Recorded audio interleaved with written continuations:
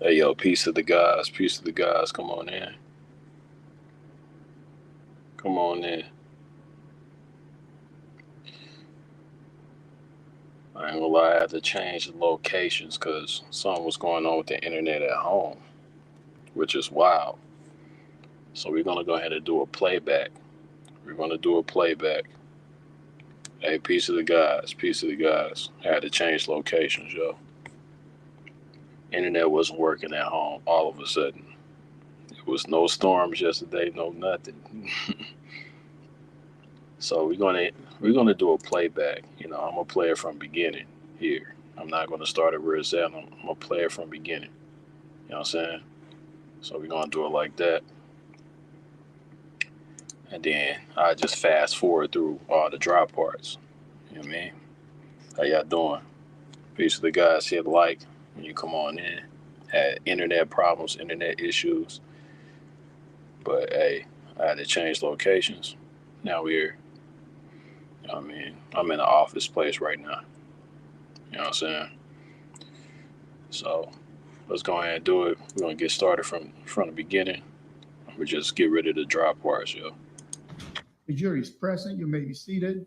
Good morning, ladies and gentlemen. I begin every day by asking you the same questions. Did you become aware of any of the facts about this case outside of the courtroom, or you become aware of any information relating to the case while you were away from the courtroom?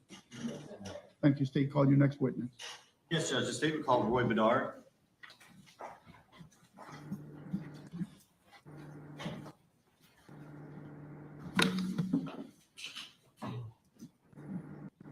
Mrs. Wizard. It's a playback. Stand here, face clear, raise your right hand and be sworn. I do. Duly and Deputy Hill, swear to receive.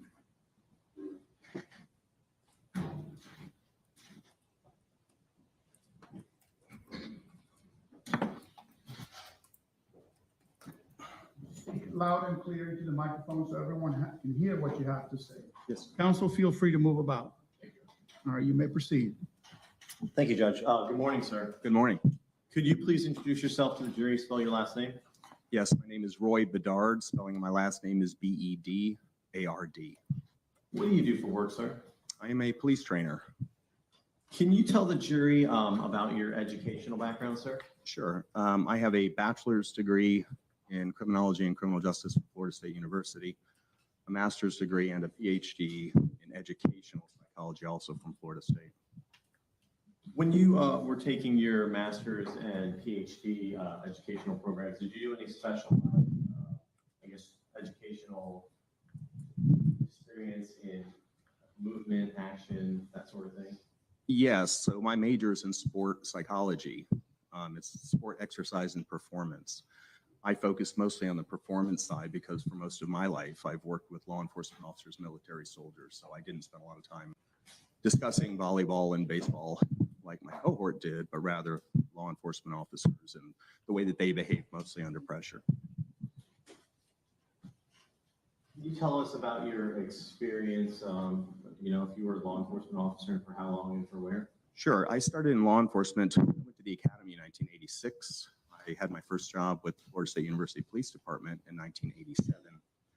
I stayed there until 1990 and then transitioned to the Tallahassee Police Department without missing a day, and stayed full-time with the Tallahassee Police Department until 1996.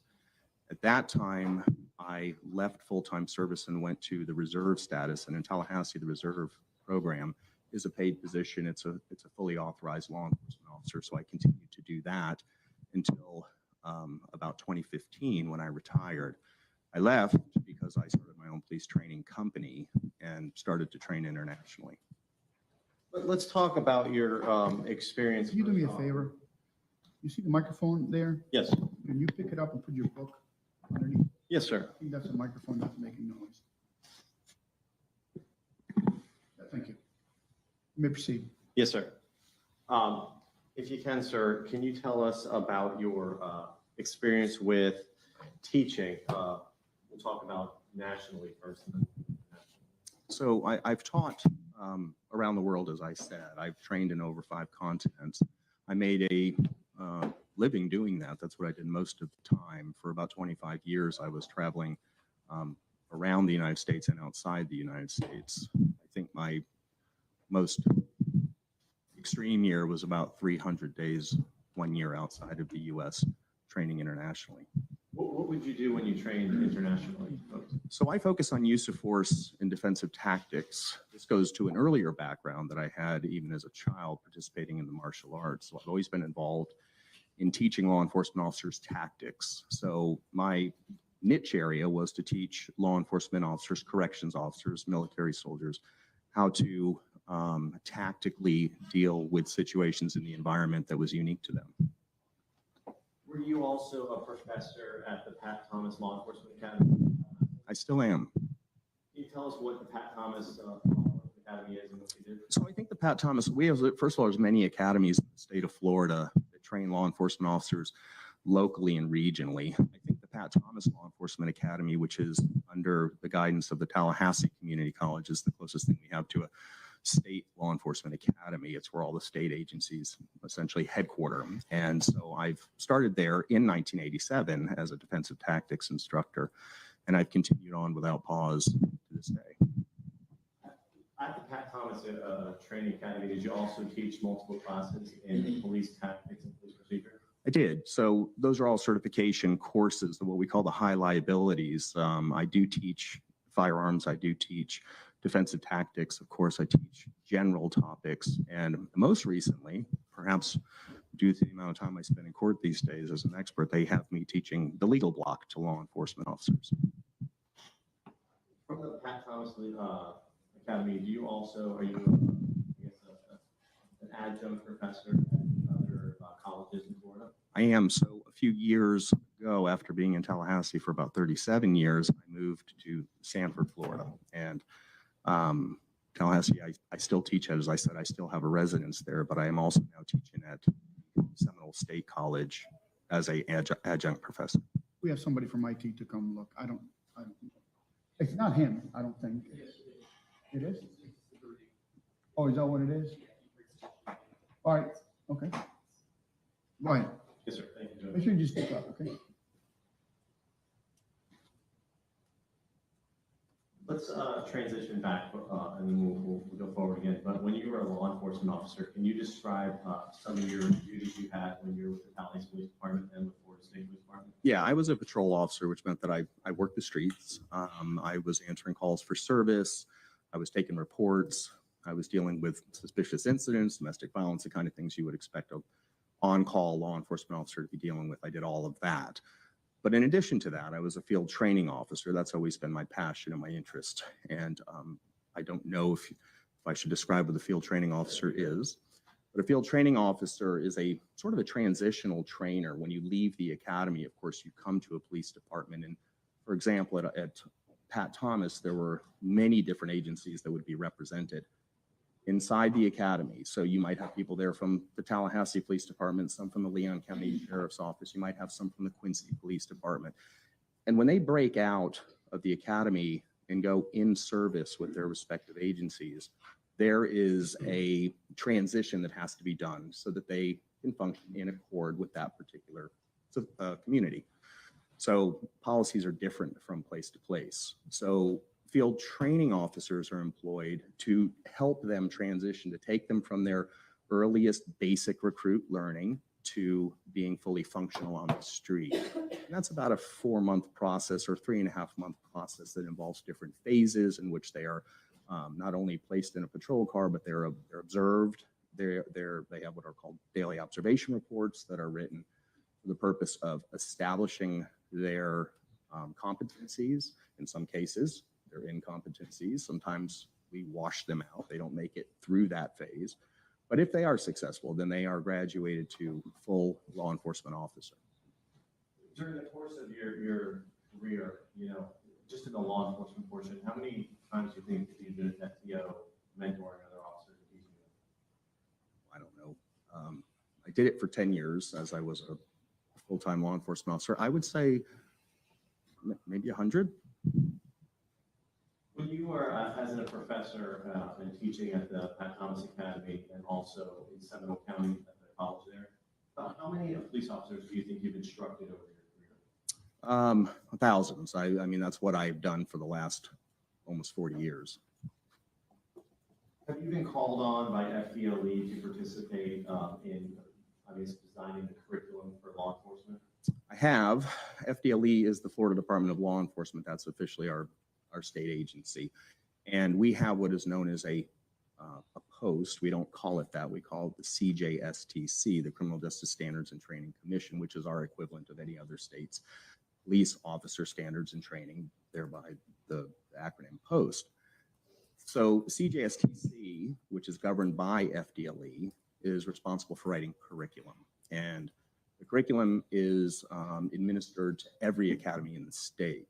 So I was sourced as a subject matter expert by the CJSTC for now probably 25 years, and I've been responsible for several iterations of curriculum. And those iterations have and continue to be used by well over 50,000 police officers and corrections officers in the state of Florida.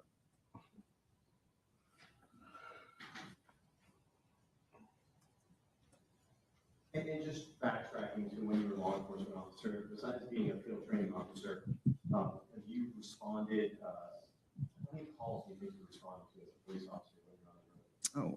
Oh, it's hard to say. I mean, every day is different, of course, but I mean, you take 10 years and, I don't know, look at the number of calls 4 days a week. Again, it would have to be thousands. Have you investigated drug cases before? Yes. Have you investigated stolen vehicle cases before? Yeah. Have you just patrolled areas, you know, high crime areas, doing private policing? Yes. In reference to marijuana, are officers trained on the smell of marijuana when they go to the academy? They are. Is there two different sides of it, like the smell when it's burning and the smell when it's raw? Yeah, it's a very pungent substance. I mean, when you smell it even in its raw form, you usually can identify it as marijuana. It has a more pronounced and probably a farther reaching scent when you burn it, of course. But still, you would be able to tell it was marijuana. It doesn't change the scent that much.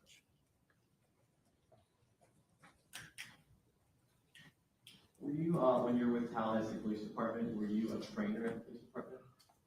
Yes. What were you a trainer at? I was a trainer in use of force and defensive tactics, mostly, and as I said, a field training officer. So I spent a lot of time doing what we'll call general patrol procedures for newbies out of the academy.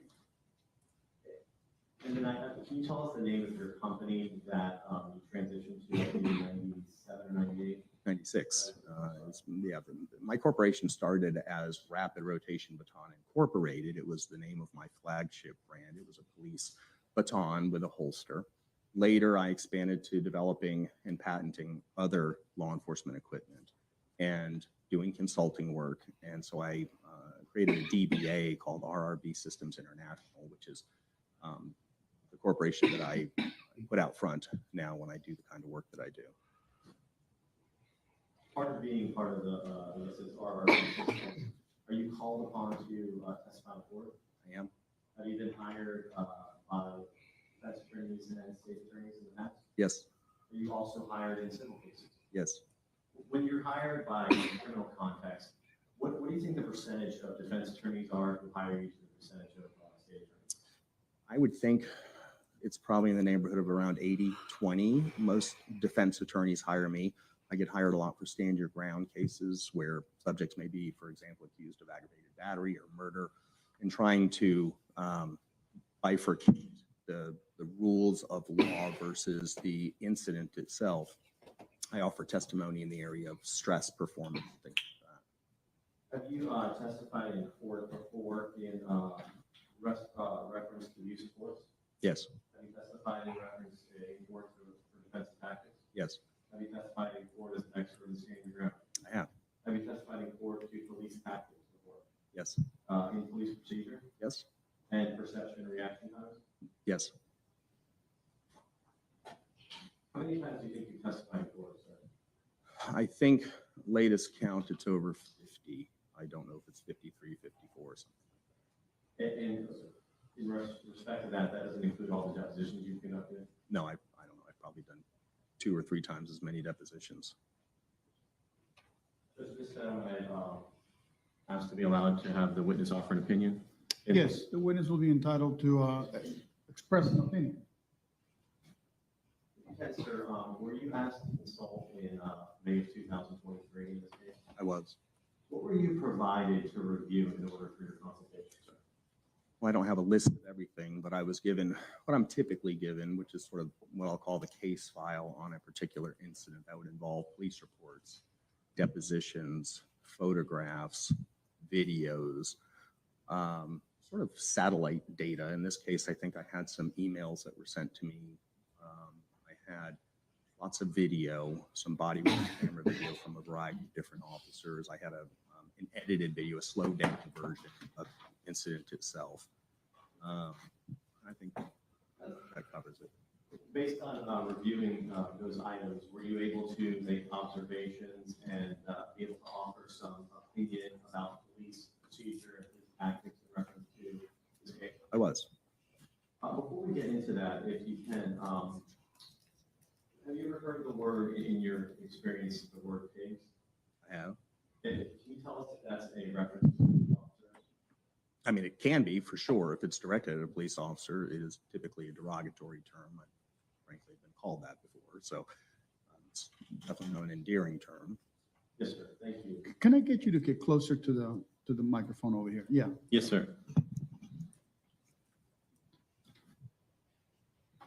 If you can, sir, can you tell us what proactive policing is? Yes, proactive policing is sort of an evolution of the earliest policing, what we like to call a peeling method. We sort of adopted the policing system here in America from our earlier ancestors, the English, and Robert Peel is often cited as being the father of policing. Peel's idea of policing was a police officer should sort of not be seen, not be heard until there was a problem. And that's known as reactive policing. In other words, a crime occurs, then the police show up and they help you out. We discovered over the years that crime control was better than response to crime, trying to prevent crime. So the idea of proactive policing evolved. For example, firefighters are reactive. They stay essentially in a fire station until a fire happens and they respond to it. Law enforcement officers used to do that as well. But of course, what was happening, crime was going undetected, unlike fires. So what we had to do is put officers into the field to get into the wrinkles of society, to examine whether everything was baseline, in other words, stable. And as a consequence, there have been many programs that have been very well funded by the federal government and by various state entities to encourage more proactive policing. Things, for example, like community-oriented policing, various types of bicycle units that you might see out there where officers are not limited to the roadways so that they can get into the recesses. Foot patrols, something that you may see, for example, in the bigger cities, like in New England cities, started to appear in the South, where officers would be concentrated into what are known as problem areas. And these problem-oriented policing, for which there are grants for that as well, became proactive to try to not only discover crime, but to forge or perhaps reforge after the 1960s, a relationship with the community, so that the first time you saw a police officer wasn't when there was a tragedy. It was, you got to know them personally, and we formed a partnership with the community so that we could get valuable information that could help us fight crime through this collaboration of community members, law enforcement officers, people that had special interests in the community, and that type of thing. If you could you give some examples or describe how proactive policing is utilized in the times today? Sure. I gave you a couple examples. I mean, getting out on foot is one thing. As vehicles advanced throughout the ages, of course, it was much easier for law enforcement officers to roll up their windows, turn on their air conditioner, and be in a bubble as they patrolled. And what it effectively did is it separated law enforcement officers from their community. Proactive policing is certainly as a matter of policy and as a matter of academic study encourages officers and their agencies to open their windows, to park their cars, to get out of their cars, to talk to people. And that's one form of it. Like I said, the bicycle units, you perhaps have seen police officers wearing shorts. That would have been considered very unprofessional 30, 40 years ago. But the advent of bicycle officers was to, once again, I think, humanize law enforcement, to put them into clothing that didn't look so authoritative, you know, with the polyester and the baubles that hang off of it, but to make them look more relaxed and to put them onto, well, onto vehicles that didn't have windows and didn't have air conditioning so that they could penetrate different areas of the community. And as I mentioned previously, these bicycle officers are oftentimes capable of getting into places where crime happens. Criminals tend to not commit crime in the open, where law enforcement vehicles would be noticed perhaps blocks away. They come in with lights, they come in with engines that you can hear. So they became very stealthy. But I think there was a sense of security that the community feels when they see officers out who they can talk to, they can ask questions to. Sometimes they just like to make small talk, you know, and say, how's everything going, that kind of thing, without being so concerned that perhaps something has happened in the community, just because they're now used to seeing officers that are in their environment. Are officers trained at the academy in the use of proactive policing and that theory of policing? Yes, they are. Have you trained officers yourself in proactive policing? I have, especially as a field training officer.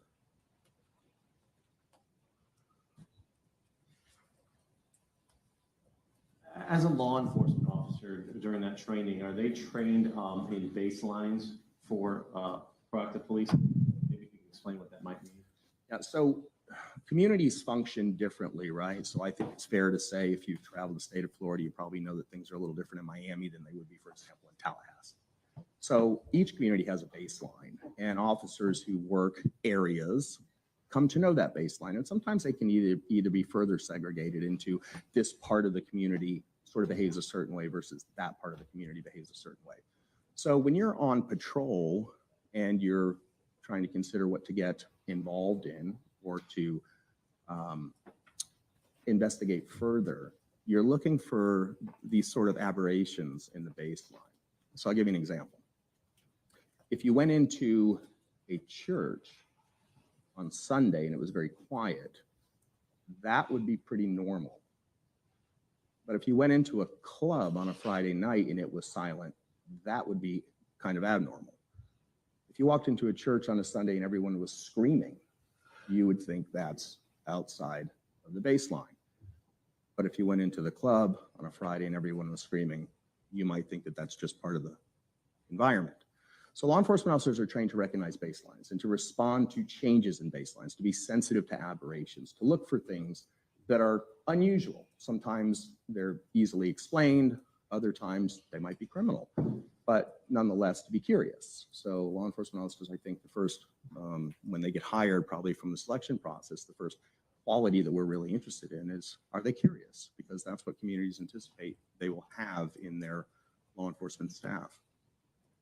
Now, in reference to on a daily basis with proactive policing, when an officer comes on shift, can you describe what procedures they're taught normally that would lead to proactive policing? Sure. I mean, bearing in mind that law enforcement officers are humans, they take their boots off and they take their uniform off and they hopefully go back to a fun and meaningful life. And so what happens is during those periods, they miss a lot. They end up going home and hopefully not thinking about anything until shift starts again. So there's some catching up to do. When a law enforcement officer arrives for work, they usually begin with some form of check-on. Now that has evolved in agencies throughout the state and the United States because we're able to do digital check-ons. We're able to check on from laptops, for example. It used to be we'd all assemble in the squad room. Some agencies still do that. And there would be information that was imparted to those officers with respect to things that have happened, mostly during the time that they were absent. Sometimes it might be information that perhaps they were looking for something yesterday and that person still hasn't been found, so we'll be reminded of that. So the check-on procedure is really a catching up period. It's an opportunity for officers to become more vigilant in the field, to know what they're looking for, not just to look for these aberrations, these unusual and suspicious circumstances, but to look for specific things. You know, for example, missing persons would be something that a law enforcement officer would have front and center, right, on their console of their car. They'd have a description of that individual. And of course, they would be very concerned about their safety. So they would prioritize looking for that person. Stolen cars, stolen bicycles, anything that might make the check on list would be something that a law enforcement officer would take notice of and be mindful of throughout their shift. So officers are trained when they come on shift to review the previous information or the present information so that they can utilize that in their proactive. Yeah, it makes them more effective. Oh, sustain.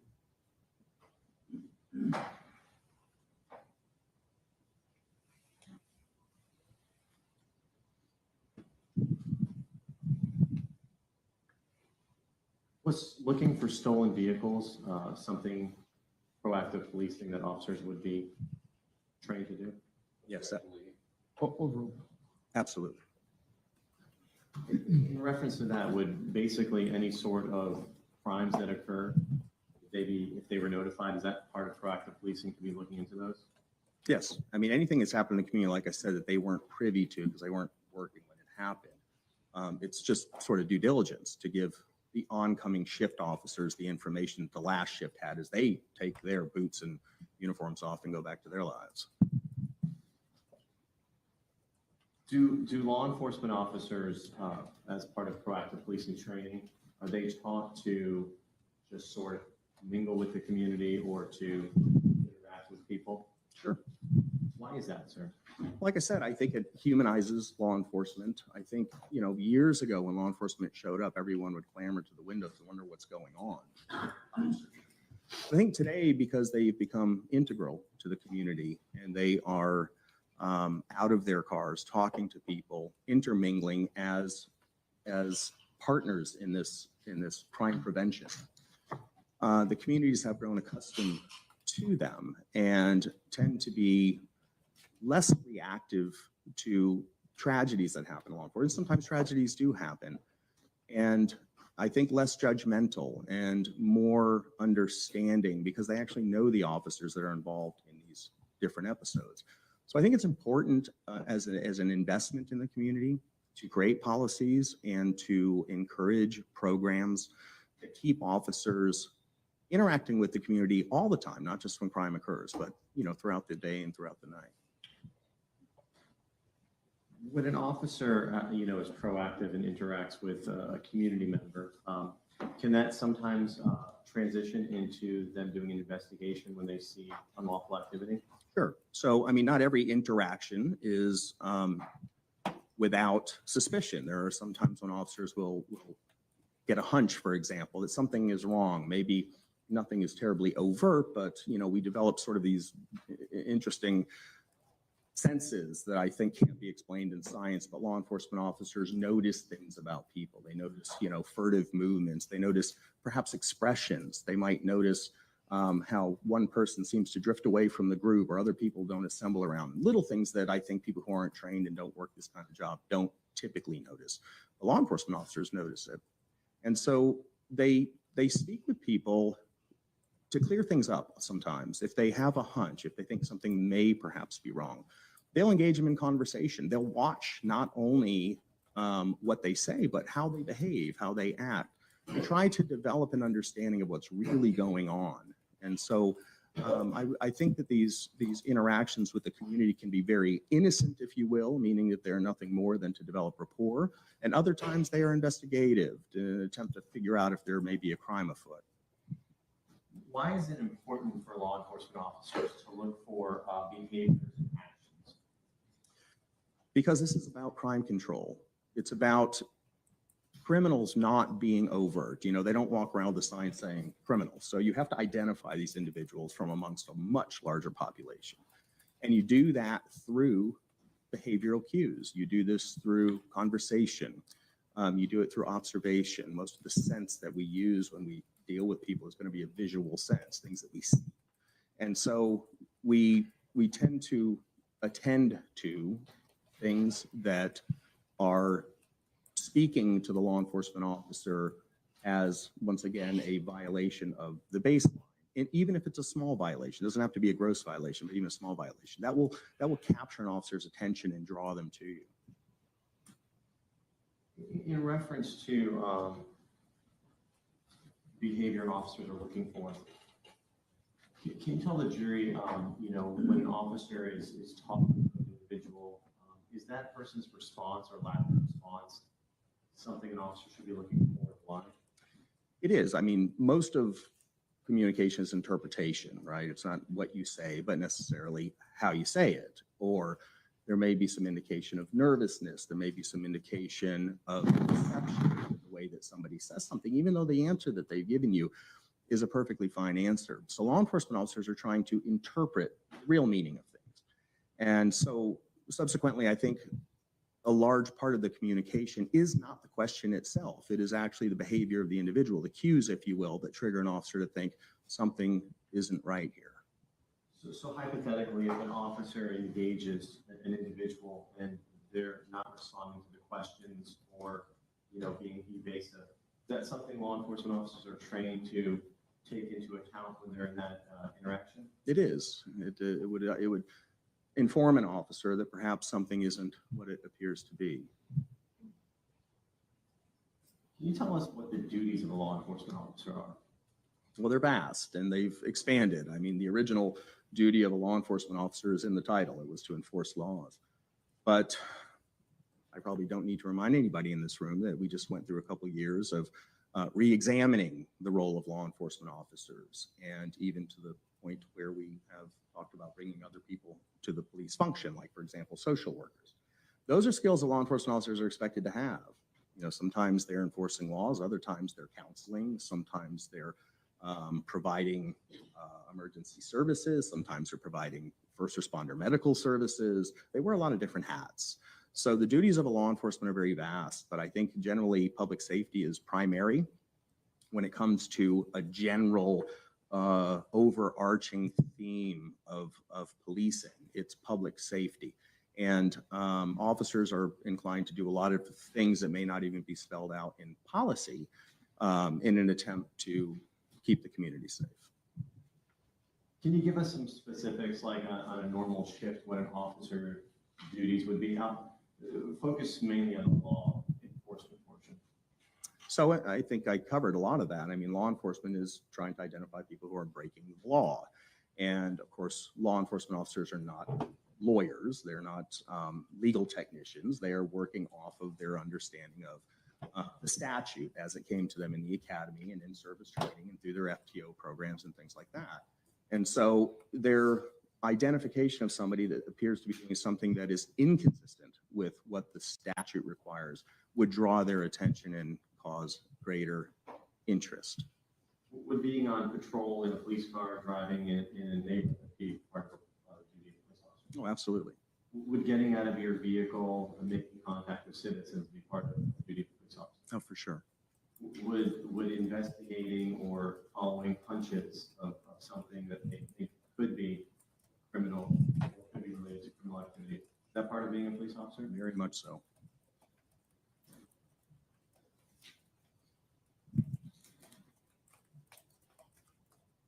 Is drug enforcement or identification of drug enforcement part of the duties of a law enforcement officer? It is. I mean, it's a specialized area as well. There are narcotics officers that go to classes and form teams and sometimes task forces for the control of narcotics in a community. But every law enforcement officer is trained in being able to identify narcotics. That's usually where most cases start, at the street level by the patrol officer. And then often that information is turned over to, for example, the narcotics unit for further follow-up.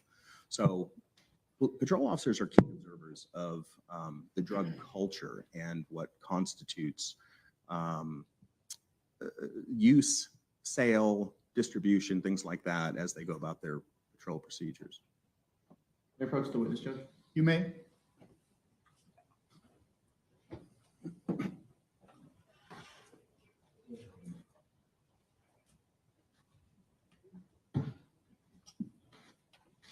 Let me show you what's marvelous space. Live. You can take a moment and look at those. See if you recognize this thing.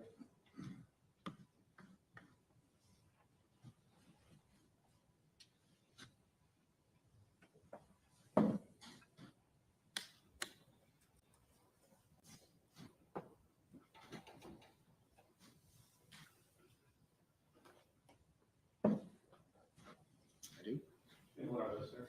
These are still shots from the video that was sent to me on the encounter between Officer Raynor and the defendant. Are they fair and accurate depictions of what is on the video? Still shot? Yes. Anything seem to be changed or altered? No. Just kind of state who it states why. Any objection? Without objection, admitted as evidence.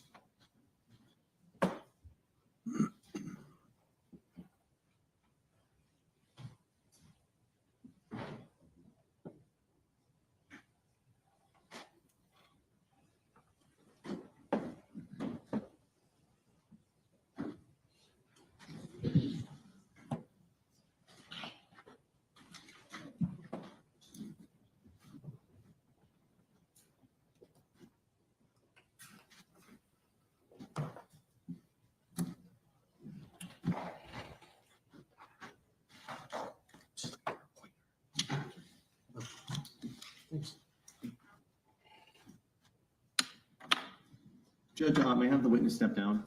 You may be sure to keep your voice up when you're down there, okay?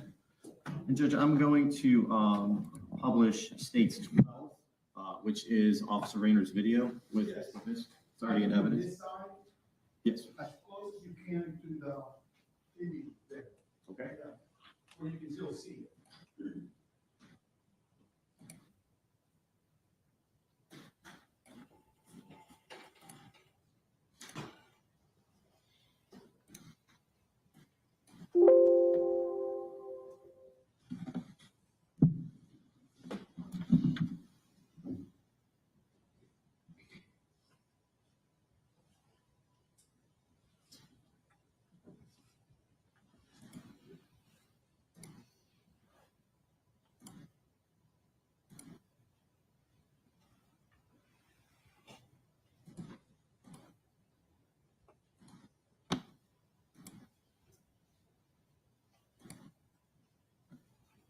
And I just want to play this all the way through and then ask you some questions. How's it going? Do you live here? What's going on? Do you live here? Why you asking what's going on? Sit down. Sit. Sir. Can you sit down? I'll talk to you. Stop. Okay, come on now. Sit. Come on now. Don't do this. Sit down. Why you asking me do Sit I down. live here? Do you live here? Yes or no? What's going on though? Cool. Charlie 77. Nah, back up. Stop. Stop, man.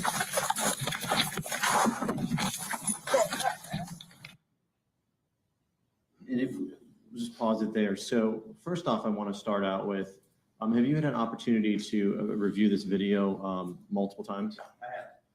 Based on your observations, is there anything missing from this video? Can you explain why based on your opinion, your expert opinion, why you believe this is the initial starting point of the interaction? When I first saw this, it appeared to me that when the officer first approaches that Mr. Wallace is someone startled, that this is a sudden interaction, not as if something happened previous to this that would have been ongoing when the camera came on. So it looks like the beginning of the encounter. Now I'm going to show you what came in as, is it 52?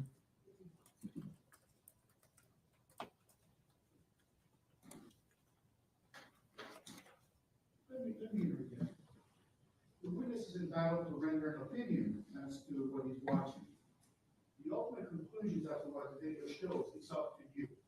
You do not abandon that role as a fact finder in this case. Thank you, sir. I'm going to hand you this pointer. If you can, when an officer has an interaction with somebody, where is their focus initially, or where do you guys train officers to focus? We train them to focus on the hands. We do that for a couple of reasons. Obviously, as we talked about earlier, narcotics is actually very well established criminal enterprise. There are certain techniques and tricks, if you will, that people who sell drugs on the side of the road. I'm going to object to this non-responsive question. You know, the law enforcement officers may be watching because that's part of that proactive patrolling. They tend to watch the hands. That's where hand transactions are made. But probably more important than that, which is something that is for lack of a better word, pounded into officers from the time that they're in the academy, through their in-service training, well into the FTO program, is it's the hands that kill you. So law enforcement officers, not knowing who somebody is, perceive everyone with vigilance for their own safety. And so they direct their attention to the hands. It's the hands that kill you. In this case, is Officer Raynor's flashlight illuminating the hands? It is. That is exactly what I would expect an officer to be looking at. And I think from a social perspective, most of us look at the face. When we approach people, we try to gather data from the face. Law enforcement officers, again, look at the hands, and this is where we can see the lights being focused. Now, in observation of states 51A, initially, when you look at this, do you see an item in the hand? Not what the item is, but do you see any items in the hand, sir? I don't know what it is, but I definitely see an item there that's more than just the hand. And if we go to 51B, it's a little bit better shot of it. Can you see that item in the hand still? Yes. And then if we look at 51C, if I can point right there, is that still in the hand? It is. In 51D, are you able to see it still in the hand there? Yes. And if we can start with 51B, based on your observation, where is Mr. Wallace's phone initially? Initially, I think when I see him, it's on his lap. Then it goes into his right hand. And here in 51B, I'm sorry, 51A, is it in his left hand at this point when you're making the observation? No. So it was right. And if we can look at 51D, does it appear that the phone is transitioning to the left hand? It is. There's a conscious intent in the left hand opens to receive the phone.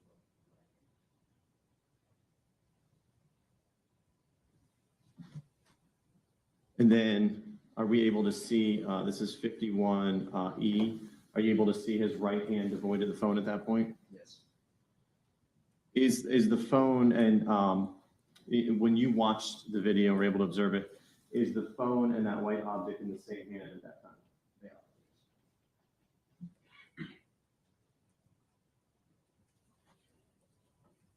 Now, let's talk about, if we can go back to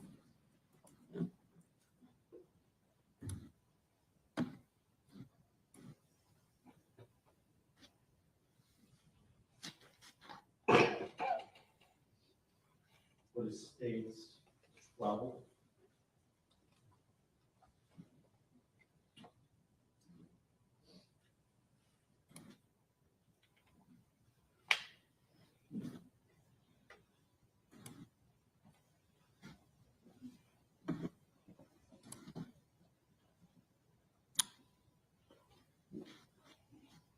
When Officer Raynor, can you just talk about the procedure, about how his approach is?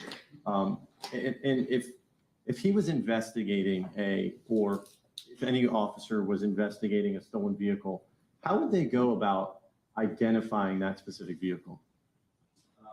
Really two ways. You'd have to look at the identifying features. You can get them off the rear license plate, or you can get them off the VIN plate, which is usually positioned at least in the front of the vehicle, if not alongside the door.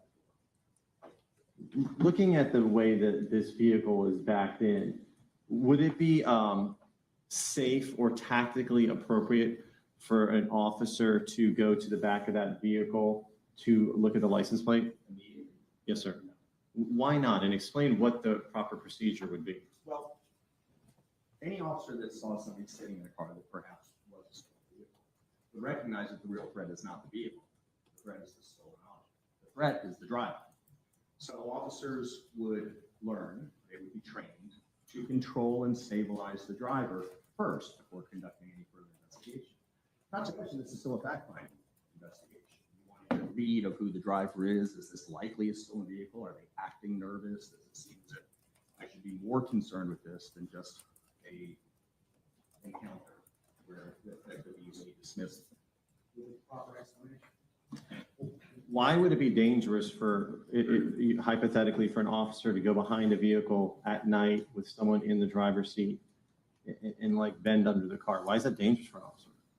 You can infer from my last statement that I said that officers watch the hands. So whenever you attend to something that isn't going to protect you, for example, a license plate, you are not capable of attending to something that can actually hurt you.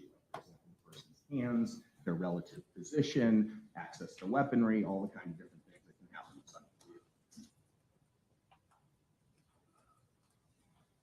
The way you've seen it, let me play it and then we'll talk through it. How's it going? Do you live here? The way that Officer Raynor is approaching Mr. Wallace, is that consistent with the way officers are trained in these kind of situations? It is. And why? So I think with invigilation, where you have a community that wants some monitoring, it's this sort of balancing act between infringing on someone's right to be left alone and officers trying to figure out what's going on. So they've learned kind ways of doing it. It usually starts with a greeting, sometimes an introduction. My name is Officer so-and-so. What's going on? What's happening? Just sort of open questions. It's not authoritative. It's not intended to be frightening, even though for some people it may be. And I think if they see a law enforcement officer, perhaps they think the worst. But it's sort of a greeting. It's a greeting by an individual who society accepts is a vigilant protector of the community. Now, if we watch Officer Raynor's, Do you live here? What's going on? where Officer Raynor positions himself, can you explain tactically why he would position himself there and what the benefit is and why he'd be doing that? Yeah, so I can't get in his head. I don't know what he's thinking, but I would say if I were writing a textbook on this case, I would talk about three major concerns that an officer would be interested in. One of them would be their safety, first and foremost. The second thing would be escape. If this is an individual who's committed a crime, right behind him, you can see on the photo, there's a fence there, and it's a crush fence. It has barbed wire that's been pushed down by multiple trespassers. It's easy to get over. It's easy to get back over. So escape's important. And then thirdly, is going to be the investigation itself. That's probably the least important thing. But to make sure that you can contain or stabilize the individual, you would position yourself in the best way possible to be able to quickly put hands on in the event that you were in a sudden fight, or to be able to put hands on if they were to escape. If you could determine that they were stabilized, if they didn't seem to be a threat, you could take your chances and you could perhaps start your investigation. Would an officer's approach maybe be different at night as during the daytime, depending on the lighting? I think so. I think, as I said to you previously, that most of the information we gather is through our eyes, and we're all disadvantaged at night. Of course, that's why we give officers flashlights, because it allows us to see better, even though it is still a beam, typically. So we're still unable to see many things around that beam. That creates a little bit of anxiety for law enforcement officers and doing things in their environment that they're not seeing that in the day, perhaps they would. Now we noticed that Officer Raynor initially, when he gets out of his vehicle, he doesn't call dispatch and say, I'm out of my vehicle. Can you describe if that's consistent with law enforcement procedure and why?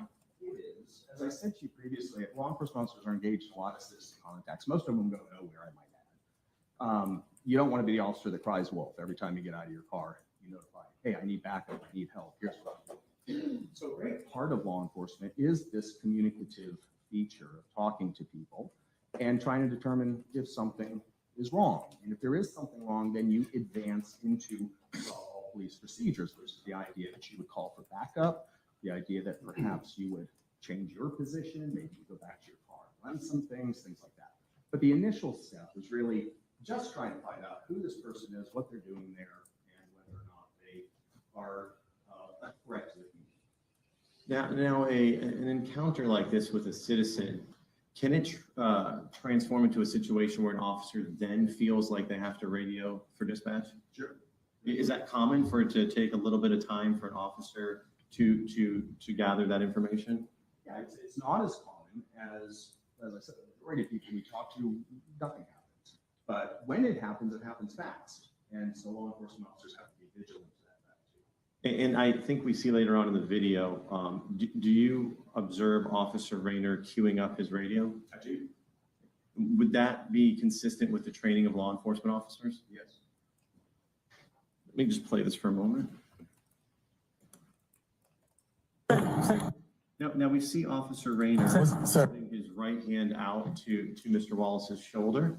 I guess it's his left shoulder. Can you explain what Officer Raynor, what that is and why he'd be doing that? Sure. So we teach something called reactionary gap in use of force and effective tactics. And the reactionary gap is in part based on your environment. There's only so much space that you might have. For example, over here, there's a car. You can't really back up. But we try to keep a reactionary gap because of what's known as a reactionary time principle. Things happen before they even register on your mind in about 0.25 seconds. The idea, for example, if you're driving down the street and the car in front of you hits their brakes, it'll be about 0.25 seconds before that registers and you hit your brakes to stop. That's an important thing to know. That's why you keep car lengths between the car in front of you and yourself, so that it gives you reactionary time. So this is similar to that. You have an individual who could strike you, for example, and we're not talking about a shooting or even a stabbing, but just a knockout punch where the hand can reach you. Officers are trained to put a hand out to create that reactionary gap where they can't step back, and in this case, he's not able to step back. So it seems to me, again, not knowing what's going on in his head, not pretending to know that this is consistent with the tactic of establishing distance so that the eyes can perceive what's going on. In the close quarters, of course, you lose most of your visual cue. So just to clarify, Officer Raynor is just, once Mr. Wallace is approaching him, he's trying to create distance so that he can react? I think he's trying to maximize distance. There's two ways of doing that. One is for you to step back, and two is to push the other person back. So it looks to me he's almost doing both of those things when he puts his hand on him. Oftentimes we teach officers to put a hand up and say, get back, without actually touching. But if you're in that close quarters, there's a very good chance you're going to make contact. You may have to create distance by pushing.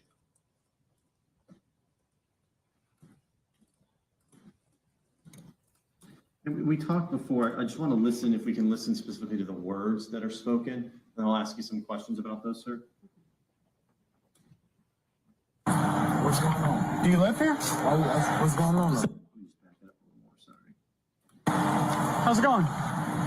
Do you live here? What's going on? Do you live here? What's going on? Sit down. Sit. Sir. Can you sit down? I'll talk to you. Stop. Okay, come on now. Sit. Come on now. Don't do this. Sit down. Why are you asking me, do I Sit live here? Do you live here? Yes or no? What's going on though? Is Mr. Wallace being compliant and answering the questions of Officer Raynor? Objection. I can ask it a different way, Judge. Based on your observations as an expert, what are law enforcement officers trained in when people don't answer the questions? What does it cause them concern, and what is the problem there? So you can see that this evolves from questions to commands. It starts with, what are you doing? Do you live here? To sit down. So there's an evolution here in control of the officer, or by control of the officer. Officers are generally trained that if somebody's not compliant, certainly with commands, that it's oftentimes a distraction. The distraction, frankly, is quite psychological. It has to do with the fact that we're not able to focus on two things at one time. So somebody asks you a question, you're not able to think about other things because you're thinking about the answer to the question. And I think we all understand this intuitively. You don't have to be taught this. I was taught this in my programs. But we kind of know that if you continue talking when someone's trying to do something, they're quite distracted from it. Perhaps people can relate to the fact that they try to do homework, or they try to work from the office, and somebody's making noise in the living room that they have to go somewhere else or tell them to shut up. And so this distractive feature is commonly used by folks in the community who are trying to prevent officers from making contemplated decisions about what to do.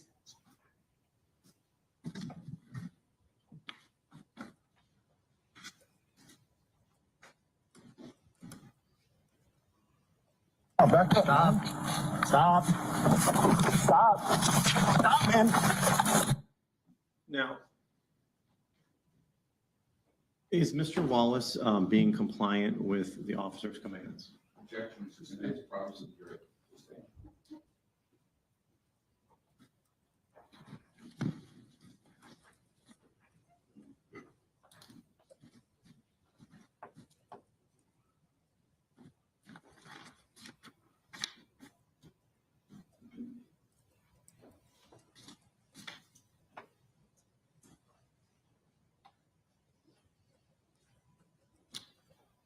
Are officers trained in a situation like this to ask someone to get back in the vehicle?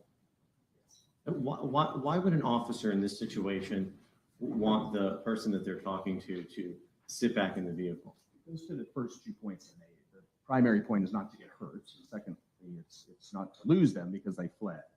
When you're in a vehicle, you're contained and you're somewhat stabilized. Now there may be weapons in the vehicle, but at least you can see them.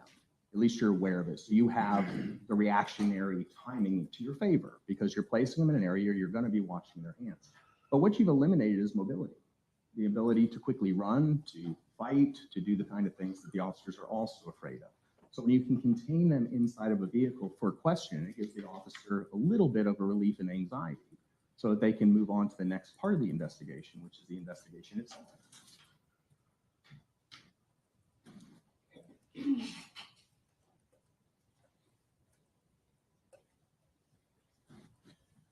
Based on your expert opinion, based on what you watched in this interaction, did Officer Raynor use any unlawful use of force? Objection based across the jury.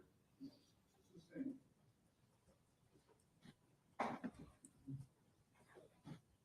Did Officer Raynor follow proper police procedure from what you observed in the interaction? Objection not to precedent based across the jury. Let's sustain the objection. You can ask hypothetical.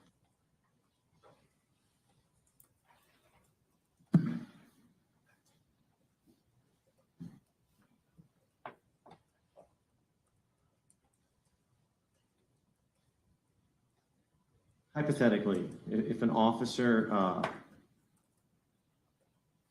stops a vehicle and makes contact with that individual before, being able to investigate or follow up on what they're doing, would it be appropriate for the law enforcement officer to ask that person to sit down in the vehicle? Yes. And if that individual failed to comply, would it be appropriate for the law enforcement officer to use a level of compliance appropriate for that situation? Yes.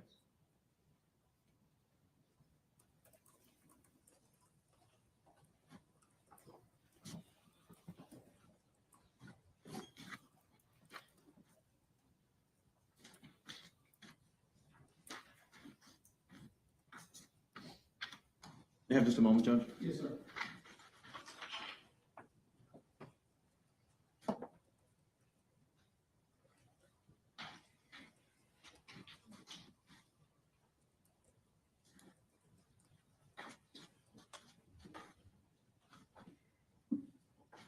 No further questions, Judge. I think you return to Do you need the TV? Yes, please. It's right up there. Thank you, sir. You need the witness down here? No. Or it might be more effective that way. I'm sorry? Could you please stay down?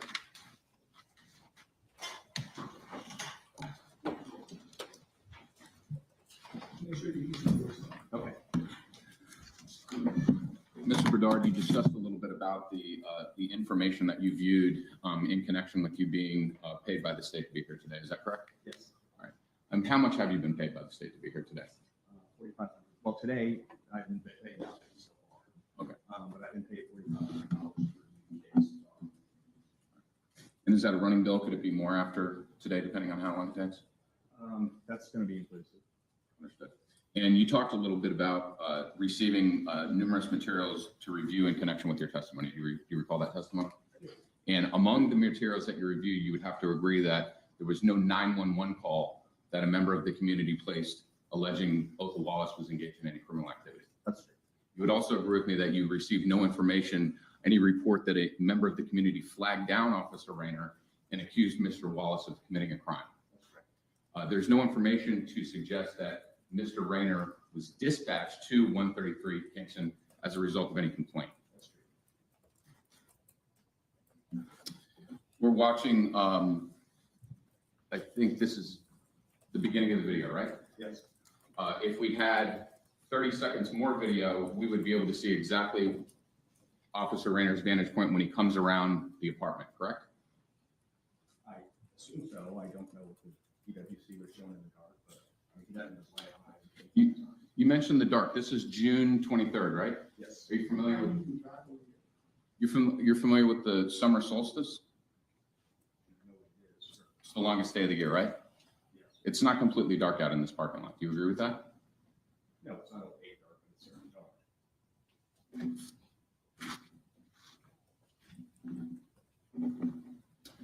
You mentioned before, officers are trained to detect, I think, non-compliance with a statute or something that's incompliant with a statute. Do you recall that testimony? When it comes to elements of a crime, law enforcement officers are looking for things that are consistent with those elements and inconsistent with a baseline community standard. Okay. And you would agree that in looking at this video here, there is nothing apparent that is inconsistent with any statute? Well, that's not the only reason that officers talk to people. Sir, did you understand my question? I did. Okay, the question was, based upon an observation of this frame at this moment in time, do you observe anything that's inconsistent with the statute? I observed something that could be inconsistent with the statute. So the answer is no, you do not see anything inconsistent with the statute. I don't think at this point we can see anything except somebody sitting in a car in the dark. Okay, well, and it is perfectly legal for a person to sit in their car in the dark. Do you agree with that? Not if it's not their car and they're sitting in. Okay. Please describe to the jury what information one could glean from this observation that suggests that Othal Wallace is not in possession of a vehicle that he has a right to possess. There isn't. That's why the officer got out and asked questions. Okay. And what do you see in this video which makes Othal Wallace deserving of some suspicion that he potentially doesn't possess a vehicle? Objection, Judge. Speculation of what's deserving. Well, I'll sustain the objection. You want to ask a hypothetical? Okay. Please point out specific observations in this particular frame which would suggest to a reasonable officer that Othal Wallace is unlawfully in possession of that vehicle. You're framing this as a reactive response. I'm framing it as a proactive one. So there is nothing that the officer knows at this point except that Thank you. he is patrolling a high crime area. Thank And there's somebody in the dark in a car. Okay. And is it? My apologies, Your Honor. Is it your testimony to this jury that a person's mere presence in a high crime area allows them to be subjected to immediate inquiries about their activities? Police officer doesn't talk to anyone about anything at any time. Okay. And if the question that's posed by the officer is not based upon some particularized suspicion and they're performing a lawful duty, the person can end that encounter at any time they want. Isn't that true? It depends. It happens very rapidly where an officer may go from mere hunch to thinking that a crime is occurring. And the person on the receiving end of that wouldn't know that. So they're not entitled to just walk away. No. So if an officer does not have probable cause or reasonable suspicion to detain a citizen, Does anyone object as to these standards? They weren't brought up in direct, they're not relevant. Your Honor, they've come in the case, he's a use of force expert on police tactics about what he trains officers in terms of discerning and not discerning.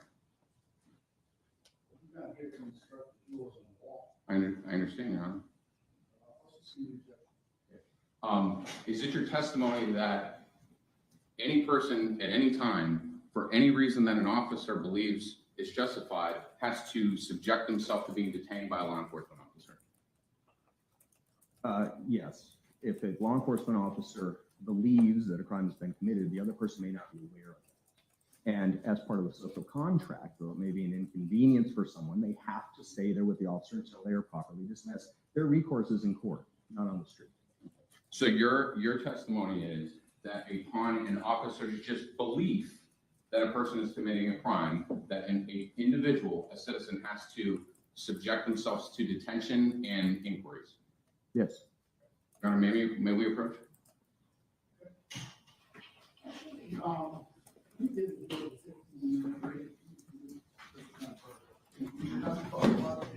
All rise, the jury.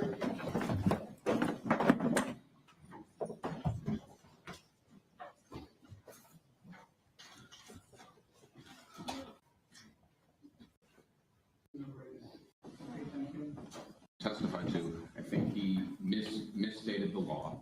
I think that I should either be entitled to some latitude or a curative instruction. What Mr. Bedard said was that only upon an officer's belief that they're doing something, a person is doing something wrong, that a person has to be subjected to a detention. That is not what the law allows, Your Honor.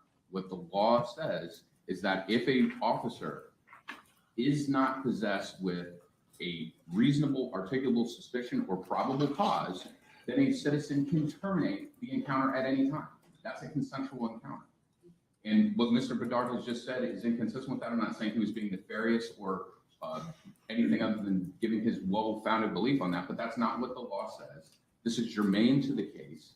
He's been called in to testify under some cloud of expertise that he is all-knowing in terms of this encounter. And we believe that the jury should be able to have a full vetting of the appropriateness in this encounter. And what a better way for us to be able to either instruct them on the law, which is POPL 9151, about the encounters between police and citizens, that you can walk away. If there's no probable cause or reasonable suspicion, you can walk away. That is the law.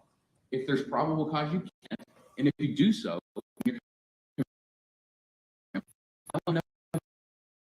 that Officer Raynor was involved in a lawful execution of his duty. And in furtherance of our self-defense claim, we are allowed to undermine the good faith and lawfulness of his actions. And if he's overextending the parameters of a police-citizen encounter, we should be entitled to fully confront that and subject the witness to cross-examination. And furthermore, we believe that the jury should be instructed on the parameters of the law.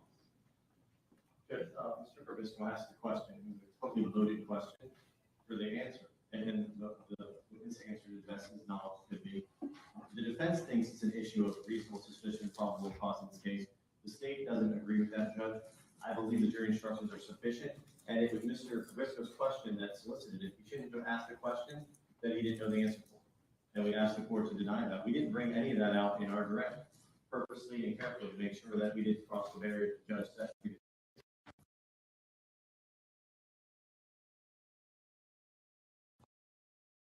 All I'm asking for. I did not get that. I'm trying to keep this objective and not subjective. I don't want him to testify to what was in the defense mind or what was in Officer Raynor's mind. You can look at this video all day long and have his opinion about, what was going on in that video. At the end of the day, the jurors will have to decide, they can subjectively look at what's going on in those people's minds. At this point in time, he's not entitled to get into the shoes of either party here and then say, no, he should have, he can say, hypothetically speaking, this is a textbook, like, what not to do, or what to do, or, how we see reactions of individual defendants, what's consistent with what I expect, or inconsistent with what I expect, and what reaction that will garner, generally speaking, not necessarily in this scenario, but you see what you want, they can think what they want, the jurors can think what they want. So I'm gonna go ahead and overrule the objection, not give a curative instruction. I don't think the jurors, I already said it once to them, but I'll tell them again, this witness here is not instructing them on the law. I get to do that. So that'll be my ruling at this time. May I ask for some clarification? Yes, of course. Here's what I'm struggling with is that I may ask the court a question in terms of, I believe that Roy Bedard's answer to the question was inconsistent with the law on consensual encounters. I already told the jurors, you're not here to instruct them. I understand that, Your Honor, but I feel as though we are being hamstrung in presenting this information, which we believe is relevant to the jury, that a citizen does have the opportunity to walk away from an encounter.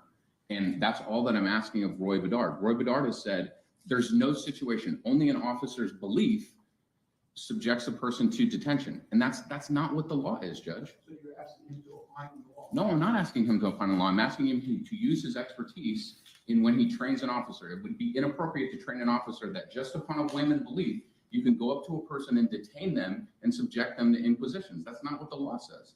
The law says you have to have a founded suspicion. And now he's testified to the jury that upon just my mere belief and hunch that I can detain you. Why can we not present a cross-examination on the fact that you have the ability to walk away? Okay, my ruling, I think, is clear. What the class one, he trains people to do, not to do. At the end of the day, we're going to argue the law When you charge conference, you can argue those things to the jury based upon the instructions that I give. We'll take the 15-minute break. All right.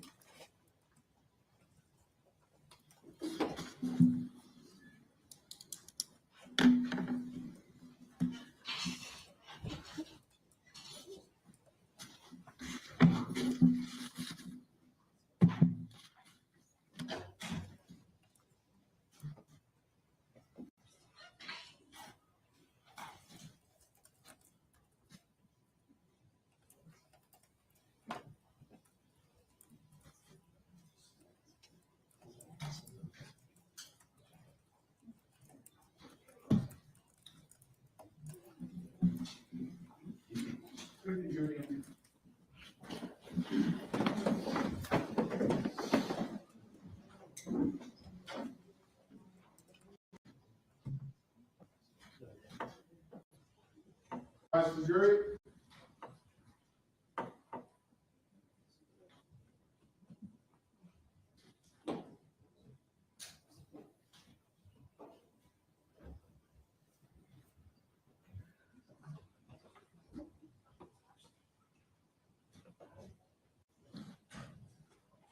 The jury is present and seated. You may be seated.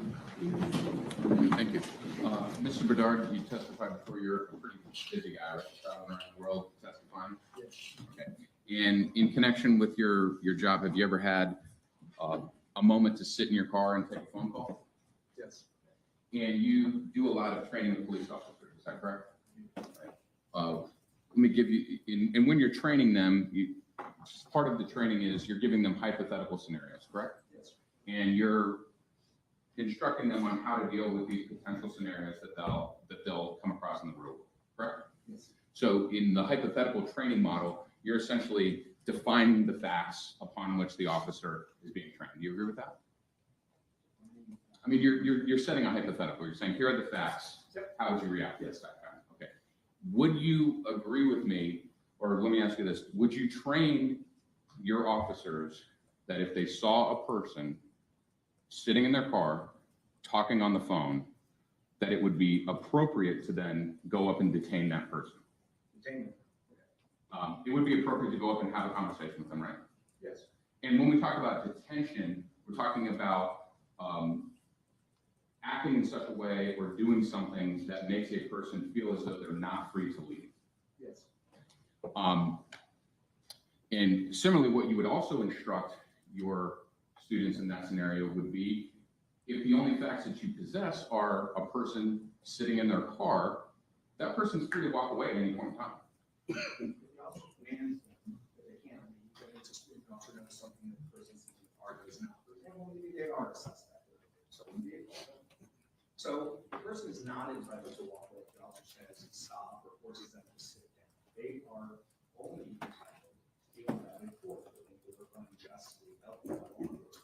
That is not a street-side decision. The person is entitled to make. Okay. However, what you just testified to rests upon the qualification of if the officer has a well-founded suspicion. You agree with that? So I think once again, I got to be careful because I'm not here to instruct the theory of law. I can tell you what we train law enforcement officers.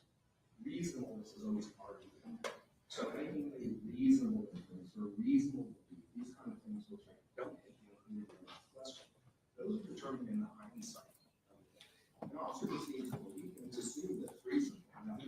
found later to be unreasonable because of the objective reasonable standard.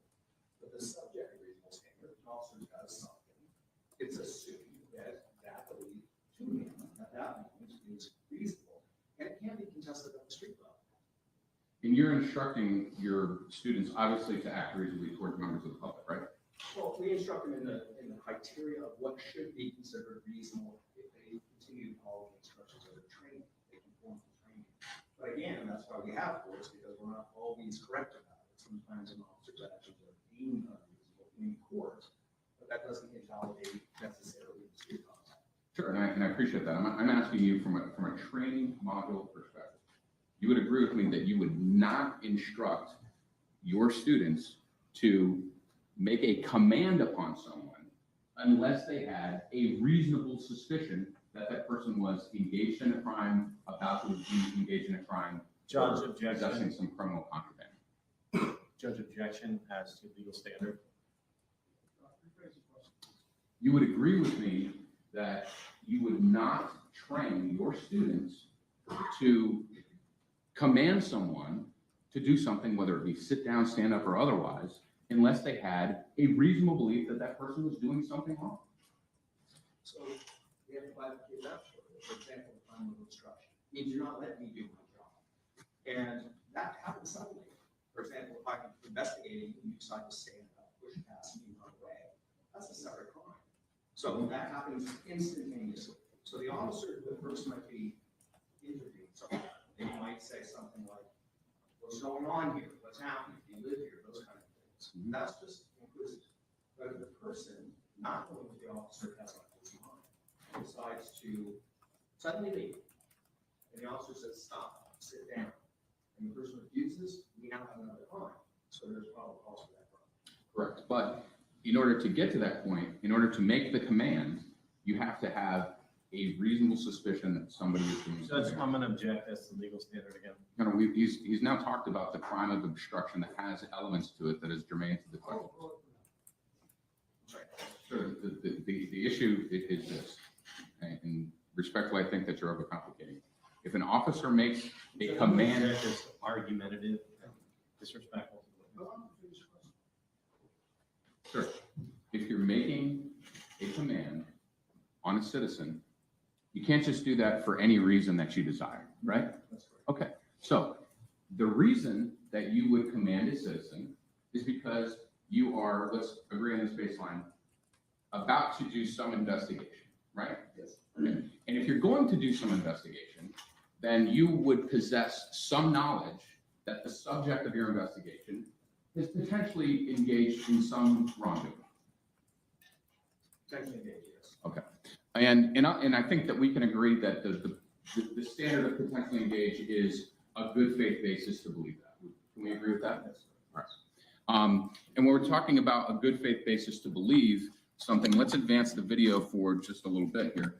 Okay. I think before in your testimony, we'd agreed that at least in this portion of the video, from what you using your expertise, we don't see anything criminal going on right here in this still shot, correct?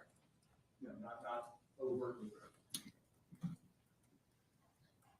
And I'm just going to advance it for a few seconds. How's it going? Do you live here? And now I've advanced it just a second or so. Okay, same situation, same question to you. You would agree that there is no, I'm just talking about just what you see using your expertise in the video. There's no discernible criminal activity going on in this picture right here. There could be, but I can't see it. Okay, and you are seeing, just as everybody is seeing, a very good representation of Jason Raynor's vantage point when he's walking up to this vehicle. Well, I'm only seeing, I'm not smelling, I'm not hearing, I'm hearing things that Jason Raynor would have to his advantage. I could get on a two-dimensional impoverished video for his life. Sure, and I appreciate that response. There's audio on this video as well, is there not? Yes. Okay. You agree with me that in the contents of the video that we've played thus far, there's nothing that is audibly apparent that is criminal in nature? I would agree with that. And just while we're on this car here, you would agree that Mr. Raynor doesn't shine his flashlight or go over to the side of the passenger side of the vehicle, right? Okay. In training your law enforcement students, I'm sure that you encourage them to hone their powers of observation, correct? Yes. Because just as it's important to use those to, I guess, apply your proactivity to those deserving of suspicion, you don't want to capture people that are undeserving of suspicion. Would you agree with that? You have to operationalize and capture. You mean to see somebody or to I think that was poorly worded, but to the extent that's reasonable, you do not want to apply suspicion to someone who is undeserving of suspicion. I think that's correct. So in doing so, an officer is relying on things like BOLOs, correct? Yes. Okay. I'm sorry, Your Honor. And in a BOLO, it can come over the dispatch, right? Yes. It can come through the email. Yes. It can come from another officer just telling you something. Yes. If an officer has a BOLO that contains a picture of a vehicle, you would agree that you would instruct your students to pay careful attention to the way that that vehicle appears. Yes, I mean, I think more broadly speaking, there are so many different types of vehicles that I wouldn't expect them to be expert in all of the nuances between, for example, models or of a make, a particular make. So, I mean, there would be a degree of reasonableness and time. I mean, there's actually a way of training people to be expert in birds and cars and things like that, but it involves mind-numbing hours of observing a certain vehicle, perhaps hundreds of times, to be able to identify those nuances. So law enforcement officers are trained to look, for example, in this case, silver Honda.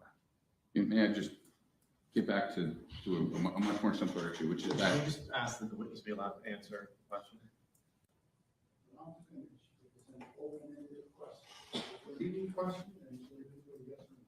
sorry, I apologize. Were you finished with your answer? So that would be the starting point, silver Honda, right? So then we have to figure out perhaps what the make is. That would be the next thing. We have time to do it. In this situation, I think it would be very difficult for an officer to see the makes. Okay. I don't mean to interject, but I think that going a little bit beyond the scope of the question. The question was just a general one in terms of powers of observation. So Yeah, well, that's where I was heading with this. Okay. So the powers of observation are going to go from broad to narrow. sure. So the first thing is silver Honda. Then we're going to look for make. Then we're going to Again, look I don't mean to be rude. I'm not asking anything specific. I was just asking about a training model in general. Can we agree that you're training an officer to use their best reason, their best observations to distinguish between a vehicle identified in a BOLO and a vehicle that they see on the street? Yes. Okay. And with respect to the evidence in this particular case, you would agree with me that among the items that you reviewed were states of the five, correct? Yes. And when a reasonable officer in looking at this vehicle would be able to see, this is States Exhibit 5, the BOLO that we spent all day Monday talking about, okay? And would you agree with me that there is a feature on the roof of the vehicle? Yes. Okay. Would you agree with me that upon a rear look at this vehicle, one can observe the taillights of the vehicle? Yes. Okay. And those taillights extend all the way from probably the midsection of the hatch all the way up to the top? Yes. Similarly, there are observable on both sides of the vehicle door handles, correct? Yes. You would agree with me that a vantage point as exists here would allow a person in the same position to see portions of the back lights? I don't know. I don't know what the officer can see. Again, because of the darkness and the angle that he's coming in. And what he's looking at, remember, he's attending to the driver. He hasn't quite gotten to the vehicle yet. And you would agree with me that what you're seeing in the video is inconsistent with the way that an officer would approach a high-risk vehicle? If the officer knew this was a stolen vehicle, they would have probably stayed back and conducted what we call a high-risk stop for felonies. So we can agree that the actions that we see in this vehicle are inconsistent with Raynor acting upon suspicion that this is a high-risk vehicle? No, I wouldn't agree with that. I think there's an entry point to figuring that out, and that is immersive. And that's what we're saying. Okay.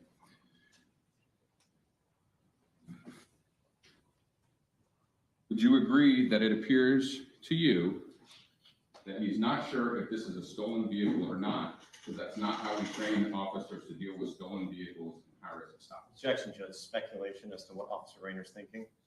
Okay. Have you had an opportunity to view this video extensively? Yes. And in connection with your view of this extensive view of the video, you have rendered certain opinions about the police tactics that are observed in the video. That's right. All right. And you have provided prior testimony concerning your observations of the tactics employed in this video. Yes. And you've, on previous occasion, given testimony specifically on the procedure utilized to approach this vehicle. Yes. Okay.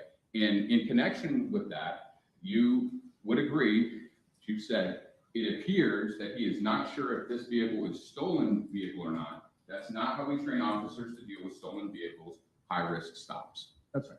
Okay. So what we're seeing in the video is inconsistent with how you would train an officer to deal with a high-risk vehicle, correct? No. Okay. Do you remember having your deposition taken? I do.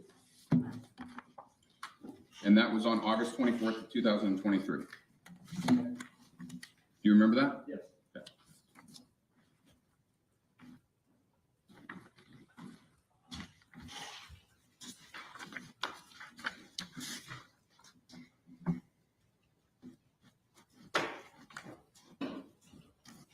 Okay. And for the record, I'm looking at page 27, line 24, over to page 28, line 3. Would you agree with me that I'm handing you the deposition of Roy Bedard taken on August 24th, 2023? Yes. Okay. Can you please read from lines 24 on page 27 to page 28, line 4, and to yourself, and please let me know when you're done.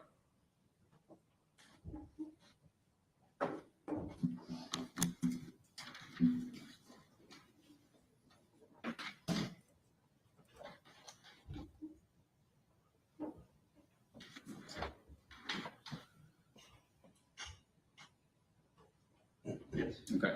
Now, previously, before I handed you the deposition transcript, you disagreed with this question, which was, it appears to me that he's not sure if this is a stolen vehicle or not. That's not how we train officers to deal with stolen vehicles, high-risk stops. Do you agree that the words that I just recited were the exact words that you stated under oath on August 24, 2023? Yes. Thank you. In the video, you don't see a flashlight directed to the passenger side of the vehicle, correct? No. Advancing the video a few more seconds. Do you live here? What's going on? You would agree that when Officer Raynor approaches the open driver's side door of Othal Wallace that he does not introduce himself. He doesn't say, "Hi, my name is Officer Raynor." That's right. You'd agree that as we advance the video further, Mr. Wallace asks several questions of Mr. Raynor as to why he's being inquired upon. Yes. Okay. And you would further agree that at no point in time does Officer Raynor indulge Mr. Wallace in the questions that he is asking. I'm going to object.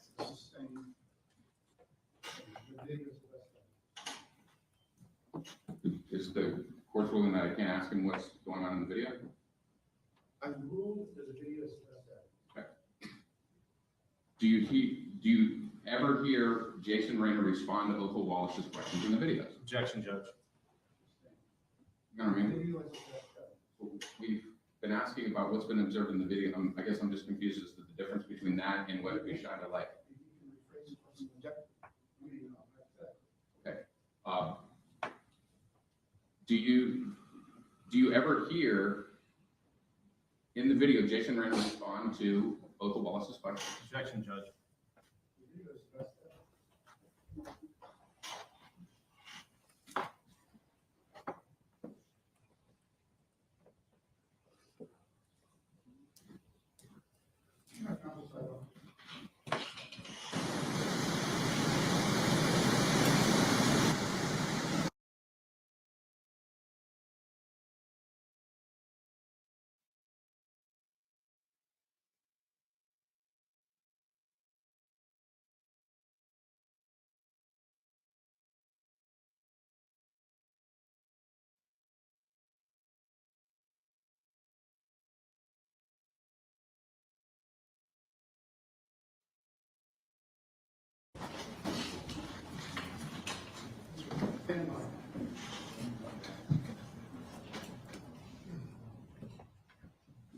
Thank you.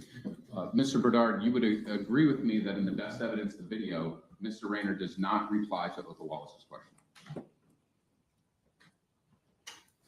He does reply, but he replies with a question, which is inappropriate.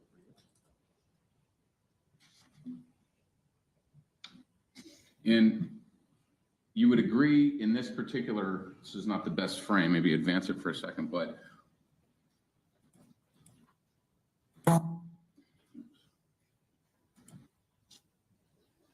How's it going?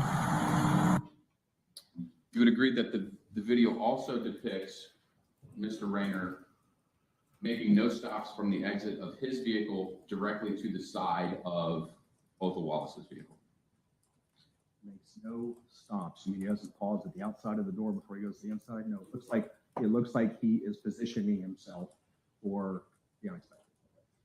And just in a few moments, we've seen the video a lot of times, this is probably a good depiction of it, but in just a few moments, you would agree the video shows Mr. Wallace go and approach the small gap between the door and this red car, correct? Judge, I'm going to object. That's an improper statement. It's not a few moments, it's a few seconds.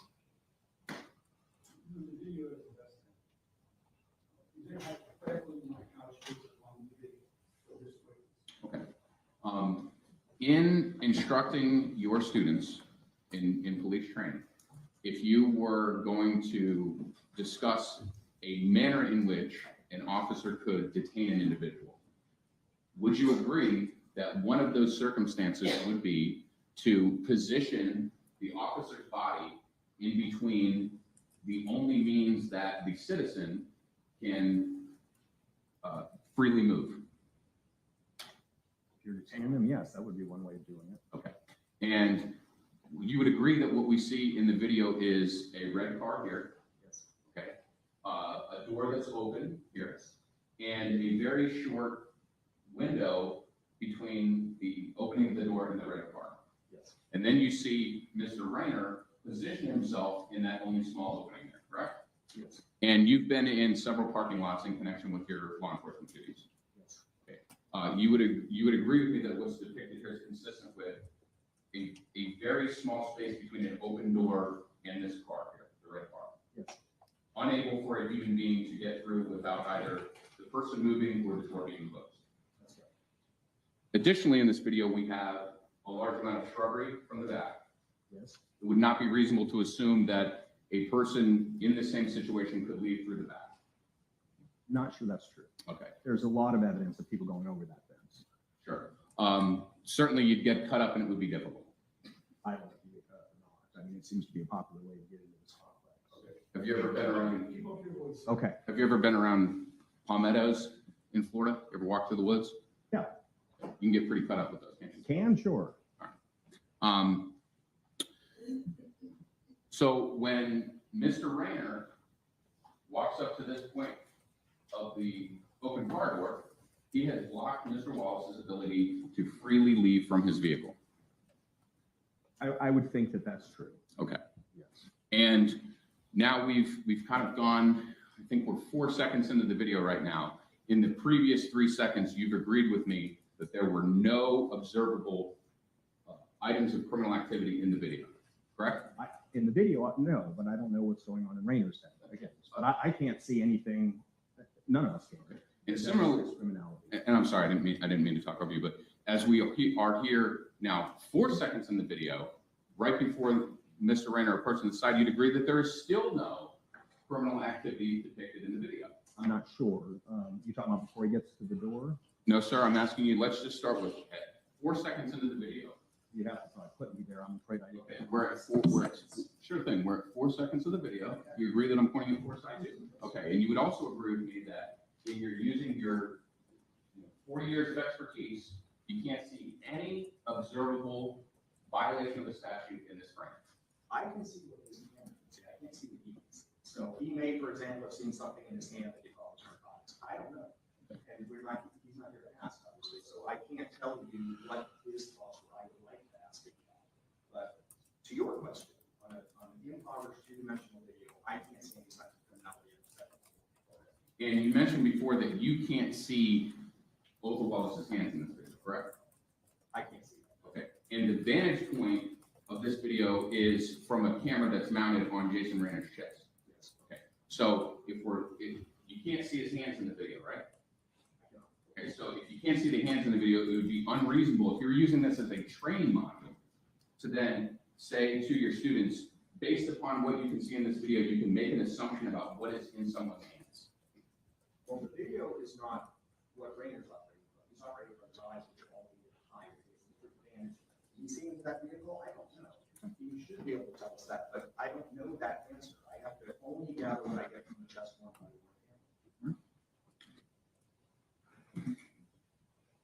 We'll advance it forward just a second. Do you live here? What's going on?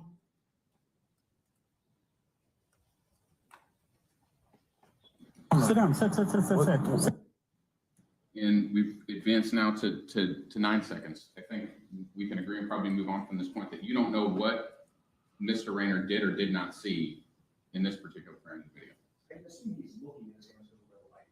He's attending to his hands, whether or not it has actually registered specifically that he has a phone, he has what appears to be, some type of object in his hand. I can't say that. And do you have a good recollection of the state's questioning you just a few moments ago? Yes. And my recollection, correct me if I'm wrong, I just would like to show you what's been, it's a composite exhibit 31 from the state. There were some photographs taken. You looked at some photographs that were taken of the interior of my client's vehicle. Okay. You reviewed those in consideration of your testimony here, did you not? Okay. And as a law enforcement officer, as an expert who travels all around the world, you're probably familiar with what a switcher suit is, correct? Yes. Okay. In connection with your direct testimony to the jury, were you provided that picture of a switcher suit in my client's video? Judge, can I object in the sidebar? Yeah.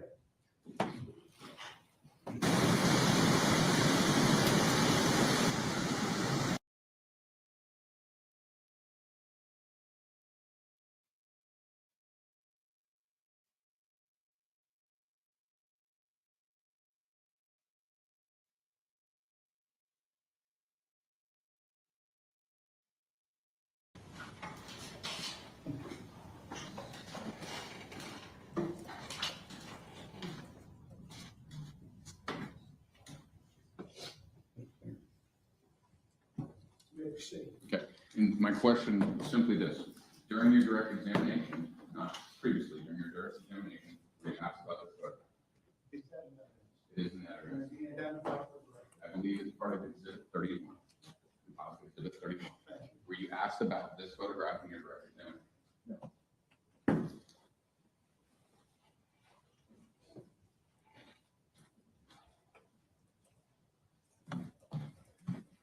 We see,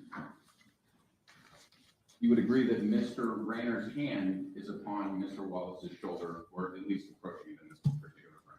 He's touching him, but certainly. I don't know if he's touching him, but it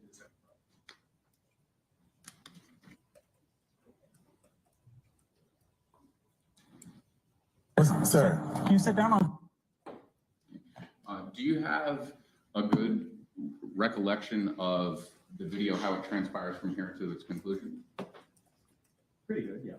Do you agree that there is not a time as we move forward in the video where Mr. Raynor ever releases his grasp from Mr. Wallace's body? Again, it's in the spirit of being precise. I don't know if it is on the video. It appears that he's touching. That's the problem with two-dimensional videos. It's like lack depth, so I can't try to do this.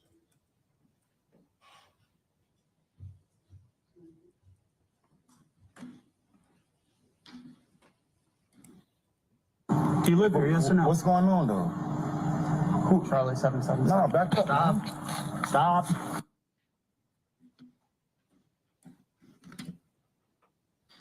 In this particular video, in this particular still shot of the video at 2050, you would agree with me that you see Jason Raynor's arm?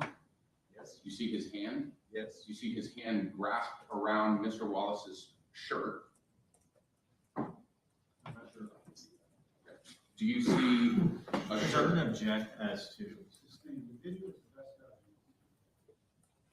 Do you agree that Mr. Raynor has not let his grasp go of Mr. Wallace's shirt? Objection, Judge.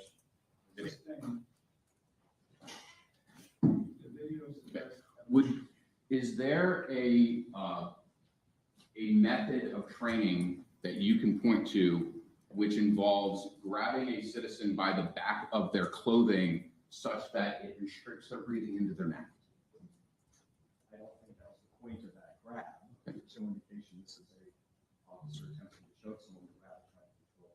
All right, I appreciate that response, sir. My question to you very specifically was, can you think of, in your line of expertise in training your police students, is there a procedure that involves grabbing a citizen by the back of their clothes, restricting their ability to breathe? You're making that part of the procedure. The difficulty in breathing would be incidental to that. Sorry, I didn't mean to put it. In many of our procedures, if not all of our procedures, where we are doing control holds involve grabbing oftentimes clothing.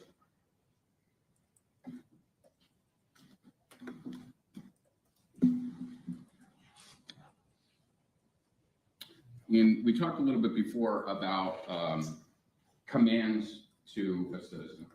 And let's talk about the other side of that in terms of compliance. So you would teach your officers that if they are, acting upon some reasonable, belief, that a person has to obey the commands. They have to comply, right? I mean, there are some considerations. For example, if an officer is unreasonably using deadly force, a person does not have to comply and be killed. But short of that, yes, individuals are required by statute and officers are taught that to comply with their commands, right or wrong. And as I said, the rightness and wrongness is usually determined in the tribunal setting. Sure. And a component to your training of police officers is kind of how to manage the human factor of stress in the moment, right? Yes. Okay. And stress has a physical manifestation. Do you agree with that? I do. Heightened breathing, Yes. inability to concentrate, Yes. inability to articulate oneself.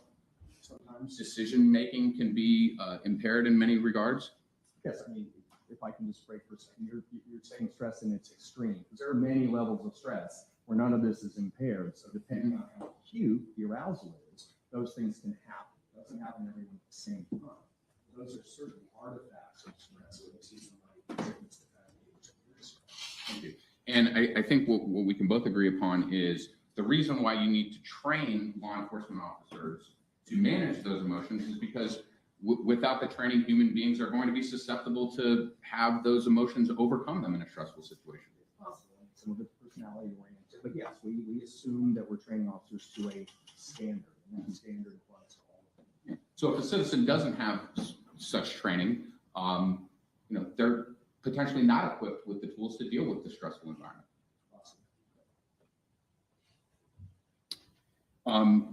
And before you had mentioned that I think as society, we universally accept that police officers are vigilant protectors of the community. Did I accurately characterize your testimony before? I don't know, but I agree with that statement. Okay.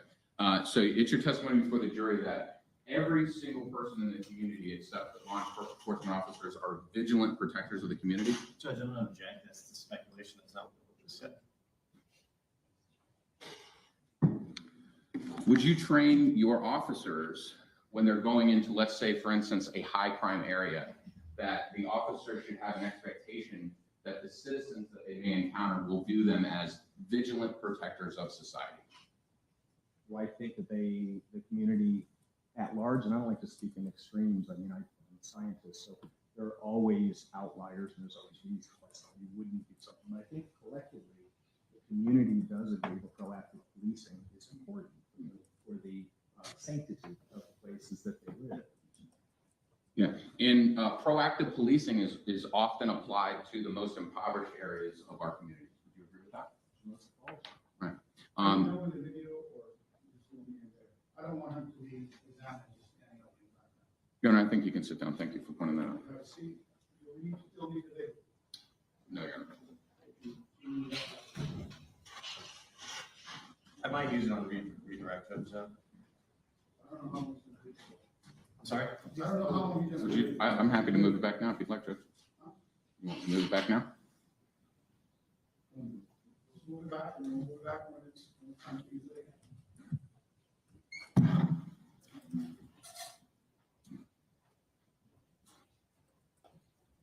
Crime happens in affluent communities. Yes, Crime is committed by all peoples of all races, of all creeds, of all beliefs. yes. And you talked a lot about your instruction of your police students that the proactive policing model is the appropriate one, correct? Appropriate to what? It's a very important part of policing. Yes, I agree with that. Yet we are applying this proactivity in a way which we both agree is only targeting a certain portion of the population. I don't agree with that. Okay. Well, before, a few moments ago, I think we agreed that rich people commit crimes, Yes, black people commit crimes, yes, white people commit crimes, yes. gay Someone people commit object as to people. the relevance of this? Sustain.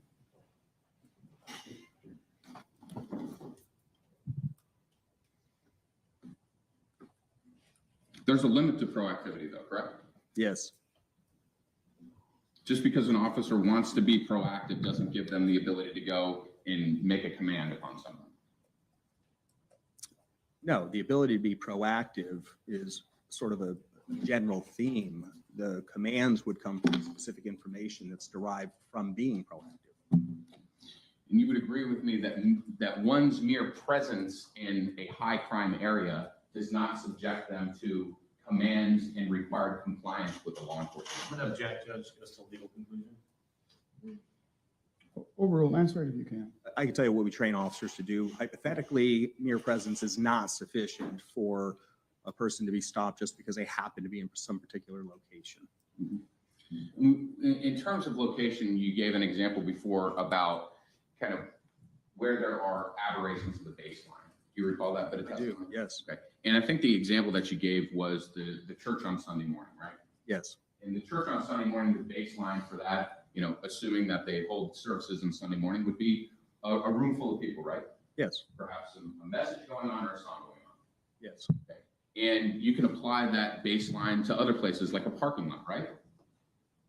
I'd apply the baseline everywhere, yes. Sure. So things that you'd expect to see in a parking lot to a apartment building would be cars, correct? Yes. People in those cars.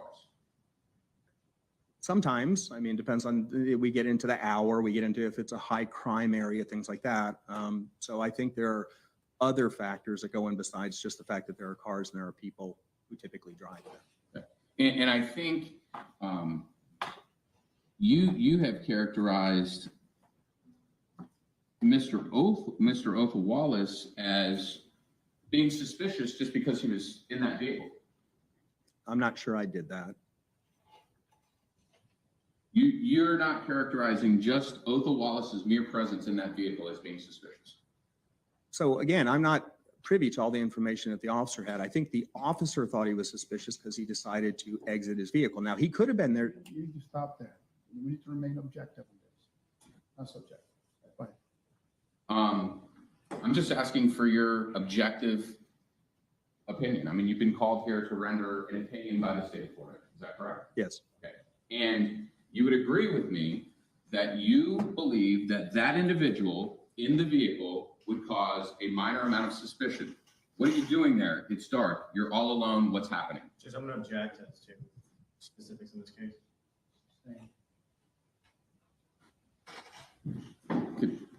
Might I ask for a legal basis beyond specifics to the case? That comes later.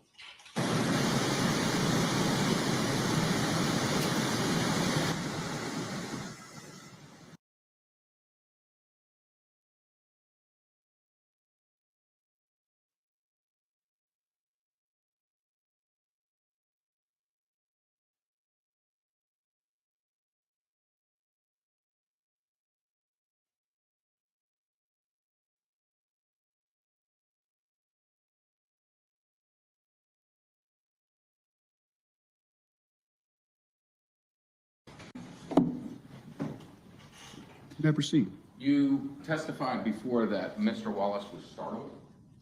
He appeared to be startled to me.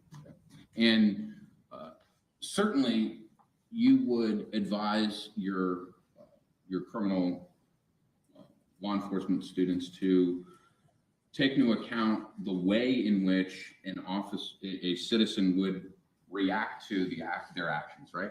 No, it's not true. You're not. Speak on. That's not true. Well, maybe I probably asked a poor question. Maybe let me ask it this way.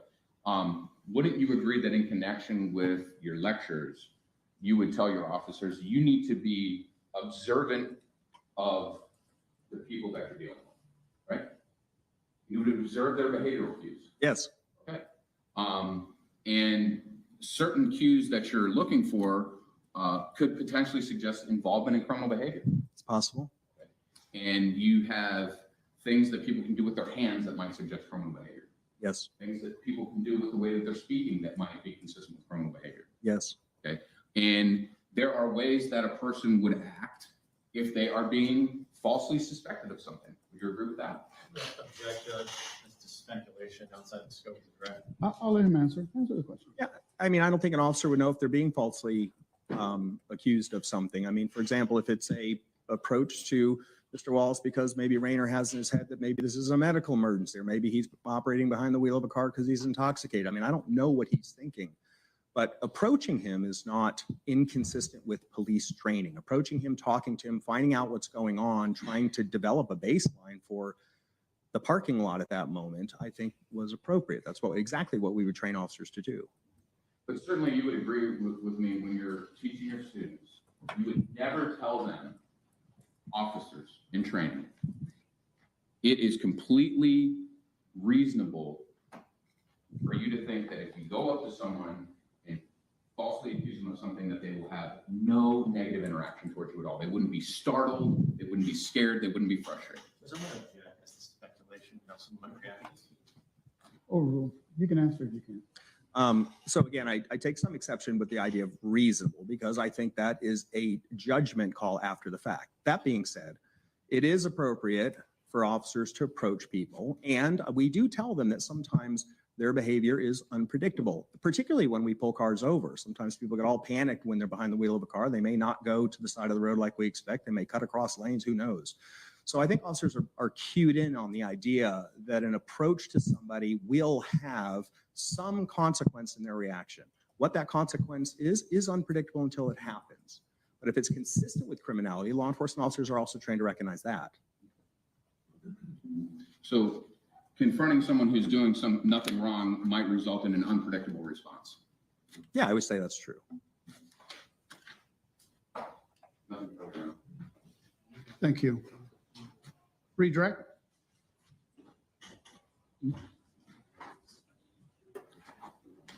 Say it again. Oh, yeah, that's fine. It's okay. Because I don't have any questions at all. All right, can you Yes, sir. fix the screen? All right. May the witness be excused. State, Yes, sir. defense. No, he can be- Okay, you're released from the subpoena. Thank you very much. All right, state, call your next witness. Can I just tell them what to do? Yes, sir.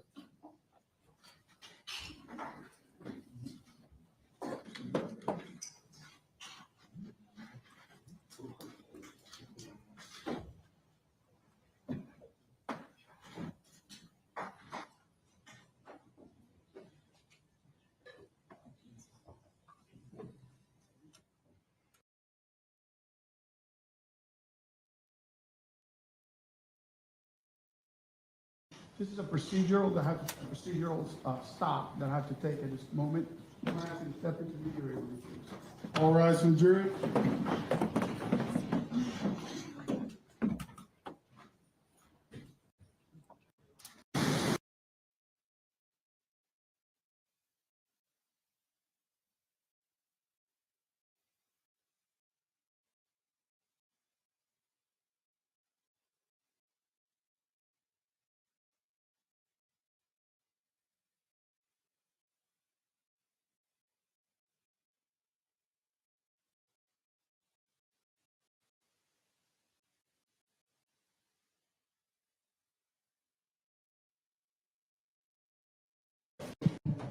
Trying to make a motion for judgment of. Yes, Your Honor. Defense to make a motion for judgment of acquittal. First on the premeditation. As you know, it's more than a mere intent to kill. It must the fully formed conscious purpose to kill. The purpose to kill must exist for a sufficient length of time to permit the nature of the act to be committed and the probable result of that act. Based on the video, we can see that there was no premeditation. Mr. Wallace, all he did was react to a situation he was thrust into by the illegal activity of Mr. Raynor, and so therefore there was no premeditation. They're trying to get it in through some posts that were done almost a month prior to this incident. Those posts had absolutely nothing to do, nor were they any indication of Mr. Wallace's state of mind as to the time of the incident. As for the felony murder, it's evident from the video that Mr. Raynor was not acting in good faith, thereby making his actions unlawful. Based on Raynor's actions, Mr. Wallace had the authority to resist and defend himself because he felt that he was reasonably in danger, and therefore a JOA should be granted on that one as well. Okay, a brief response. Your Honor, as far as premeditation, the post before and after, as well as the video and what happened in that video, all established premeditation. The state has done that. Of course, in light most favorable at this point as well. And as far as the right to use force, there's been no testimony at this point regarding that. I would say that there's excessive force. The video speaks for itself. The best evidence, and therefore the motion should be done. All right, the standard of a review at this point in time is the court to view the evidence in the light most favorable to the state. Based upon that standard, I'm going to find that there's sufficient evidence for the jury to consider the case and render a verdict in this case, and then the state has proven a prima facie case at this point in time. The motion for judgment of acquittal is denied. Did you say you have something you're going to present or no? Yes, Your Honor. You just more for the record, not anticipating it being granted, but we would assert the record motion for mistrial based upon the court's denial, specifically this time in reference to the testimony of the guard on our special hearing. Okay, the motion for mistrial will be denied. The court's ruling stands. In terms of the scheduling of things, yes, Your Honor, we do have some exhibits that we're going to present, and we may have some testimony as well. So Okay. in terms of the timing, I would suspect maybe.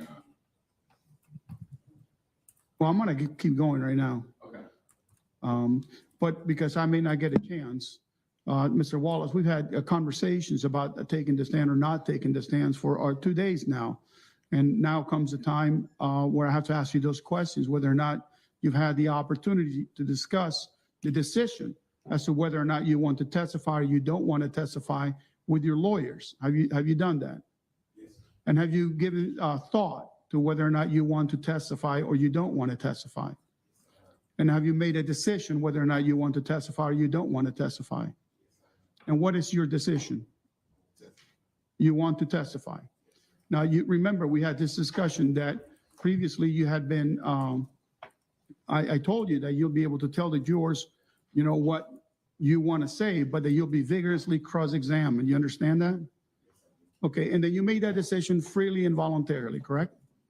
Did anybody threaten you or force you or coerce into making that decision? Did anybody promise you anything for making that decision? Okay, and obviously you're not under the influence of any alcoholic beverages or controlled substances. Okay, then I respect your decision. Oh, it's okay. The court reporter took down the answers. So that microphone you have to push down to talk in order to pick up the PA. That's okay, that's fine. The court reporter took the answers. All right, so we're ready for the jury? Your Honor, just maybe procedurally makes sense now to give the state an opportunity to have an objection. We have a few exhibits that we're going to introduce. I'll just name them specifically. It would be the court's pleasure to take any objections. Those now let the jury's out. I don't know. Is there objections? I don't know what they're referring to, if I just talk. Yeah.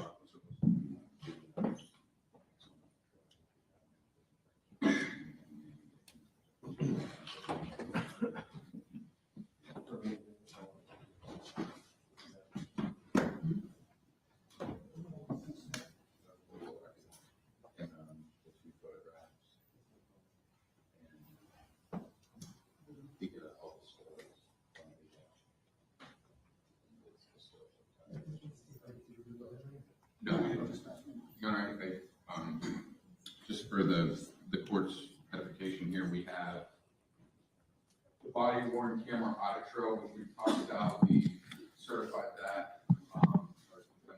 Authenticated through Mr. Kyle's. I believe there's an objection to that. We have 2 photographs that we believe were authenticated. We moved those in. I don't believe there's an objection. We also have still shots, frame-by-frame stills, which by stipulation we're agreeing to admit. And I think the only matter of contention is our desire to introduce body-worn camera footage from Amanda Dickens, essentially 30 minutes, an hour before the interaction on video with Othal and Jason Raynor. And in that video, she has a very brief exchange with Mr. Raynor. They don't talk at all. The purpose of that would be effectively to provide some more information on the bias and credibility of the testimony of Ms. Dickens, where she said at a prior time she was very certain that it happened at this trespass location, and the video shows otherwise. As in terms of the relevance, that would be the relevance round. In terms of the admissibility, we believe that she has not only authenticated it when she was testifying, but also we have it under this certification. Okay. Judge, 2 things. First off, Officer Dickinson, she already admitted that she didn't make that statement at that time. So there's no extrinsic evidence is admissible. Once a witness admits on the stand that they made a mistake or they lied or they were inconsistent, you can't put any evidence in. So that's the first hurdle you can't get past. Secondly, it's all hearsay, Judge. It's just conversation with her and Officer Dickinson. But Officer Dickinson already admitted it. Okay. Well, it's not hearsay. It's not offered to prove the truth of the matter asserted. So that doesn't fly. There's no statements on the video. That's the point. There's no conversation in the video. Okay, well, I mean, are we going to play 30 minutes of nothing? It's 30 seconds to a minute of video. Oh, okay. I'll overrule the objection if you want to. Even though the witness already admitted she didn't say it at that point. I think they're entitled to show proof that, they're consistent with their position. That she didn't say it, at least on that one instance. I don't know what other instances there are. You're free to argue. There might have been another instance, another communication, whatever it might be. That's argument for the jury. But I think they're entitled to put whatever they want to do to demonstrate that at least in that one instance, there was no communication regarding the stolen vehicle. I think that's what it shows, right? She's already admitted that on the stand. So you can't put in extrinsic evidence once a witness admits it. Unless the application states literally all the case law is clear, once the witness admits on the stand to it, you can't put extrinsic evidence to prove it. Okay. So that's what they're doing. I'll allow it. Thank you. Anything else? Just, So that's the only objection, correct? Yes, sir. The rest of it stipulated too? Yes, sir. Okay. It's just procedurally that, I don't think we have a desire at this point in time to actually publish that to the jury. We just wanted to see if the court had any issue with that. We would go on the record, admit those, and then you take it. Out of fairness to the viewers, at least say, admit this item and then stipulate to, what it may depict. So they know what to look for. Otherwise, I don't know how many items of evidence are we up to now? But, That's exactly what I was asking. okay, well, but there's an agreement as far as what it might be in there. I mean, sometimes the description becomes objectionable too. And I know this is exactly why I brought it up, because I don't think it would ever be appropriate for an attorney in this context to argue to the jury. All that I wanted to say was, the defense at this point in time, by virtue of stipulation, admits this piece of evidence, which is the Axon audit trail. That's fine. So something to that effect. I just wanted to make sure that was okay. That'll be fine, okay? Obviously, the description is something that is inconsistent with what you believe it is. You're welcome to stand up and I'll allow you to say it, okay? Anything else? We're ready for the jury? Hold on. We need to set up our computer, the state statement, the one that was up there. Set up your computer? Yeah. Okay, Do we have a moment? yeah.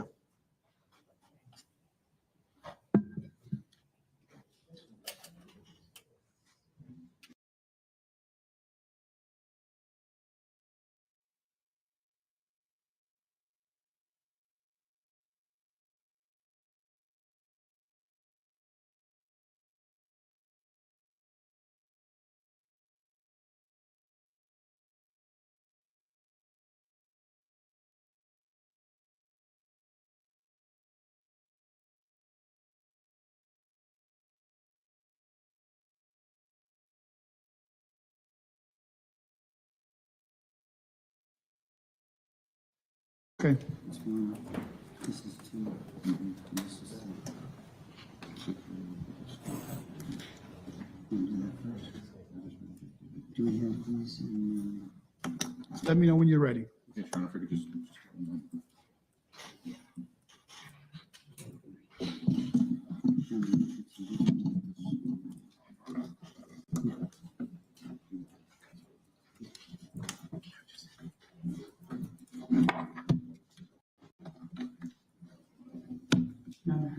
Yes, sir. Oh, take him. Bill, I'm sorry, Bill. Wait. They have to take, go ahead. He needs to go to the restroom, take him.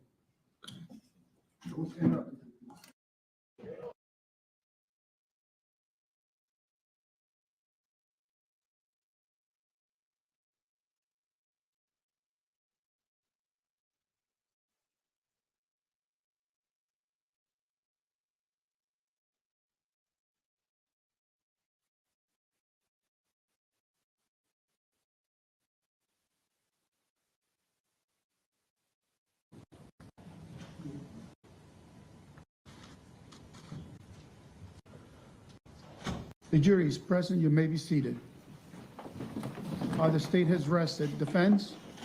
Your Honor, this is Othal Wallace. You'll raise your right hand, please. Yes. You'll come around here, please.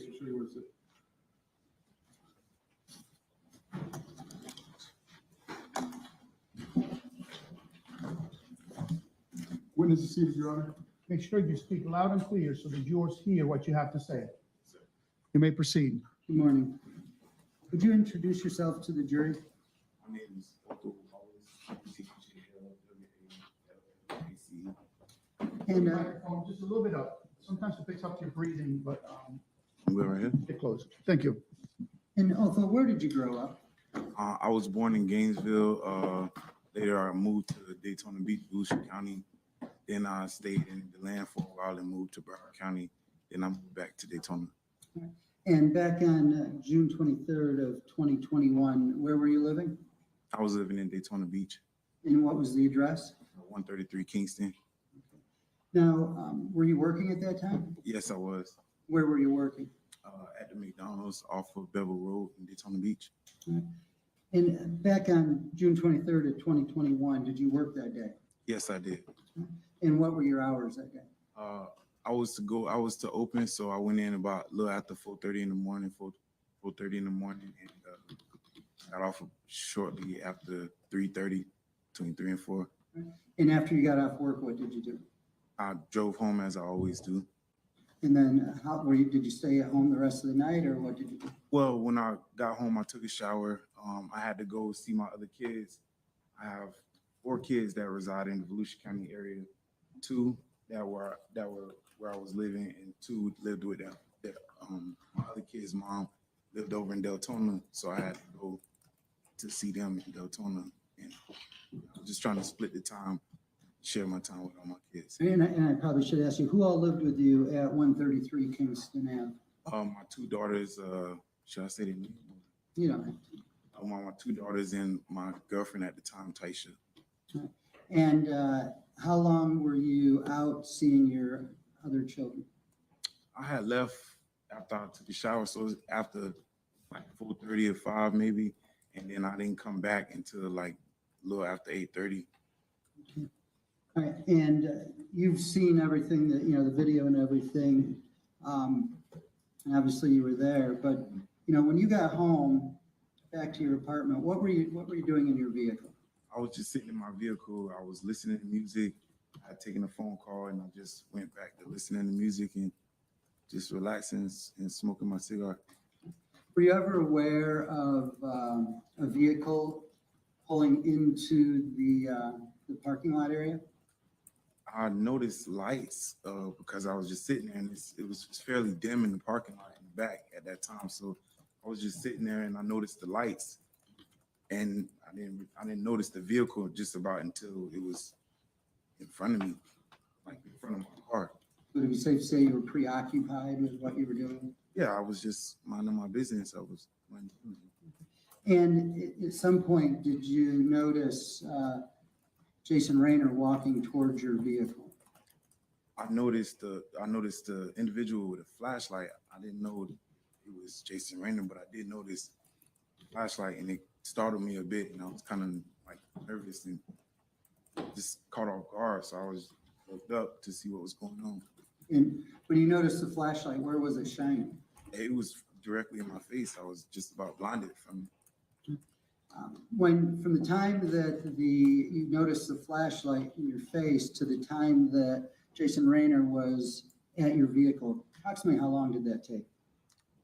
It was quick, like within seconds, almost, I would say just about immediately. And as Jason Raynor approached, what were you doing in your vehicle? I had already opened my door because I was prepared to get out the car as I usually do to go in the house. So I was just gathering all my things. That I basically had stuff on my lap, and I was just kind of collecting, overseeing the car before I get out and just getting ready to go in the house. I already had the door open. So, And so you had one leg out and you were starting to stand up, is that what you're saying? yeah, I was in the motion of getting out the car. All right, and as you were getting out, did you see Jason Raynor in close proximity to you at that time? As I was getting out, by the time I made it to stand up, he was like just about he was like in the car door, in the area of the car door, and making his way in between like the opening of the car and like me. You know what I mean? And at that point, how did you feel when he was standing in that area, I guess? Like I said, I was already like nervous and kind of surprised, a little shaken up because I didn't know who it was, and I'm not, used to nobody approaching me back there. So I was nervous and confused, a little like, caught off guard. And how tall are you? 5'7". And was Jason Raynor taller than you? About 4 or 5 inches, yes, sir. Now, when Jason Raynor was standing, I guess, between the car door and the car, did you feel at that time you were free to leave? No, sir. It wasn't even space for me to leave at all. But is that the only reason you didn't feel like you could leave is because of the space, or No, I was there mean, anything else? I was shocked, and I realized like, he's right there, so I couldn't move. I was locked in, and I was kind of like, going off, and what's going on with this situation? Did you ever try to leave? I did. When I stood up, I attempted to like, kind of move around, but he was right there so close, I couldn't go anywhere. So that's at that point. Can I go back a little bit, kind of in the past? Okay, I went to I'm a licensed security guard in the state of Florida, so I had to take that as a non-responsive question. Same. Just why, I'd asked you about whether or not you felt you could leave or why you tried to leave. Okay, well, I couldn't leave. He was standing in the doorway. And how many times did you try to leave during this incident? I made 3 efforts to walk away, and it happens very fast, but and I'll try to explain, but I made 3 efforts and that I can remember. And did you ever find out as to why you were put in between your car door and your car and unable to leave? Now, I never got an answer as to why I wasn't able to leave. And as far as Jason Raynor's actions, was he asking you questions or what was going on? I recall him saying something to the effect of, "Hey, how's it going? Do you live here?" And I was just like, "What's going on?" Was it really dark at that time, or was it just becoming dark? It was newly becoming dark. And while you're put in between your car and the door, what was going through your mind?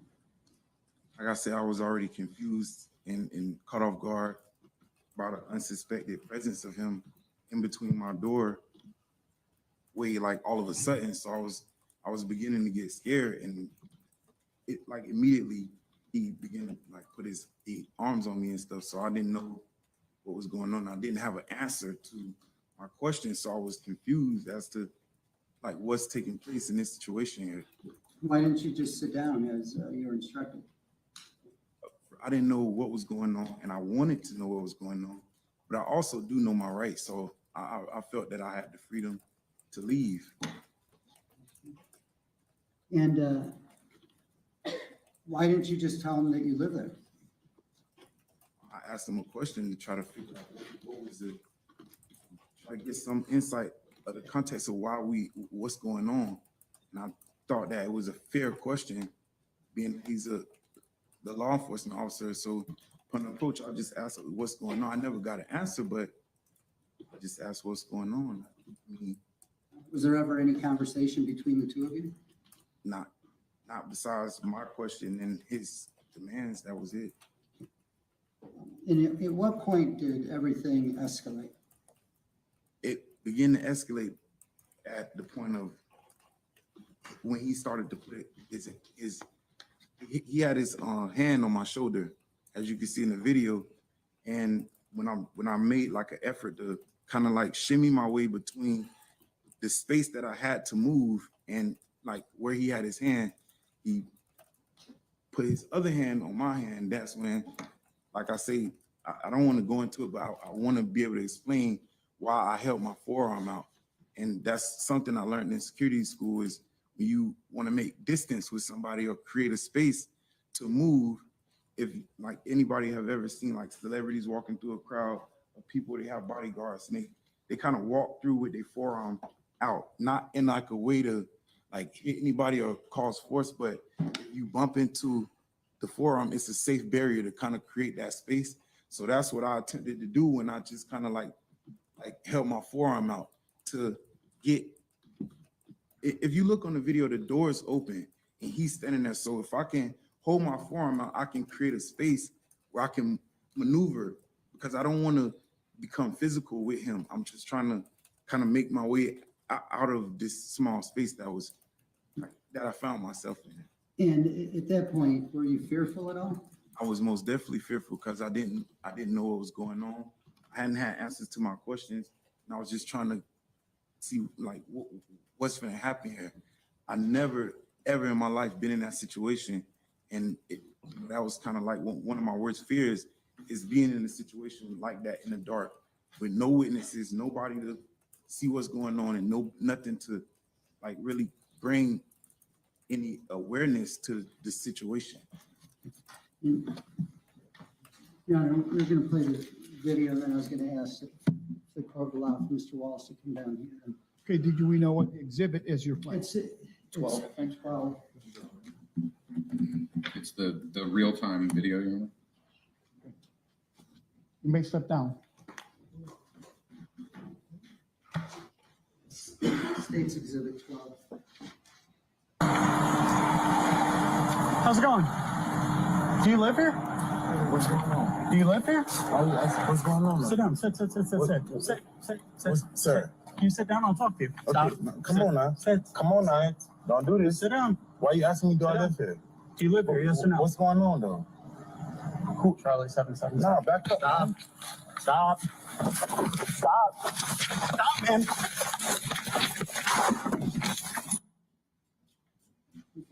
If we could back it up.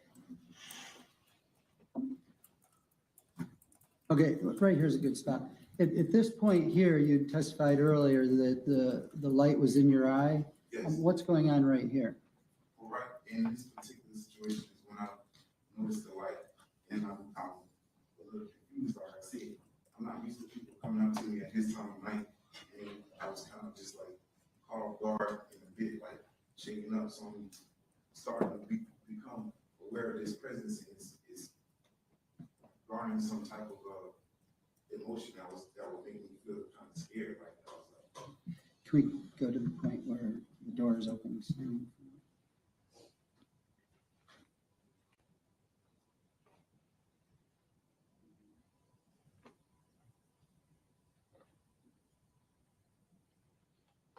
Okay, at this point right here, explain, I guess, where you are in relation to Mr. Raynor, because obviously we can't see him. Okay, well, just imagine like the hood of the car and the door in the driver's seat. At this point, I had just stood up. So when you're getting out of the car, you automatically turn sideways. It's like a normal motion. So as I'm getting up, I'm turning sideways. He's basically right here. And that's when you can see his arm on my shoulder. And my hand, like, it's, when I'm getting out of the car, my phone's on my lap, so it's kind of sliding down.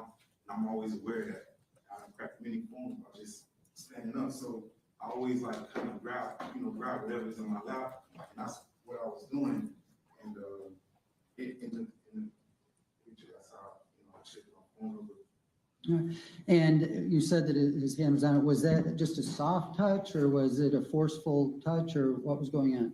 This initial touch is what stopped my first effort to walk away. This is the first. If you see, okay, I can't really see. The screen is big. Can I take a step? Yes. Okay, so the screen is kind of big. So at this point, you can see, if you go back, you can see where my shoulders shifts. So I can't, now I realize I don't have my freedom to walk away right here. And that, Sir, can you sit down on? that's what I was going to ask you. At that point, did you feel as though you were free to walk away? No, I knew I wasn't, because the only way to walk away was to basically like go through him or go some way around him. Can you go a little further? Come on now. Come on now. Don't do this. Sit down. Why are you asking me to do all that? All right. Okay, wait, we can't talk if the video is playing, and we can't both talk at the same time, okay? Only one thing at a time. Let me ask the question. Go back just a little ways.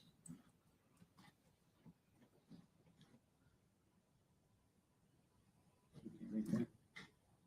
All right. And if you were unable to, in your mind, leave when there was one hand on your shoulder, how did you feel when the second hand was placed on your other shoulder? It furthered my fear of what might take place between me and the individual at the time.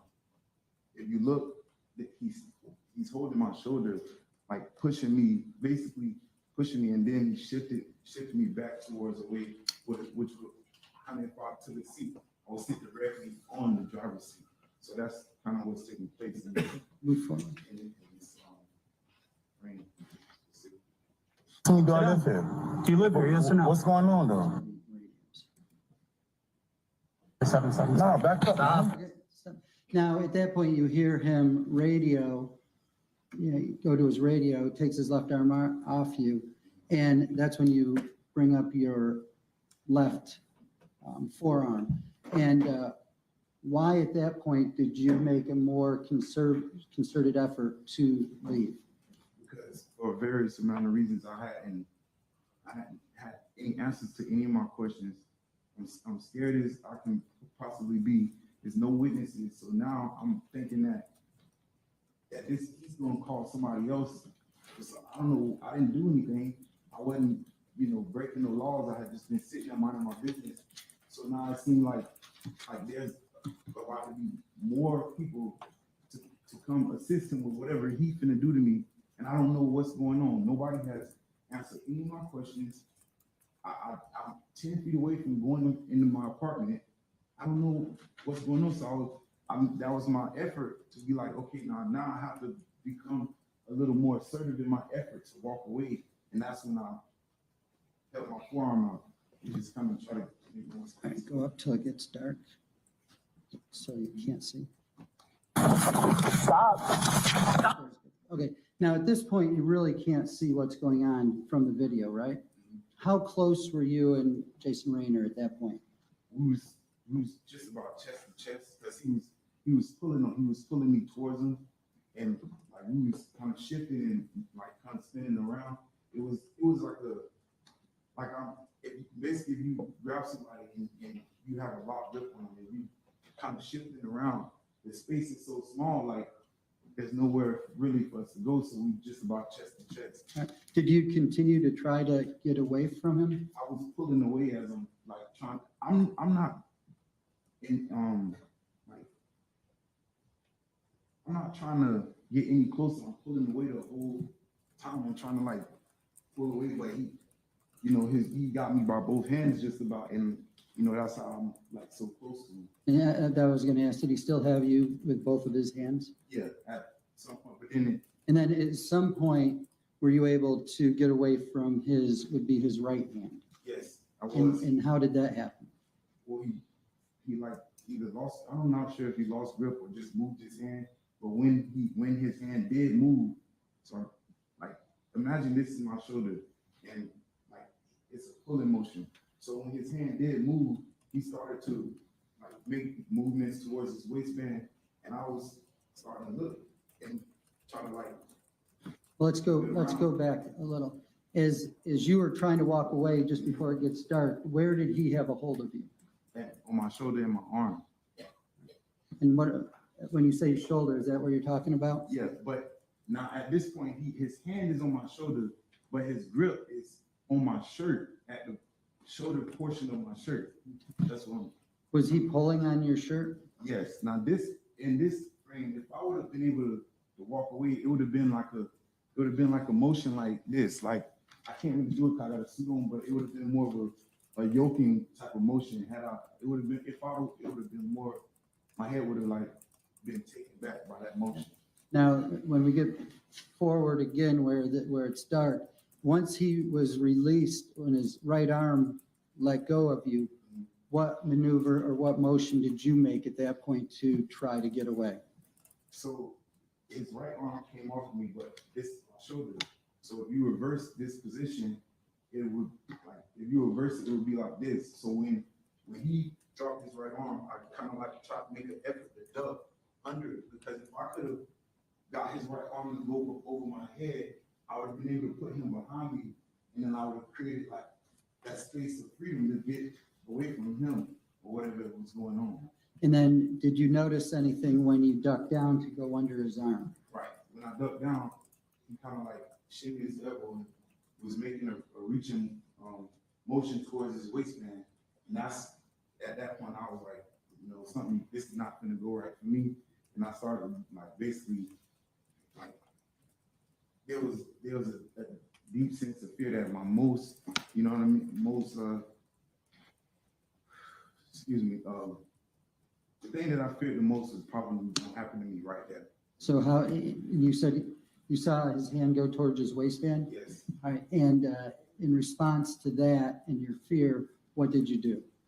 That's when I like made an effort to get around, but when he moved, he still had, I can't really do it without extra body, but it's hard to. So his arm is on me, right? And I'm trying to get under it. Imagine this arm is on me. I'm trying to get under it. But his elbow goes like this, so I can't. But when I'm doing it, his right arm is making that motion. When he makes that motion, that's when I drew my right arm, and I couldn't get under his arm, and I kind of ducked. When I ducked and I fired, the gun went off at like right at my ear, and that's when like he was in like a movement type of motion, and he fell backwards, and I like stumbled back as he lost his grip on my shoulder. All right, and then. Stop, man.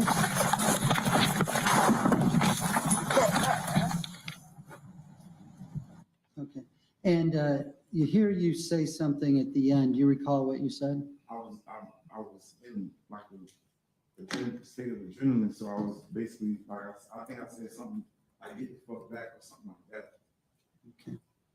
All right, you can sit back then. Yeah. we'll go back.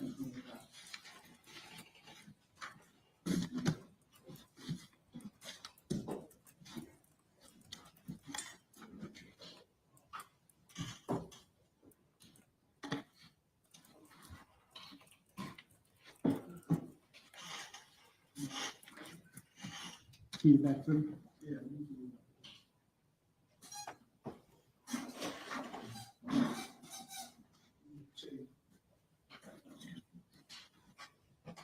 Now, we've all seen those Instagram posts that came out in early June.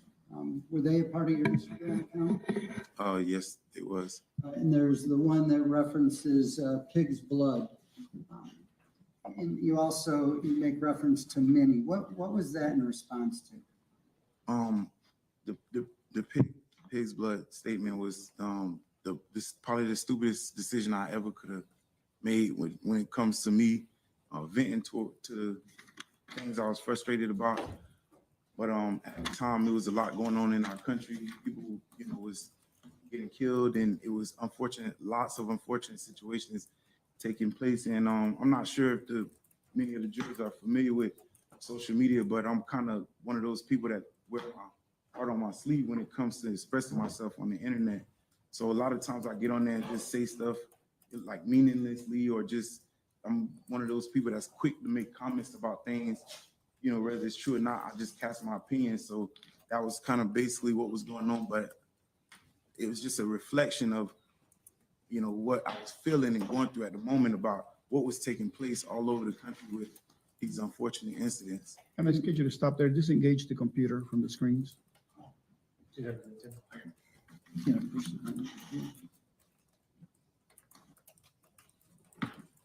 we go. You Proceed. All right, what about the post with regarding Johnny Bolton? What was this about? The situation with Johnny Bolton is a guy that was killed by a SWAT team in Cobb County, Georgia. No, not warrant. And I felt really bad for the incident that took place. And again, like I say, I made a bunch of comments online about things taking place in the country. And that was one of those comments that I had made just out of frustration for what took place. I was feeling, much compassion and sentiment that his family was expressing online. And I was just saying stuff, just making my frustrations known in whatever way. Were these posts in any way a manifesto for you? Like, this is what I'm going to carry out. This is what I'm going to do. No, it was just things I said out of frustration, because I'm just overly expressive sometimes. If you could, would you have deleted those posts? Yeah, but unfortunately I couldn't. I wasn't able to delete them. I do that often when I regret saying things or realize how stupid it was. I just delete it. It happens. Was it ever your desire to have a run-in with law enforcement? No, sir. No, sir. What, and again, you kind of explained, but what were these posts? Why were they there? Like I say, there's a lot of content on my IG page. And I'm one of those people, like I said, I'm very expressive or overly expressive, and I get upset or whatever. So sometimes I vent about things online, go to Instagram. I'm one of those people that make comments on YouTube, and whether you could call it trolling or not, or just an overly expressive person. But I'm kind of one of those people. So you'll find if you knew me or was on Instagram, it's my life, somebody else's life, or neighbors. I'm always just kind of just talking about things and just expressing my opinion, just whether it's relevant or whether anybody can connect with it. I just do it. That's just something I do when I'm in my leisure time on social media. So I noticed I have a few young jurors, but I'm not sure if y'all use social media or understand the use of it. But a lot of people tend to get online and just freely express themselves, whether it's relevant, whether people can connect. It's just something. The narrative. Sustained. Sorry. You're good. You're good. Later on, after this incident, there was an audio post. When was that posted? Later on, as in? On June 23rd of 2021. The post after the situation? Yes. Well, there was an audio recording, and I was just, again, being overly expressive about my frustration at the situation I had just found myself in, and I was just frustrated, and I was really in a state of panic, and I was kind of still in that adrenaline state where I thought that this is over with. There's no way in the world that I'm gonna get my last message out, because I was driving and I was expecting something to happen, like a pit maneuver or my car to be, stopped and shot up or something like that. So it was kind of a last ditch effort to get the message to anybody that was on my social media. Okay. That night, were you hoping or were you trying to make those posts a reality? No, I was just sitting in my car, relaxing, minding my business. And why did you pull your firearm? Because in the moment, there was no, I felt in that moment, there was no other way I can get out of this situation. I'm in a situation where I don't know what's going on. And I tried my hardest and I gave a genuine effort to try to gain an understanding. And I said, you know, what's going on? And after I realized there's a situation outside of my control, you know, I just did what I could to survive the encounter because I didn't know, you know, how it was going to end for me after I realized, you know, him going for his waistband. And why was the firearm in your pocket? Well, when I leave in the morning for work, I get up early, so I always get up and put my firearm. It has a sleeve holster, and I put it in the glove compartment of my car. So as I said before, I was already getting out of my car, and that's one of the first things I grabbed to make sure that I don't forget it in the vehicle. So I grabbed it and I put it in my pocket, and as I was getting ready to get out the car, it was already in my pocket. And I guess in your mind, how certain were you that you had to react the way you did? There was nothing else I could do. I was backed in the corner. I tried to leave. I tried my hardest to get an understanding. You know, I seen him reaching for his, you know, waistband where I know that there's, you know, multiple amounts of weapons that could be used to cause, you know, me harm or death. And being in this situation, I'm not sure how people, you know, how other people would react. But in my perception, I felt that this was the only option I have after I had tried everything else. You know, there was no other effort that I could have put into walking away safely. And that was the best thing I could have did to preserve, you know, my being. 1 second, Aaron. Yes. Yeah, I don't have anything else at this time. Folks, I understand this is lunch hour, but I think I'd like to keep going. Does anyone need to eat a snack before we keep going or use the restroom? State cross-examination.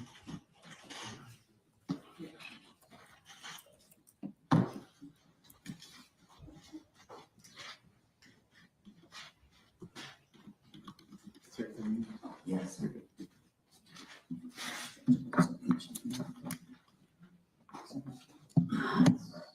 I have Council Sidebar just very quickly.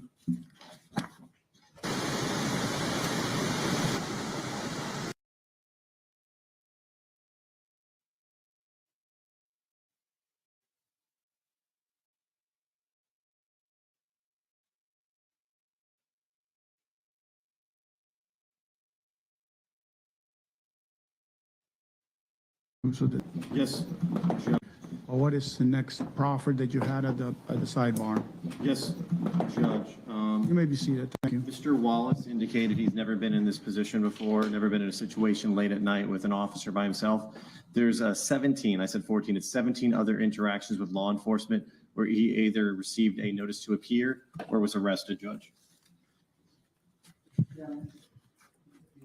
Yes, sir.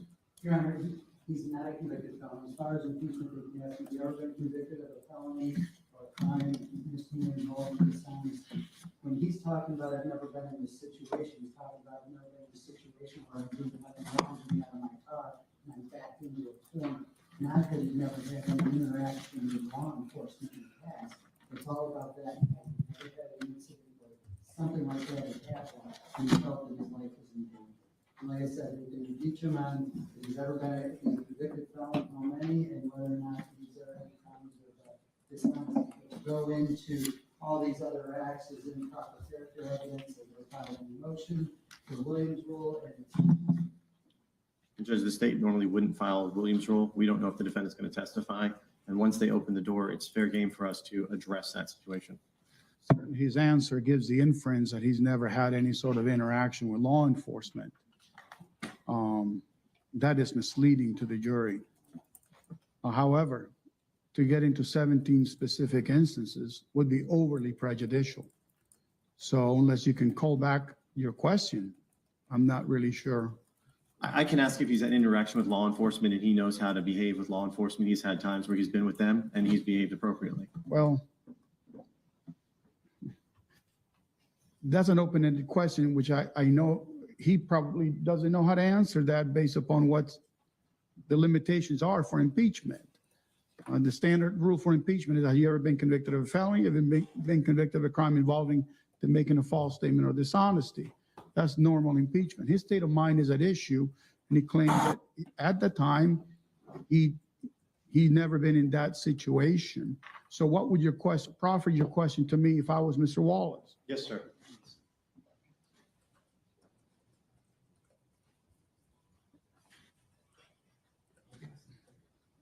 Judge, he made a specific statement. He's never been at night in a parking lot or somewhere dark where no one else has been around, where law enforcement's interacted him.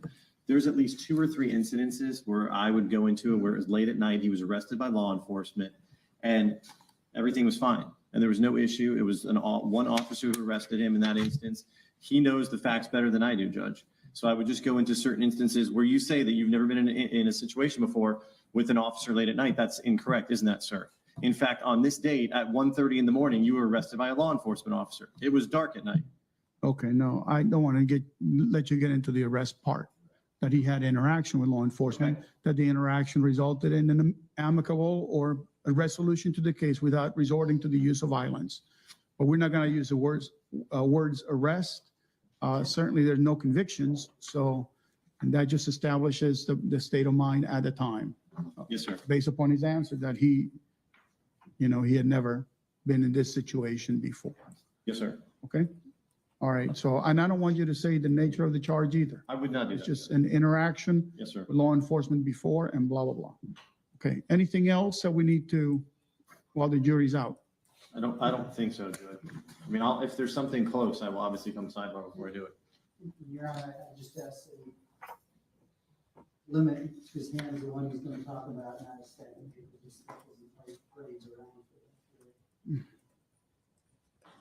I'm just organizing the different dates and nighttime. I mean, I'll leave that alone. So bring the jury back.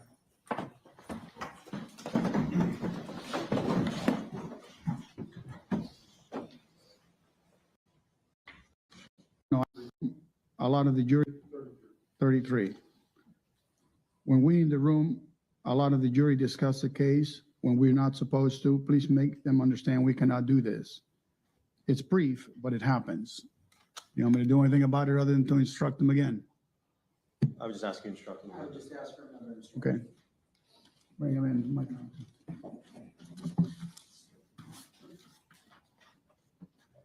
All rise for the jury. Let me just-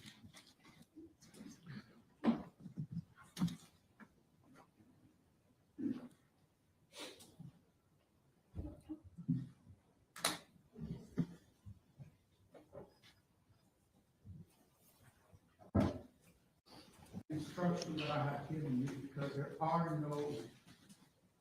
no gray area to my involvement, okay? You are not to discuss this case at all. That means nothing when you go into the jury room until I allow you to do that. I have to trust that you will follow my instructions, and I'm banking on you that you will follow the rules. So please do not utter any words that relate to anything that happens in the courtroom while you're inside of the jury room, okay? Thank you. State, you may proceed. Thank you, Judge.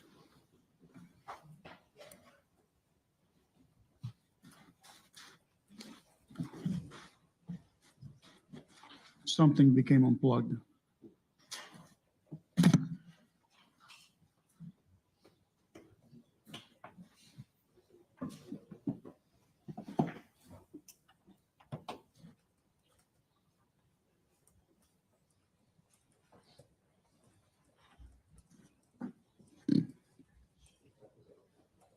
You came back. All right, I'll tell you what, you do me a favor. Just move it just back a little bit. And I really want you to stay at the podium, okay? Yes, sir. And if you can X out that whatever that is. That's from Zoom itself. Thank you. You may proceed. Yes, sir. Mr. Wallace, when Officer Raynor, you keep referring to him as Jason Raynor, you knew he was an officer, right? Do know he was an officer, yes. Speak up. Yes, sir. Right, so when he approached you, he was in his uniform, correct? Yes. Yeah, he had a shiny badge? I didn't notice a shiny badge, but Okay, I'm sorry. maybe he had one, but I didn't notice it. You knew he was a cop, well, police officer, correct? Yeah, at some point it became clear to me that Right. he was an officer. Before, even hands-on or anything, you knew he was a police officer, didn't you, sir? Before he put his Before hands he on me, put his hand on you and he stepped around the car and said, "How you doing? Do you live here?" As he approached you, you knew he was a law enforcement officer, didn't you, sir? I was blinded by the light, so I wouldn't been able to see him until he was in the doorway, and that's when it became clear to me that this is a police officer. Right. You saw the police car though in front of you, didn't you? I did see the police car. So policemen usually drive police cars, right? Yes. Okay. So it would be apparent to anybody that Officer Raynor was a police officer as he's approaching you, correct? Yes. And you would agree with me that he asked you, "Do you live here?" And you didn't respond, did you, sir? I did respond. I asked him what's going on. Wait, you didn't respond with an answer, did you? My answer was a question. I said, what's going on? Is that how people respond to questions with other questions? I'm not sure. I can't speak for anybody but myself. Is that how you talk? So if someone asks you a question, you respond with a question and light on it? And depending on who I'm talking to, and if I feel like, I should answer them without a question, I would just give them an answer. Right, so you didn't feel like you should have to answer Officer Raynor, did you, sir? I did feel like I should have to answer him, but the approach was what garnered. It was a natural reaction to just say what's going on. It wasn't a matter of me being defiant towards him. Isn't it true he asked you several times, "Do you live here?" And none of those times did you answer, correct? It is true that he asked me that. Yes. Right, and none of those times did you answer. No, I asked him what's going on. I answered him. And you never said, "Hey, I did that," right? No, I didn't say that. Right. So you were non-responsive to a law enforcement officer just asking some questions, correct? If you put it in that way, I didn't answer his question. You were evasive, better word? No, I was not evasive. I was just simply asking him what's going on. That's what I would ask anybody. If they approach me suddenly, I would just ask them what's going on if I was a bit confused as to why they was in front of me.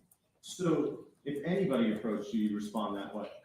Not differently with a police officer? No, I would just respond like that. If it could have been anybody, I could, what's going on? If you just suddenly walk up and you're immediately in my personal space bubble, I would ask you what's going on. Like, are you here to give me, do you need to tell me a secret, or like, what's the need for the close proximity is Correct. what I'm trying to find out. Did you ever say, "What's the need for the close proximity"? I asked him what's going on. I think that would have been a more universal way of attempting to get an answer. After he asked you if you live there, correct? Yes, Multiple times, correct? he did ask me that multiple times. And he also asked you to sit in the car multiple times, correct? Yes, And you didn't listen to him, did you? no, Right. I did. You're a security officer, right? Or you went to a security class? You got training, correct? Yes, And as a security officer, when you were trained, you learned that people are supposed to respond when a person of authority asks them to do something, correct? when I was a security officer, I never walked up on anybody. The question is correct, yes or no? Ask me the question again, please. When you took this class and you got trained as a security officer, Mhm. you learned that people are supposed to respond when a person of authority, a law enforcement officer, security officer, asks them to do something, correct? Yes, if it's reasonable.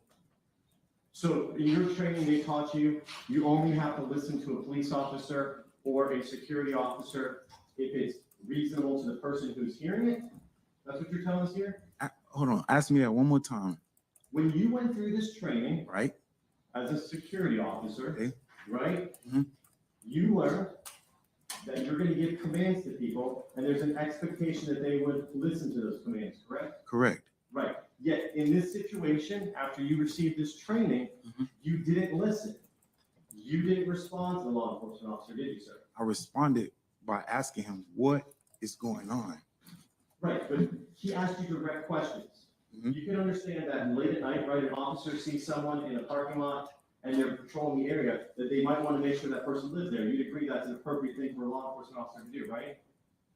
Yes, I would agree in any other. Right, you live in that neighborhood, and if there's someone suspicious or someone who may not be there, you want the law enforcement officer to look into that and make a decision and see if that person belongs there, correct? I would want them to do that if they don't live there. Right, but how did Officer Raynor know you lived there? You didn't tell him? I'm a regular resident of the place. I park there every How day. did Officer Raynor, who asked you a direct question, do you live here? How would he know you live there? He wouldn't have known if I lived there. Right, because you wouldn't answer him, correct? I didn't give him an answer as to where I live. No, I didn't. Right, because you were being evasive, right? You wouldn't answer any of his questions, correct? It was not an intention to be invasive. Okay. Well, when he asked you to sit down, that was evasive. You didn't sit down, did you, sir? No, I didn't. Right. In fact, you testified earlier under direct that you had no other option but to kill Officer Raynor that night, correct? After there would have been a situation where I was pulled on, pushed on, and then where I was back in between the cars and the gate, and then I seen him reaching for his waistband or whatever could have been on his waistband. Well, that's that in a minute, but you testified earlier that you had no other choice but to kill Officer Raynor that night, right? And after everything else I had tried, that had become the only option that seemed to be. Did you try turning around and sitting in the car? Did I try to turn around and sit in the car? As you asked you to do? I tried to walk away. Sir, that's not the question. You said you had no choices. Did you take yourself and sit yourself in the car when a law enforcement officer, who you said from your training, you know you're supposed to listen to them, asked you to sit in the car? Well, he was pulling me at that point, so I wouldn't have been able to sit down. Sir, at that point, he has his hand on your shoulder and he's saying, sit, sit, sit, sit, right? He's not pulling you at that point. No, you watched not that video 50 times, correct? more than that. Right, and you would agree with me, at the point when he's asking you to sit, sit, sit, sit, sit, he's only pushing you backwards actually to get you to sit down, correct?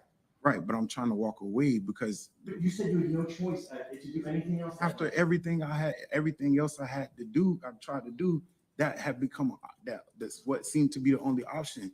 But initially, are you asking me, could I have sat down initially? You certainly could have, couldn't you? Yes. And you didn't, did you? No, Right, and you could have listened to the officer and told him you lived there, couldn't you? I could have. Right, but you didn't, did you? No, because I was trying to get an answer as to what was going on. Because you wanted to be in control of the situation, sir, correct? I wanted to know what was going on, most certainly. You wanted to be in control. You didn't want Officer Raynor to be in control, did you? It had nothing to do with my efforts of being in control. I just wanted to understand what I was dealing with.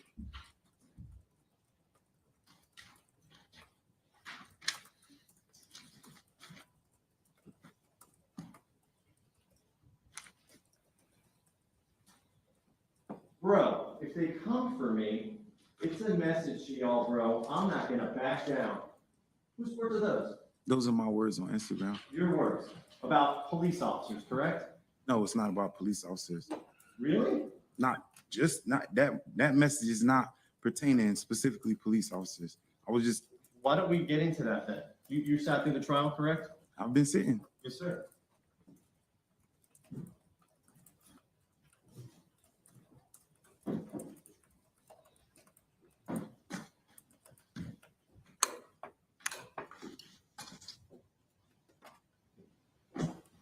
I'm going to show you what's in evidence as states 45.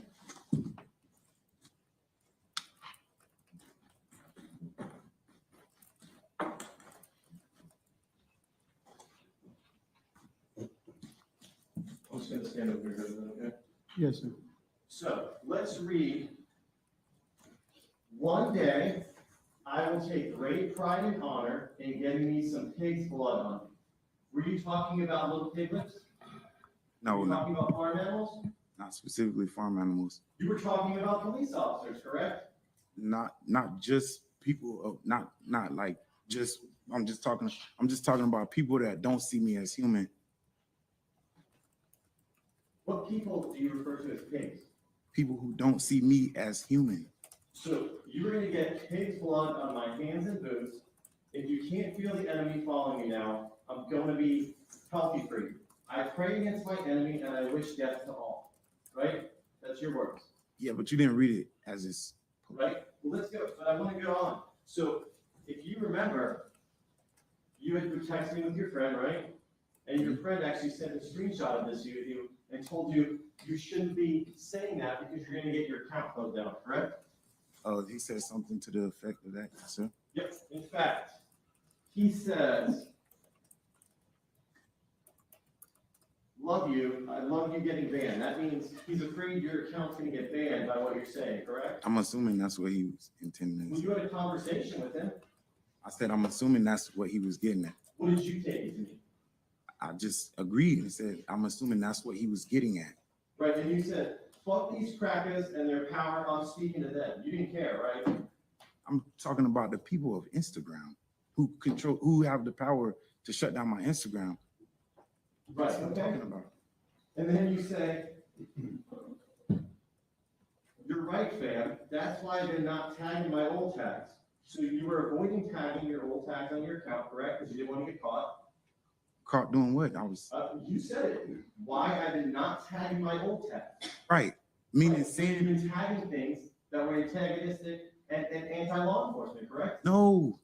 I've been tagging other things that may have been the reason why my Instagram got shut down. It had nothing to do with police officers in specific. Well, let's talk about that. You say, I'm tagging my old tags, saying too much, bro. I want their blood, for what they've done in Minnie. June, they killed another brother. Mhm. Who killed a brother in Minneapolis? There's been various situations that Who are you referring to? you talking about. Okay, you have multiple situations. Mr. Wallace. Judge, Your Honor, let him answer. I'm trying Let me respond. this way. I can't. This statement right here was Mhm. direct to police officers, correct? No, sir. Give me one other person in Minnesota who killed someone. I can't do that. Is over 2 years ago, and can I answer? I made many comments on Instagram about things happening all over the country. I can't say specifically if that message was intended to direct at police officers because it was so much stuff. I commented on a lot of stuff all the time, and I just don't remember specific that being a direct at police officers. So no, I can't agree with you on that. So as you sit here today, you're telling this jury that this wasn't in reference to police officers. No, sir. And when you say, I hate that, you're just saying, I hate anyone who I'm talking about kills people. I'm talking about the people. I'm replying to multiple things going on in the text, going on in the chat. If you give me a chance to explain, there he writes multiple times, and I'm commenting multiple times. We're having basically a twofold conversation in one chat, and that happens on social media, which when you talking to people. So, and I could have been talking about when I say I hate, I'm talking about the people that be shutting down my page. That's not what it says. If you read the context of it, sir, it says, but I feel 100%. And then you say, fuck these crackers and the power I'm speaking to them. Yeah, but he also said something about me getting banned. Is Instagram a bunch of crackers? I'm not sure if it is, but You refer to that as law enforcement officers as crackers. no, sir. No, sir. Okay. Well, you refer to law enforcement as pigs, don't you? No, sir. In fact, after you killed Officer Raynor or shot him, you went on Instagram and you posted that I'm not gonna let these pigs do anything to me, correct? Stand up to them. I said, yes, I did refer to as pigs, but when I say the word pigs, I'm not specifically always talking about police officers. Who else are you talking about? I'm talking about people who don't see me as human. Okay, so when you shot Officer Raynor, you referred to him as a pig and all the other people as pigs, the officers, correct? No, not just when I said it again. I'm referring to people who don't see me as human. Sure.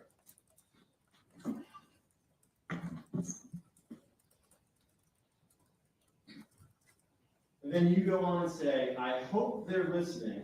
Fuck them, brother. You just don't know how close I am, bro. Right? Yeah, I'm talking again. I'm having a twofold conversation about the people who have the power to shut down pages at Instagram. No, this is about you harming a law enforcement officer because it's in response to pigs and the blood, right? Isn't that correct, sir? I'm having a twofold conversation in the chat.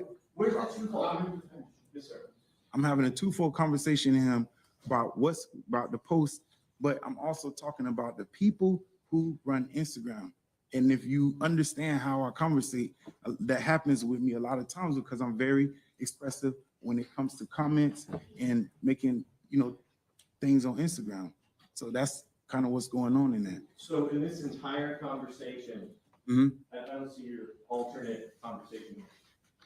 You don't see where you're talking about me getting banned from Instagram? Right. If you read it, it progresses. You were gonna get banned because you were posting about killing police officers. And he said, you better watch out. We need you to be out there, bro. We still need you to be around. And then you say, I don't give a shit. I don't care. I'm gonna post what I want to post. It's not true. Okay. And then further on your post, you say, I hope they're listening, meaning the police, because who else is gonna be listening to you? I want to ask you, do you know if the police have an Instagram account that they specifically watch my page? I have no idea, sir. So how could they be? Well, why would you write that? Because Instagram monitors, and I'm frustrated with them. So I'm just referring to them specifically. So when you say, I hope they're listening, fucking brother, you just don't know how close I am. What, are you close to canceling your Instagram account? Yes. Oh, okay. I'm just when you say- frustrated by. So when you say, bro, if they come for me, it's a message to y'all, I'm not gonna back down. So if they take your stuff down, you're gonna cancel your Instagram account? I'm not, you talking about specifically that. Again, Oh, I'm having a twofold conversation. This is over 2.5 years ago when this took place. So when you read the comment, I'm trying to understand the exact context we was having, right? So read it one more time so I can understand which comment you're talking about. Bro, if they come for me, it's a message to y'all, bro. Let me see.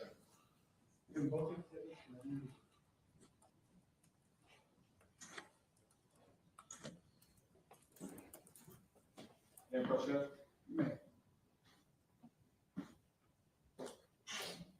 Right here. Mhm.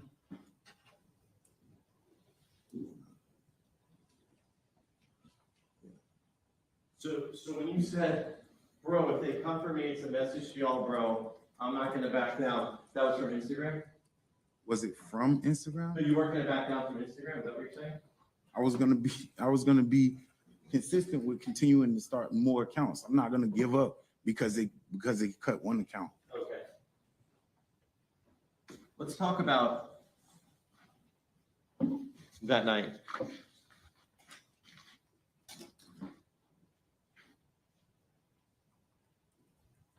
You were possessing a firearm, correct? Yes, And you had it concealed in your body, correct? yes, I did. Right, and you didn't have concealed weapons permit, did you, sir? At the time, I had already applied for concealed weapons. Did you have one at the time of this incident? No, I didn't. That's the answer then, thank you. So you were actually not lawfully in possession of that firearm at the time, were you, sir? It was most definitely mine. I had bought it from a store, and Were you allowed to possess a concealed firearm was I allowed to conceal the firearm that I possessed? and possess it on your body? Judge, Your Honor, that goes beyond the scope. He's asking for a legal question. He went to security school and was trained. Yes, sir. You went to security school, right? Yes, You learned when you can carry a concealed firearm, didn't you, sir? yes. In fact, you were applying for a concealed weapon permit, correct? I had already applied. So you went through the process, right? Yes, I did. And you didn't have a concealed weapons permit at the time you had that firearm secreted or secreted on your side, correct? No, I didn't. I didn't have one, but I had assumed that my application had been approved because I already had my license. You assumed it had approved. You had a license from the state of Florida, a concealed be- weapons permit license? I had a security license. That's not my question. Did you have a concealed weapons permit license? No, I didn't. Right. You knew that you couldn't possess that gun, didn't you, sir? Again, if you let me answer, I was going to answer that in my previous question. I had assumed that my application had been approved because these licenses, these types of licenses backpack on one another. If you don't have any felonies and you're legally able to possess a gun and you apply for a carry concealed or a G class, then you would normally get, once you get approved for one, the motion of getting approved for others just smoothly like happens. It's not nothing that will prevent you, because once you're deemed able to be a security guard, then you basically meet the other qualifications. And I had assumed that I did already meet those qualifications. So yes.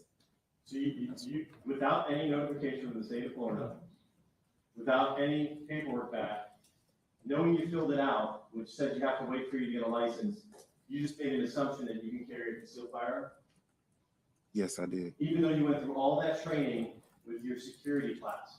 I again, I had made the assumption because I had known the That's not my previous question. steps of You what was were going trained on. in the security class of when you could actually possess a firearm. You had to have a concealed weapons permit, correct? Yes, Right, you didn't have it.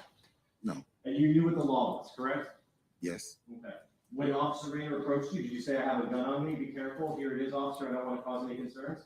I never got to answer or conversate with him too much beyond asking my question. And I didn't understand why I didn't get an answer. Right, Hmm? because you didn't answer him. No, I didn't give him an answer until if I lived there. I asked him what was going on. It wasn't even an effort to pull power. It was just a natural reaction to somebody coming up to me. Ask what happened. Sure. Let's talk about your training. You have extensive training with firearms, don't you, sir?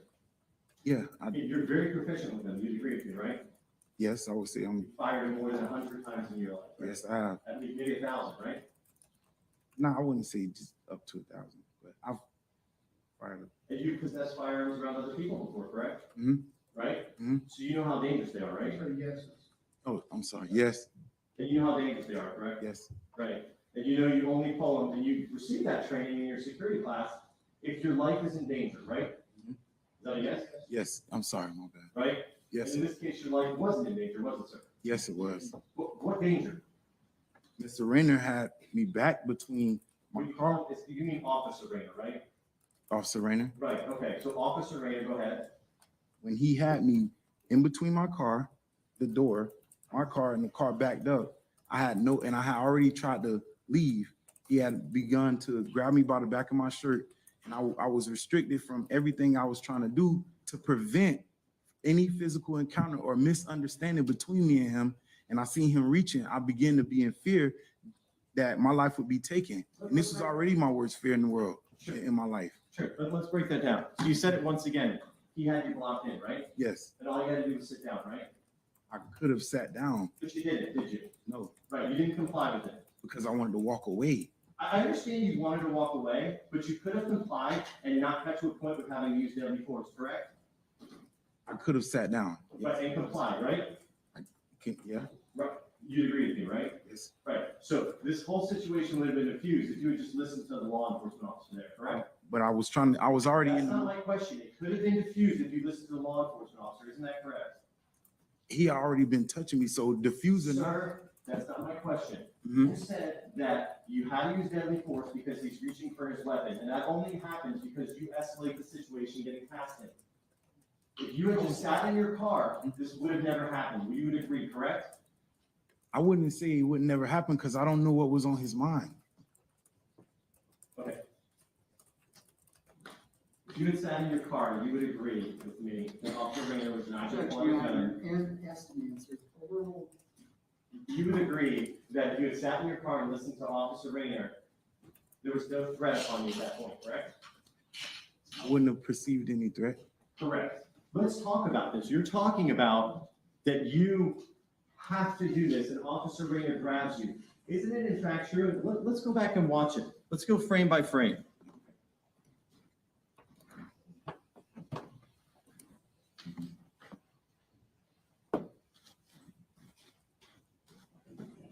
Scoot over a little bit. Oh. How's it going? Do you live here? How's it going? Do you live here? He asked you two easy questions, right? Didn't respond, right? Let's hear what you say. Live here? What's going on? Sit down. Sit. Let's look at this picture right here. You testified with your attorney that this was your suite, right? Yes, Okay. You can see that it looks like a joint too, correct? I know what it is, but I don't know what you can perceive it as. But it was a swisher. Are Swisher Sweets a much bigger cigarette style? It's a cigar, and I'm at the end of it. I'm at the end of a cigar. So it's. You would agree that people smoke marijuana in Swisher Sweets, correct? I don't know what people smoke their marijuana out of. But Are I you saying you don't- smoke cigars. So you don't smoke marijuana? No, I have before, but I wasn't smoking marijuana specifically, but I have smoked marijuana before. Because if you were smoking marijuana at that point, that would provide Officer Raynor an opportunity to arrest you. right? Your Honor, again, it calls for a legal conclusion. It goes for whether or not he thought the officer could arrest him. Ask me the question again, sir. If that was a marijuana cigarette, do you think Officer Raynor could have arrested you? If it was a marijuana cigarette, I don't know what he could have done if I don't know what he could You know have. if that's a crime around this with marijuana? Am I aware of it? Yes, I know it's illegal in some places because at this point people have license for it. It's legal and marijuana, medical marijuana is legal. I'm not sure. Do you have a medical marijuana card? No, I don't. Okay, so it wouldn't be legal for you, right? No, but I wasn't smoking marijuana. Okay. So you're saying this is the end of your cigar? That's the butt end of my cigar because it's Why are you trying to conceal it when Officer Raynor comes up there? it's visibly out. I didn't try to conceal nothing. Let's watch and look at your phone.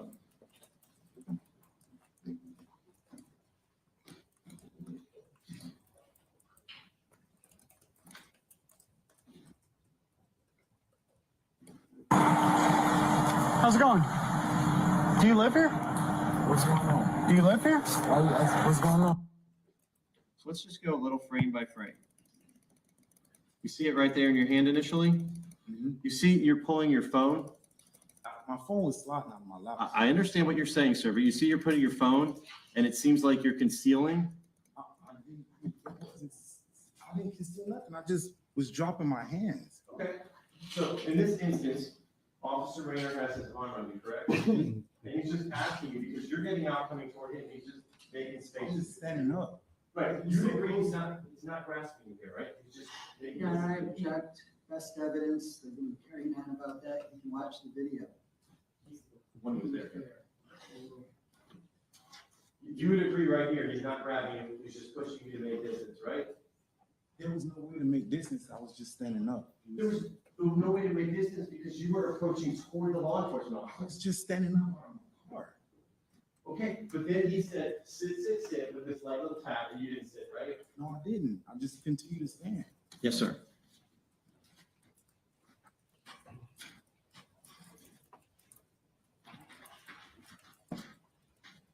You've never met Officer Raynor before, correct? I didn't even know who he was. Right. No interaction with him before. I'm sorry. You know how to act with a law enforcement officer, though, correct? Yes. And you know that if there's something that they do illegal, the place to challenge it is in the court system, correct? Did I know that law? Based on your security training. They don't teach you that law in security training. I don't get police training and security training. They give me security training to be a security officer, not necessarily police officer. We don't learn the statutes of how police conduct themselves. So you, as you sit here today, you didn't know that you can fight in court if there's something the officer does that you think is wrong? I know that you can make complaints and you can file a civil claim, but I didn't, to this degree, there was nothing. Let's talk about this body camera. Sorry. There was nothing I would have done to, there was nothing I would have been thinking about.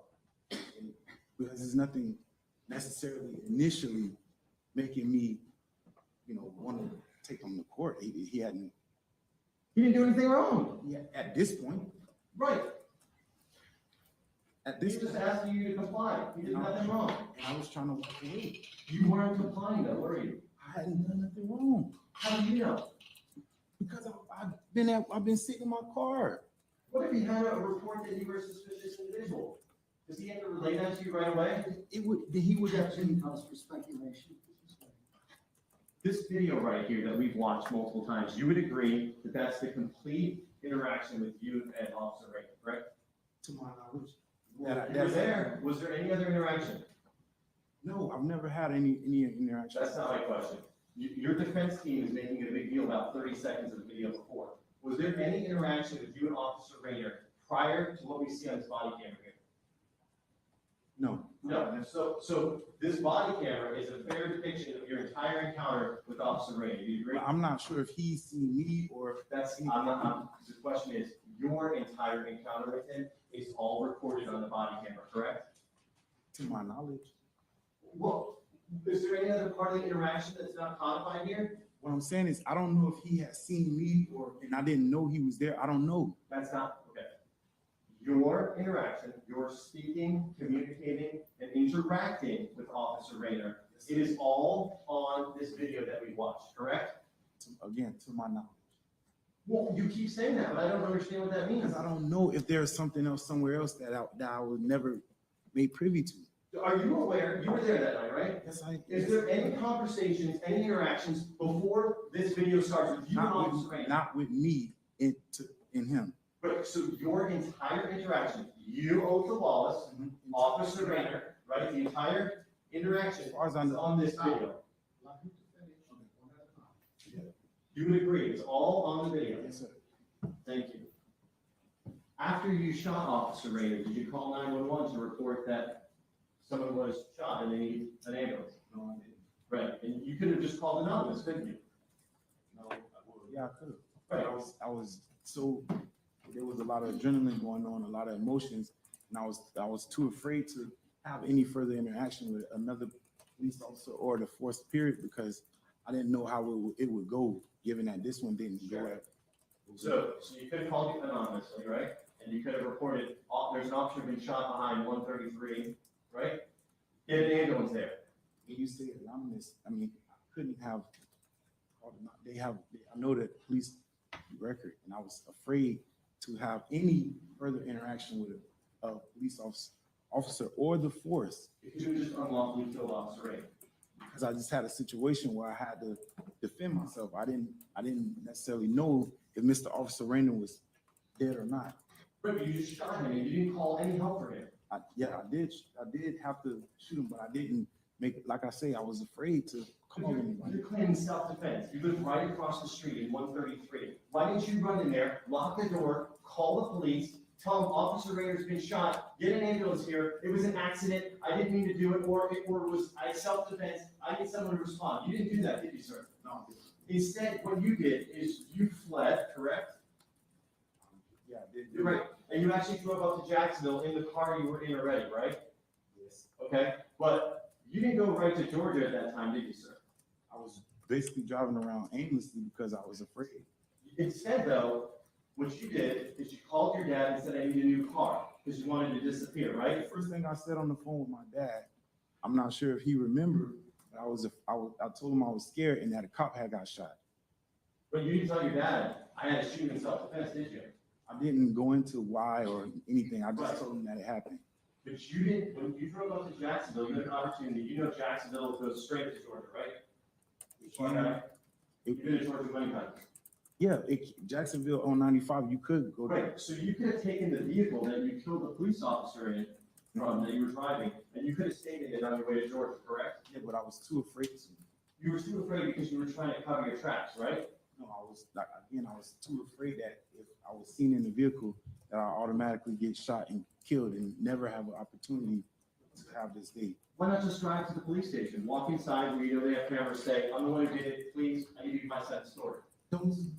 At that moment, those are the very people I was scared for my life from. So you think if you walk into a police station where they've got cameras, all these officers, that they're gonna rush at you and just shoot you on camera there? I didn't know how it would go by me trying to explain what took place.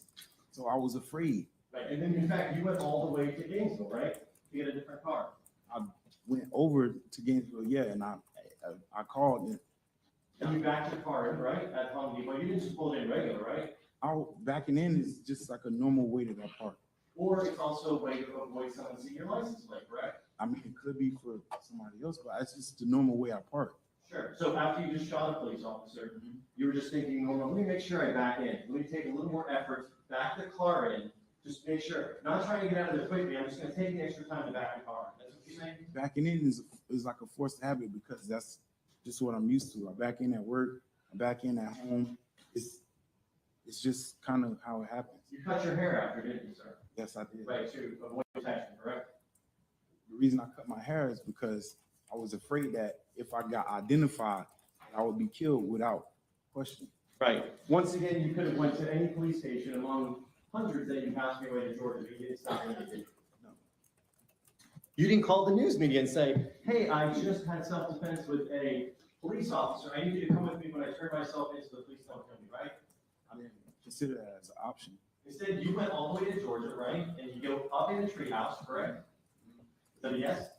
And you have an AK-47 style weapon out there with you, correct? Yes. 500 rounds of ammo. Beyond the scope of direct.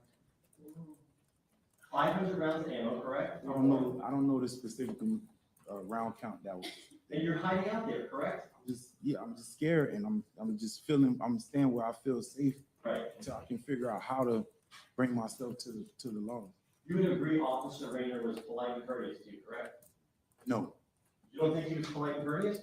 when he asked the question, but are you talking about verbally or Verbally, he was polite and courteous to you. initially? Yeah, and then you wouldn't answer his questions, right? No, Okay, even though he was polite and courteous to you. but I asked him a polite and courteous question. Don't you think most importantly, when someone asks you a question, you respond first and then you ask the question after that? In normal communication, but I was confused, and I asked him a question out of a natural reaction. It wasn't like a casual conversation we was having. I just asked him a question as a natural reaction. Sure. Let's talk about this struggle that you say ensues. So tell me how long it takes for you and Officer Raynor to struggle and you pull your gun and shoot him. You went through this long thing that took a long time when you were down here describing it. Describe it to us. I was just describing motion by motion. Right, let's hear it.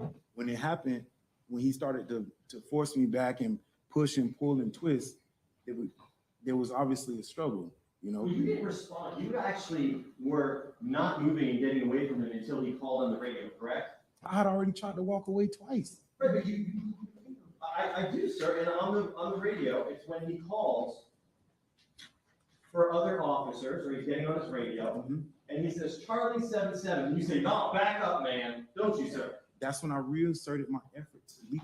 You reasserted your effort and pushed Officer Raynor out of the way, didn't you, sir? He was already pulling and twisting me. You pushed him out of the way to get away from him. I held my forearm out. That's what I did. Sir, you pushed him away. Right, let's see. Right, he's trying to have you comply, and you pushed yourself away. You would agree that using force against a law enforcement officer, even your forearm, that is a form of a battery, right? I held my forearm Actually, out. Your Honor, again, he's asking to draw a legal conclusion. Yes, sir. You're aware you can't resist police officers with force, can you? Yes. Objection, Your Honor, again, he's asking for evidence. You're aware you can't do that, right? Yeah. You're aware you can't touch police officers or hit them, correct? I never touched him. He was coming towards me, and he already had me. So I was trying to create a space where I could walk between the door and him, and I just held my forearm out. The reason I held my forearm out is so that nothing would get misunderstood about me being aggressive towards him. I didn't want him to perceive me as any form of aggressive, because that's why I held my forearm out. Based on your training in the security class and in your other, maybe training you've had, you would agree by pushing a police officer and trying to get past them, that's not appropriate for someone who the police officer is trying to talk to. I never pushed him. I just held my forearm out. I just held it out. And you touched him with it. I didn't intend. He was already on my arm. Okay, So let's I run through the didn't seconds. like force. I didn't like do any motion like that. I just held it out to try to get around the door in the space between him and the door. Where was the gun? At this moment, Yes. it was already in my pocket because Each pocket. the right pocket. And where was it in a holster? Yes. Okay. So you had a gun in your holster, in your pocket. Mhm. You're doing things that, right? Right. And tell me how much time it took from when Officer Raynor grabbed you till you shot him. I can't specifically. I would have to reference. I don't want you to watch the video. I want you to tell me from your memory. It's two and a half years ago. So whether it took a couple seconds or, are you meaning by seconds or like milliseconds? I don't know how specific Here's you what I want intend to be here. Here's what I want you to do. You told me that you and Officer Raynor are chest to chest for a tussle. I assume for a couple seconds. Is that correct? When he's pulling on me, he's pulling me towards him and For trying. how long? It happened for a good few amount of seconds. So it took A good few amount. More than 10? just about. Okay, so you're tussling for about 10 seconds. You agree with me, correct? Mhm. Is that a yes? I don't want to agree because I don't know specifically if it was 10 seconds or 8 seconds or 9.5 seconds. So I'm trying not to. I don't want to be time specific because I can't remember the amount of seconds. Let's give you the benefit of the doubt, 8 or more seconds. Okay, Fair enough? yes. Okay, you'd agree 8 or more seconds that you're tussling at first with him, correct? That he's pulling on me and Right, pulling on you after he cues up on his Charlie 77 and he's still grabbing you here.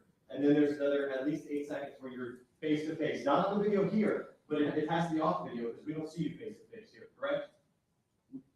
I would say we're pretty face to face. Are you including your time in this one right here? Because all he has is his hand. Let's go forward.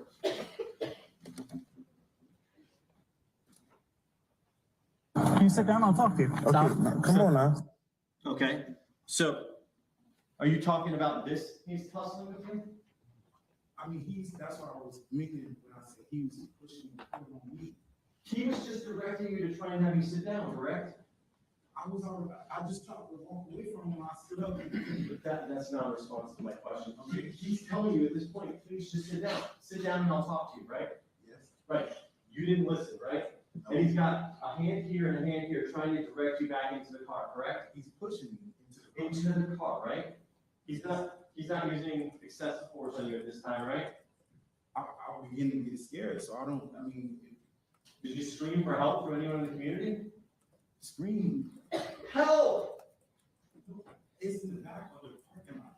Everybody's in the house. There's nobody outside. You saw the video before how all those people in body cam came running out after Officer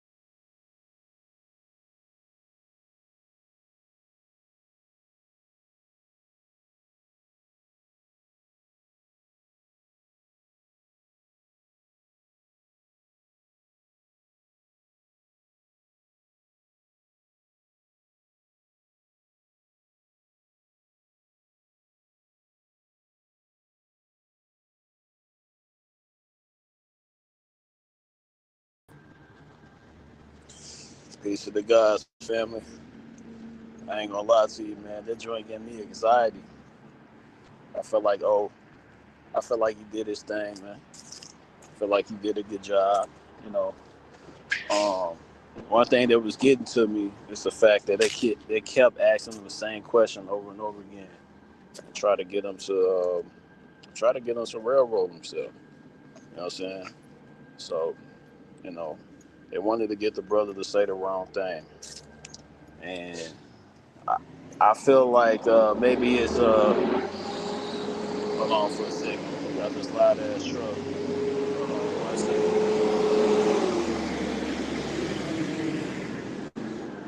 I feel like it's if his team know that he's speaking the truth, know that he can handle himself, so they let him speak without any interruption.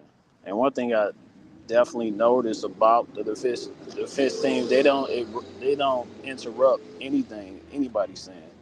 You know what I'm saying?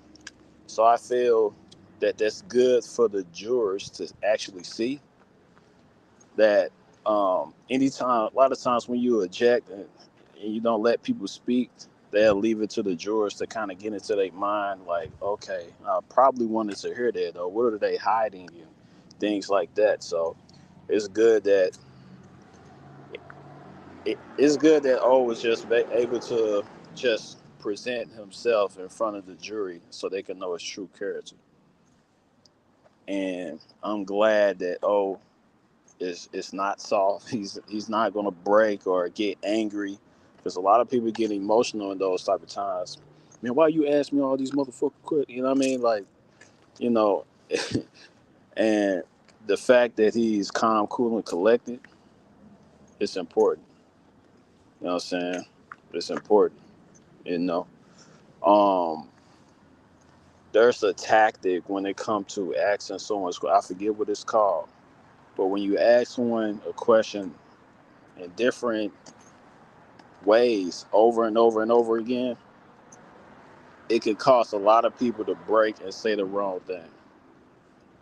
And it doesn't matter if you're innocent or whatever. Like, try asking anyone the same question differently over and over and over again, and see what happens. See how they react. See how their body language change. And what I noticed was, his body language didn't really change. I mean, it did get to the point where, just like that's normal for anybody, for him to you could see the frustration. Like, no, you're trying to get me to say something, and I think everybody can see that you're trying to get me to say something, and whatever you're trying to get me to do, I'm not on that. I'm gonna stand on what I said. If I say, hey, I was scared. If I say, hey, I was in a predicament that I didn't feel like I could get out of, I feel like he did the right thing. I feel like he's definitely representing himself how he's supposed to. And they had to cut it off, because it would have went on and on for hours and hours and hours. You know what I mean? Like, real talk. It would have went on for hours and hours and hours. They would have kept going. And I don't think that's fair. You know what I'm saying? So, but yeah, Othel.org, if you wanted to support his defense team. All that money is going to his defense team in order to represent him in the right way. Because everybody needs a defense team. A lot of us like to defend ourselves, but that defense team, it looks great for the jurors to see that you have representatives that's willing to represent you in a positive way. It's good to have that support. You know what I'm saying? So let's go ahead and support. We should be at 100K by now. I don't know why we're not. So let's go ahead and go to Othel.org, get it up to 100K. And that's what it is, just do our part. Help our brother out. You know what I'm saying? And again, apologize that I started late, just out of nowhere. Like, check this out. It was no storms or anything that happened last night or this AM. But my internet, they said it was going to be out for 4 to 5 hours. And I don't know why that happened just for my specific area. So I just decided to change locations and went into the office building. And yeah, now here we are. But it's good that we still get to see it together as a community, the OC, the great community, you feel me? So shout out to y'all for coming through. But yeah, I'm gonna wait on them. I'm gonna lead the stream up, and I'm gonna do how we always do, wait on them to get started.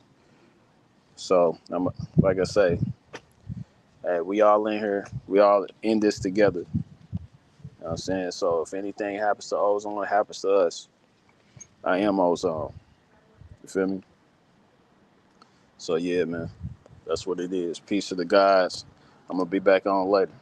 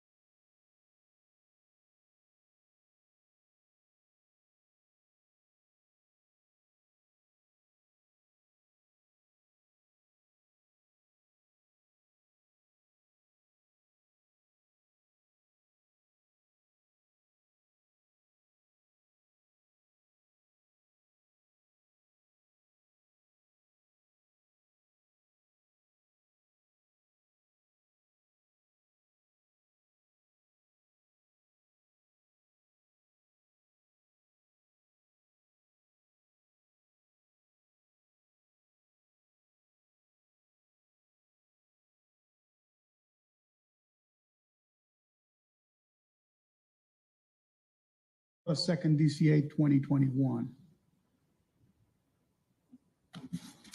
So if you want to take a look at it, if I got it wrong, I have to give you a ruling right now because you're about to do closing arguments. So, so my ruling is that I'm going to give it.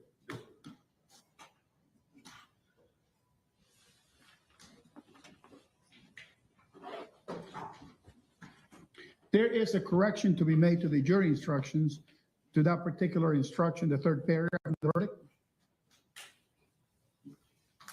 We did a change a little bit, just slightly, Judge, to make it seem more, like it flowed. Because when we did it, it was, what we did is we just changed and, did first degree murder of a law enforcement officer and, and first degree felony murder.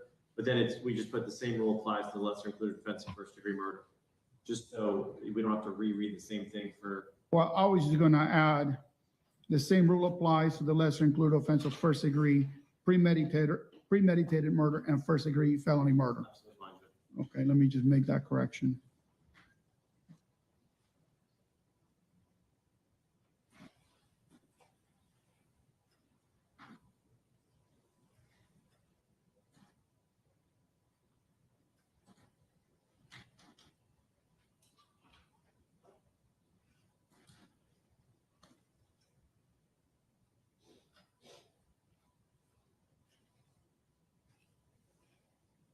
That's kind of weird.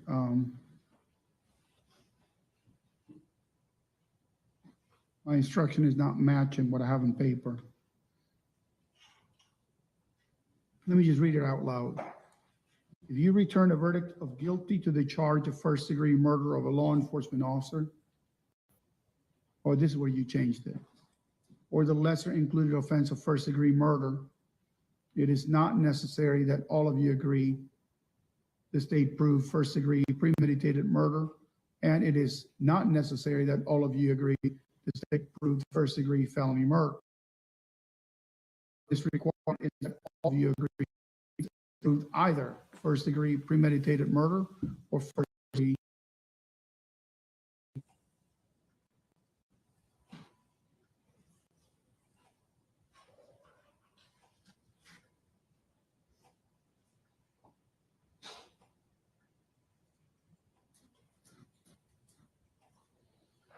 It's a little bit confusing. This is how, did you read the new one, Judge? Does that one make more sense? Well, the old one read, if you return a verdict guilty to the charge of first degree murder of a law enforcement officer, it is not necessary that all of you agree the state proved first degree premeditated murder of a law enforcement officer, and it is not necessary that all of you agree the state proved first degree felony murder of a law enforcement officer. Instead, what is required is that all of you agree the state proved either first degree premeditated murder of a law enforcement officer or first degree felony murder of a law enforcement officer. The same rule applies to the lesser included offense of first degree premeditated murder and first degree felony murder.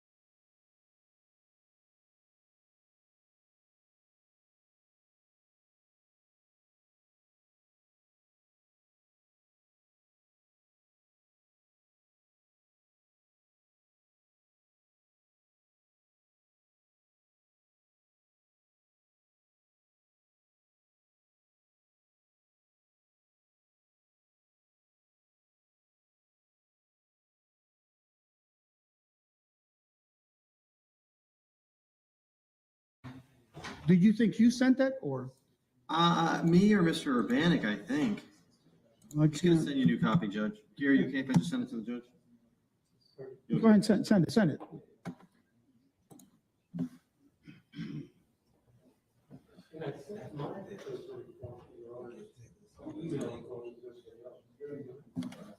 I got it.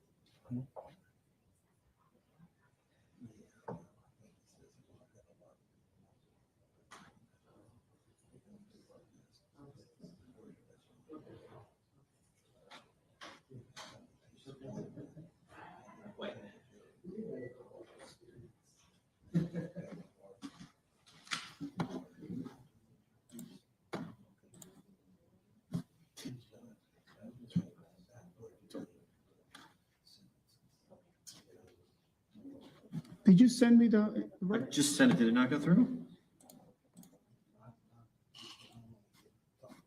It says it was sent at 3:48 p.m.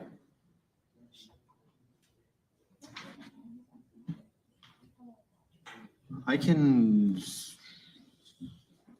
It'll take probably about 10 or 10 minutes. I can have Terry go down and print it out for us, Judge, if we need to. Well, I don't know why it's not coming through. Do you want me to just put on a flash drive for you, sir? Let's give it a second. Okay. Did it disconnect you from the internet by any chance, or? No, I just received an email from someone else. I'll send it again. Maybe it's me. I didn't. I only sent it to the judge. I'm going to send it to Gary too this time. Let's see.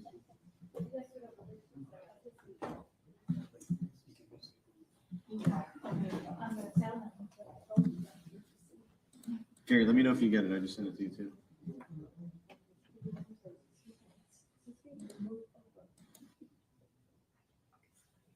So this is the first video.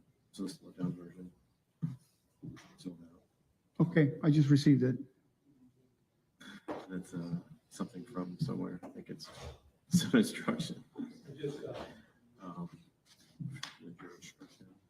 Deadly force, what it means. Chapter 5. More jury instruction stuff. Somebody's phone is ringing on the table. Okay. Hold on, let me play this so you can see this. From card side. Just that, then the below for the portion, premeditation, then that. Below the portion. This is just, sure. I might. Yeah. And then this is, Okay, I don't actually want to. I have the verdict up now. Okay. Hold on a second.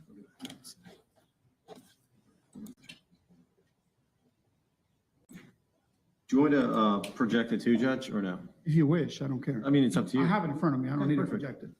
Just so, Mr. Wood, do you have it up, or do you want me to? Okay.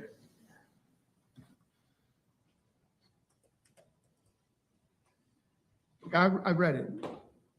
How do we tell the jurors about the requirement that they be unanimous on their finding of guilty of first-degree murder of a law enforcement officer by either theory or both? I think it's just by the verdict instruction. Under the verdict, it's the instruction. I suppose I could explain it too. You could, Judge. I mean, we had to come up in a trial with Judge McGillen, and I think we had forgotten to put that in there, actually. And they came back and they were like, we're 9-3, and we actually had to put it in, and once it. Okay. If you want to explain it, we're fine with it, Judge. I think I'll have to explain it. Okay. I just. Is the court denied by are requested. Yeah. Interrogatory.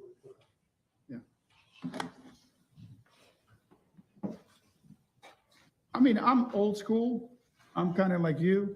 I prefer to split them and find a unanimous verdict on each theory.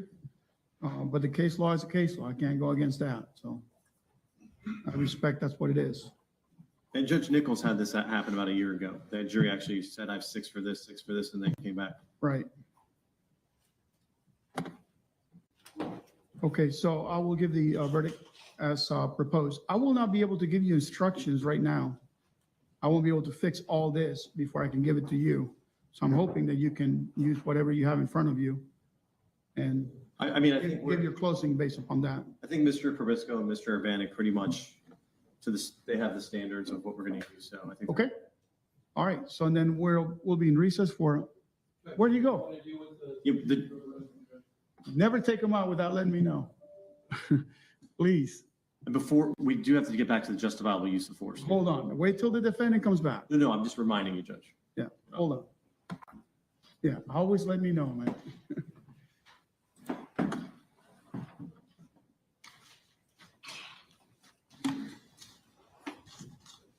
Do you know when he left? Just a moment. Just now? Okay.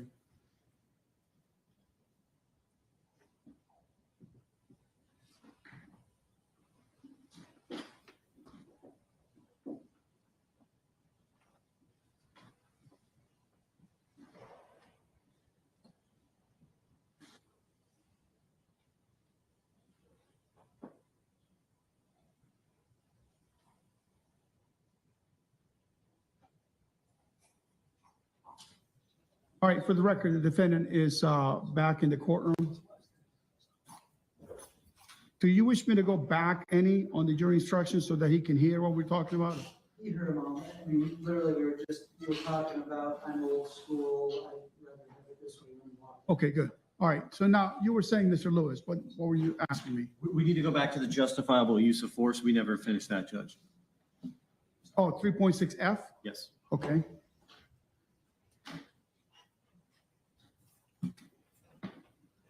Well, let me take a look at the one you sent me. We didn't send you one. I was just going to go by what Ms. He did. Oh, okay, but yes, I don't think it was very, I would prefer to go with what Mr. Wood has, and we can argue what we agree or don't agree with. Okay, But I can, let me take a look at the standard. sure, of course.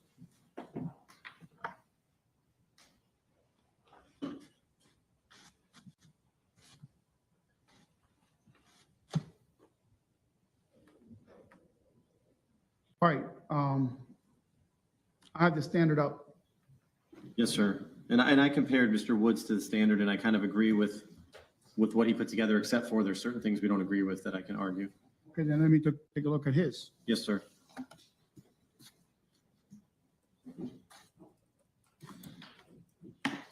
What page is his on? I think it starts on page 22.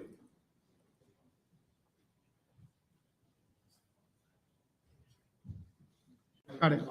Yeah. Yeah, it starts on 20.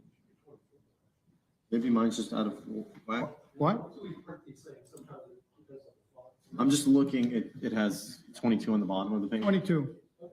yeah. Yeah, it's 3.6. Okay, and then what do you disagree with in his? Judge, if you go to page 23, the first paragraph, if Othal Wallace was not committing any crime other than the alleged first-degree murder of a law enforcement officer, it's basically saying he doesn't have to retreat. The state would disagree. He admitted on the stand he was carrying a concealed firearm, which is a crime, and he's not allowed to carry one. So we would object to that paragraph coming in, Judge.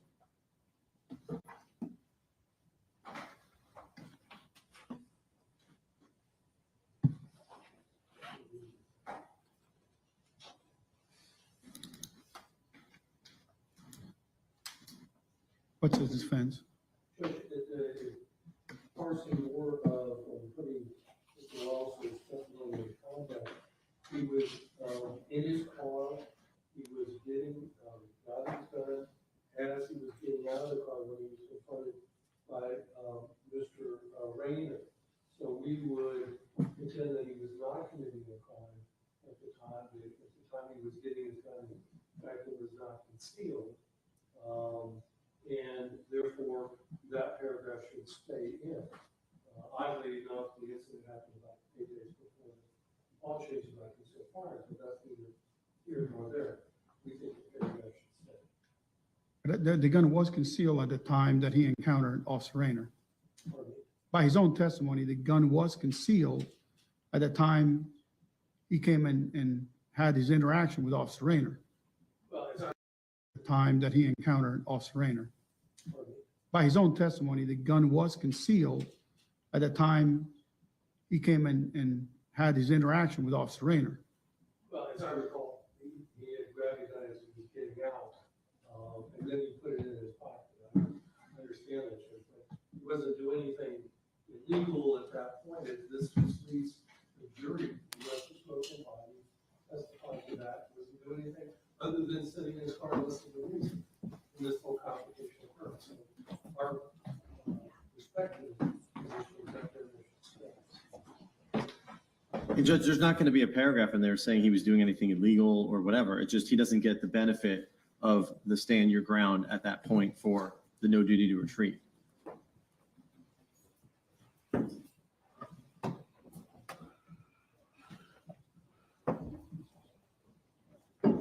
I agree with the state.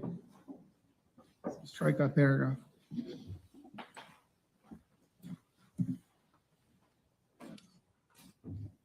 And Over the objection of the defense. then Judge, the next one where we. Hold on. Yes, sir.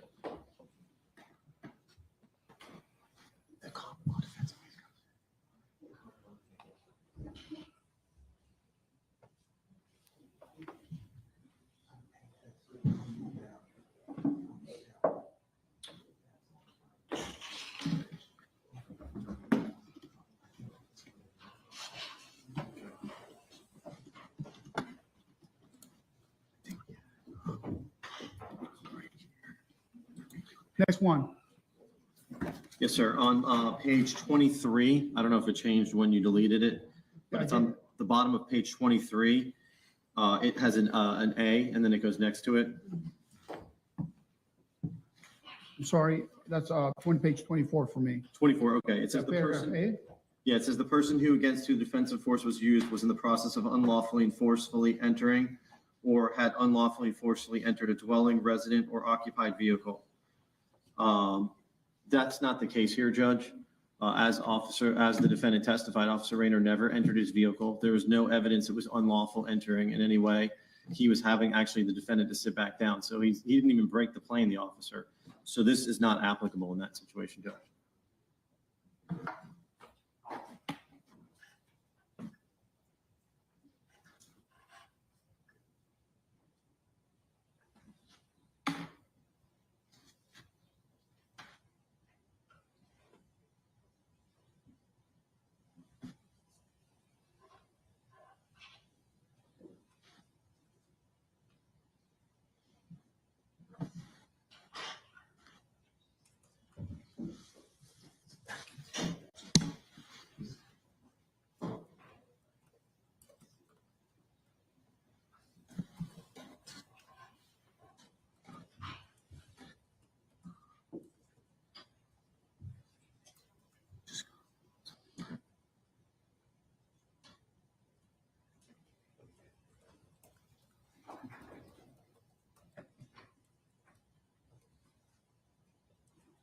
I'm gonna leave it.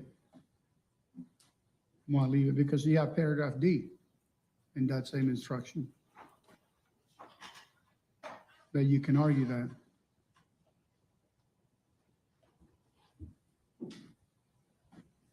So I was looking at where it was A, B, Judge. Right. Okay, and then you're talking about going back to to D. A, B, C, D. Okay. As an exception, so I think they're entitled to it. You argue yours, they argue theirs, the jury decides. So just so we're clear, there's an A, B, and then there's an A, B, C, D. So you're saying, Yeah, okay, so I was just saying. yeah, Okay. I'm gonna leave it. Okay. I'm gonna leave it. All right, any others? Can I polish this one and get rid of a child and all that stuff? Of course, Yes. of course. Okay. I think, Judge, also, we would object to my page 25, but it's after that D, where it says a person who unlawfully by force enters or attempts to enter another's vehicle is presumed to be doing so with the intent to commit an unlawful act involving a force of violence. And then it also goes on to define dwelling, resident, vehicle. Yeah, but again, D above it covers it. Okay, but can we take out dwelling and resident? Yeah, I'm gonna Okay, clean, obviously neither one of those are applicable. Like I said, I'll polish it up, but I would leave the paragraph right above dwelling, which is the one you're asking to be taken out. I would take out dwelling, residence, that's it, vehicle applies.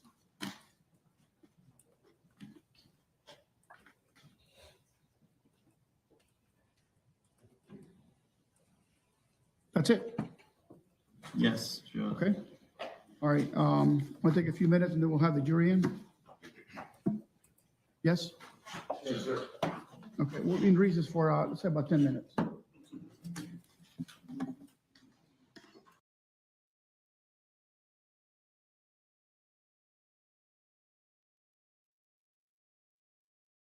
What page? It is on my page 29, it's right before 3-7, plea of not guilty. I'm not gonna do any of that. We went by the other. No, it's right above that, and it says the discharge. 29? It's on my page 26, but it's the two lines right above 3.7, plea of not guilty. It's above those. And it says the discharge of a firearm, whether accidental or not, has been deemed to be the use of deadly force as a matter of law. That's not in the standard jury instructions. It's actually an instruction in there to the judge, just describing it, but it's not an actual standard jury instruction, I don't believe. Am I wrong, Mr. Wood?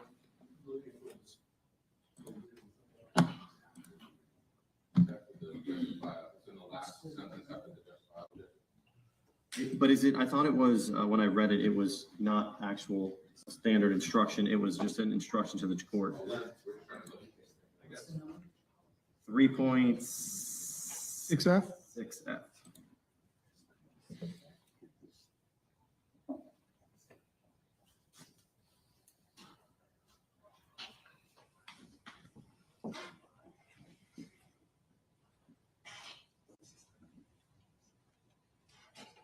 You said that is not in the standard? I don't see it in the standard. I know it's in here, like for, yeah, it's here, but it's not a standard jury instruction, Judge. It's a, it looks like an instruction to the court. If you look on page,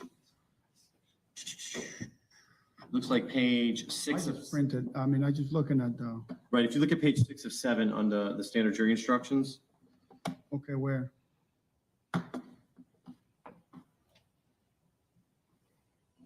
Under aggressor?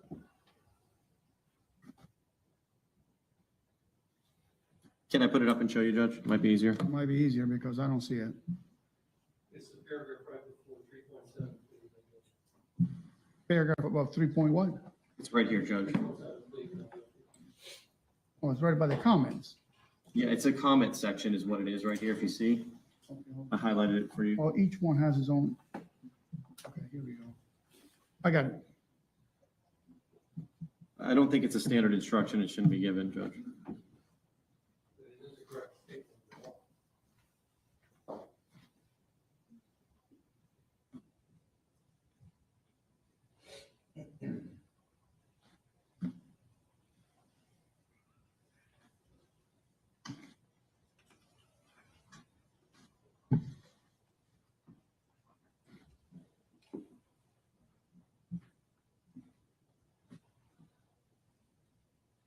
Okay, make your argument again. It's not part of the standard jury instructions, Judge. It's just a note to the court.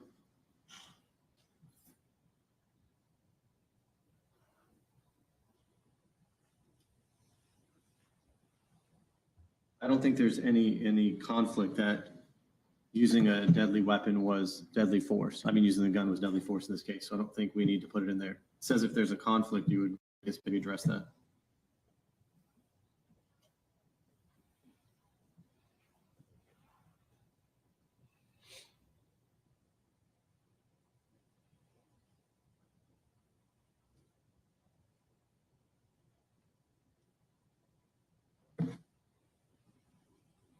What is 3.6G?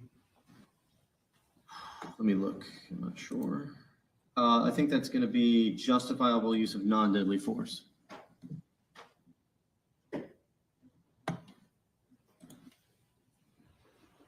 Yes, that's what it is, Judge.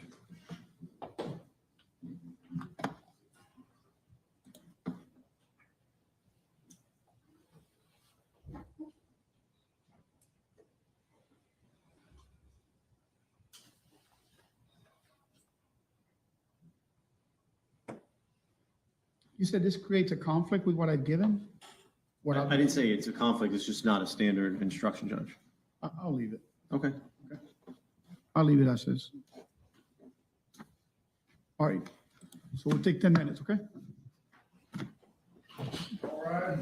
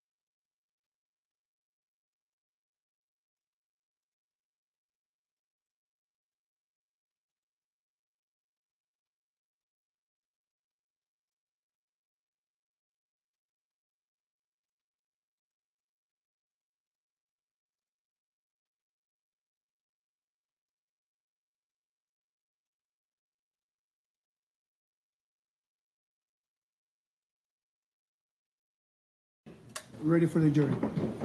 Oh, I'm sorry, we wanted to address one last issue with the jury instruction. Yes, sir. I emailed that to you, and Mr. Wood, did you receive that? Okay. Okay, and then the discussion was that to 3.6F, there's the addition to the definition of carrying a concealed firearm, the elements of that, and second paragraph below that one. Okay, thank you very much.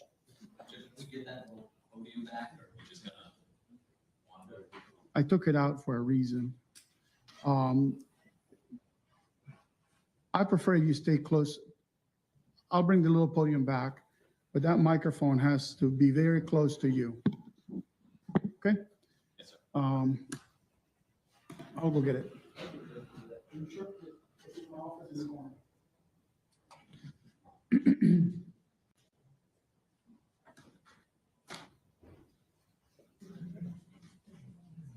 Can you tap on the microphone right there in front of you?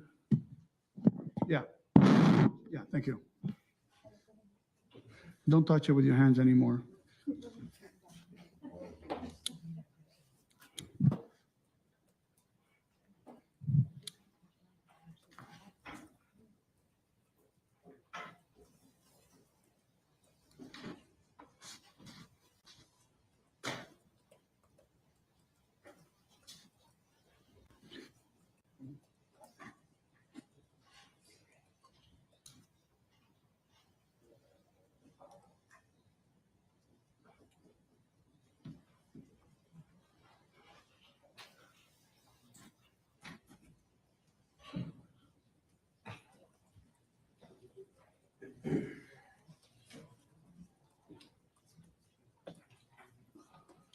Mike. Come here. You go around over here. Oh, you right there. See that camera? Right there. Start putting in the door facing out that way. Yeah. A little more. A little more. A little more. Okay, come back a little bit. This way. Good. Right there. Thank you. All right, that's it. That's it. At the podium? Ready for the jury? Yes. Huh? Okay.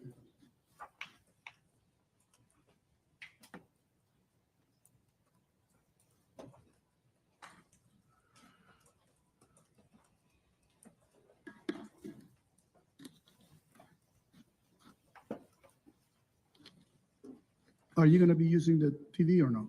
Yes, Judge. I'll grab the jury. Okay.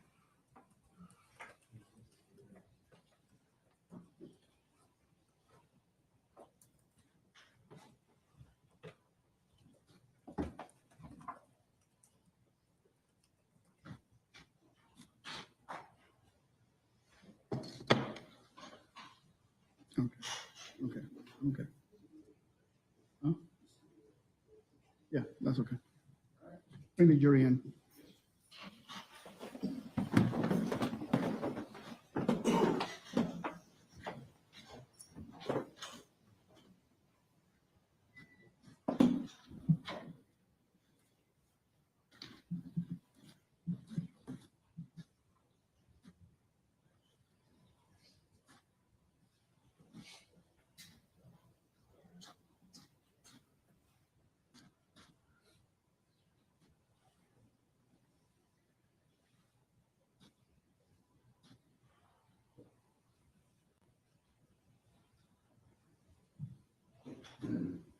All rise for the jury.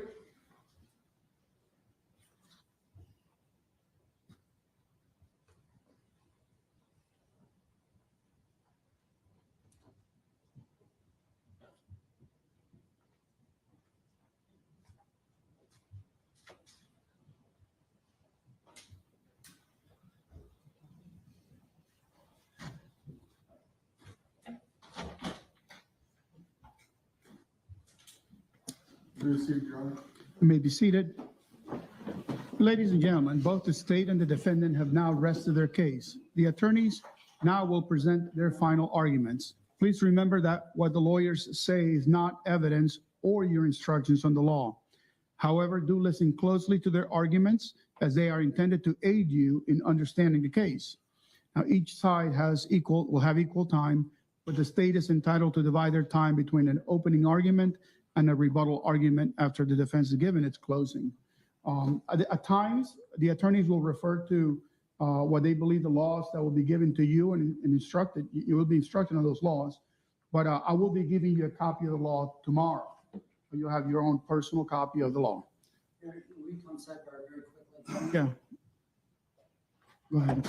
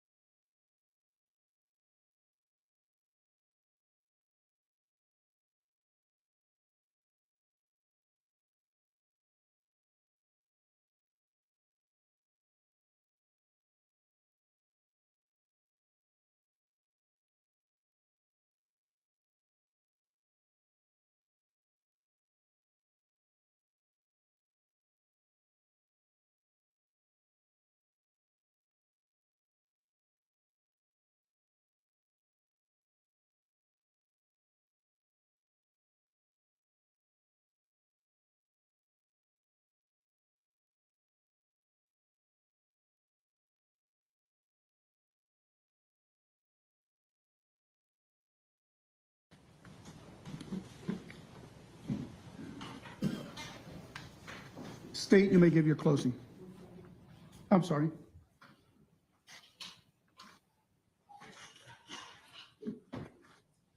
You're good? You may proceed.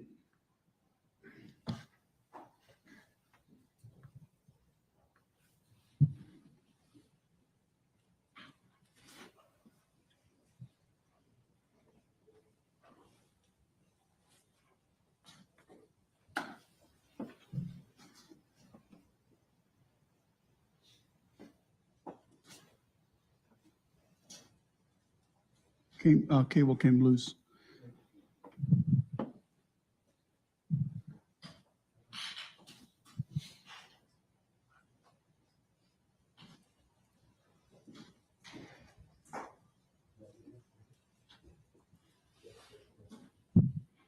It's the same. There it is. It came back. Let me just get rid of that.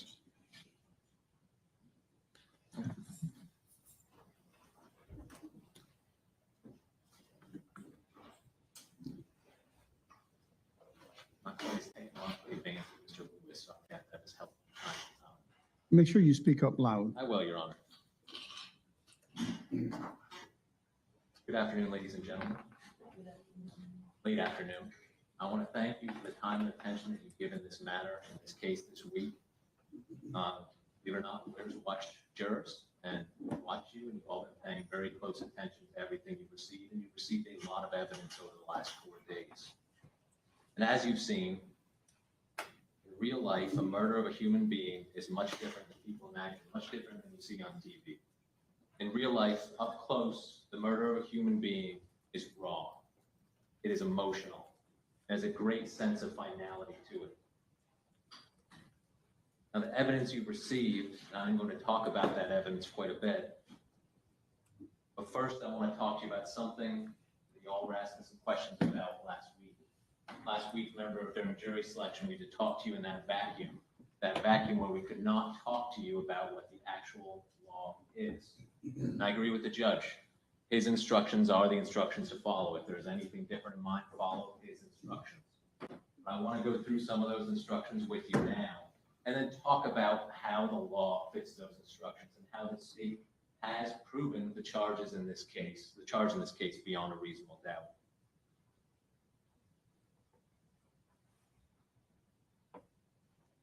There is only one count you're considering. And again, you're going to get these jury instructions from Judge Zambrano. At the very top, when it's discussing count one, before going into the elements of count one. And that's an important word I want to talk about, elements of count one. For every charge in Florida, every criminal offense is made up of certain elements. It might be 2 elements, 3 elements, 4 elements, and the state has to prove each and every element. But it gives you guidance of how we prove the charge. Before getting to the elements, the instructions are going to tell you there are 2 ways. You guys already know this from last week, that someone can be convicted of first-degree murder. that premeditated murder we talked about last week, and the felony murder, both of a law enforcement officer. So there's two ways we can prove first-degree murder of a law enforcement officer. We can prove it by proving premeditated and felony murder. The instructions you need to understand are long. There's nothing we can do about that. They are also very repetitive.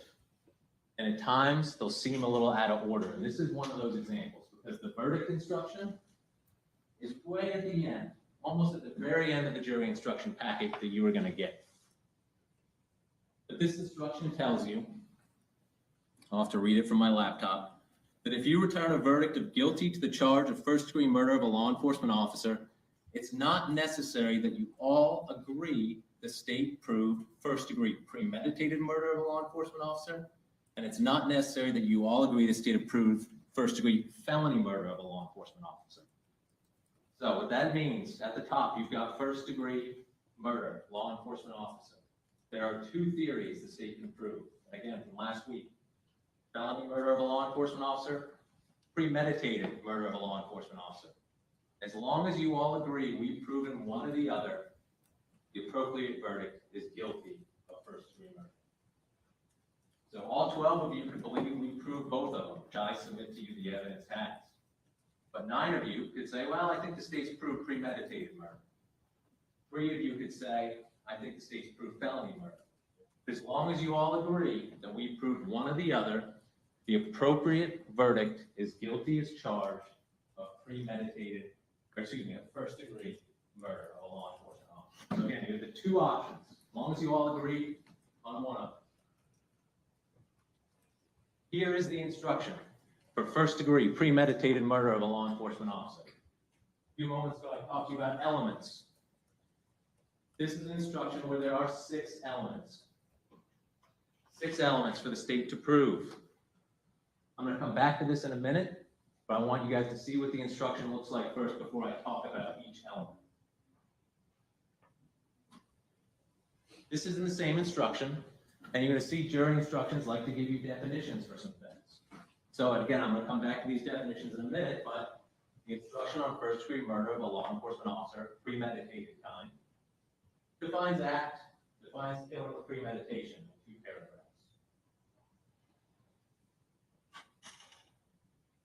Not surprisingly, it defines what a law enforcement officer is, and also defines an employing agency.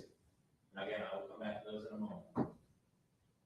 And this is an instruction you are going to see over and over and over again in these jury instructions. It's going to come at the end of first-degree premeditated murder of a law enforcement officer.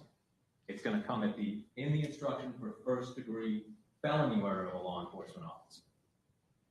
It reads, a person is not justified in using force to resist an arrest by a law enforcement officer, or to resist a law enforcement officer who is engaged in the execution of a legal duty if the law enforcement officer is acting in good faith and he or she is known or reasonably appears to be a law enforcement officer.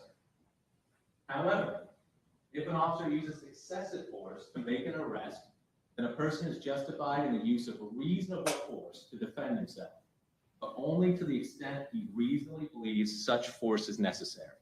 And I'm going to talk about this instruction more, but this is one, when I talk about repetitive, you will get it over and over again in these instructions. Now here's that other option. We talked briefly about the instruction for first-degree premeditated murder of a law enforcement officer. Here's the other one. Felony murder. 6 elements as well. And I'm going to come back to them and talk about them. And you're going to see even the elements are kind of similar between felony murder and premeditated murder. Felony murder is a long instruction. Tells you you don't need premeditation. But you do have to prove the felony.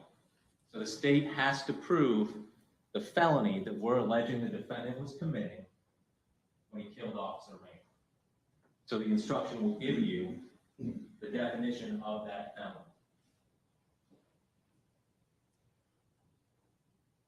As I said, you get it over and over again. Here's that instruction about good faith, legal duty, and excessive force. repetitiveness, law enforcement officer, employing agency.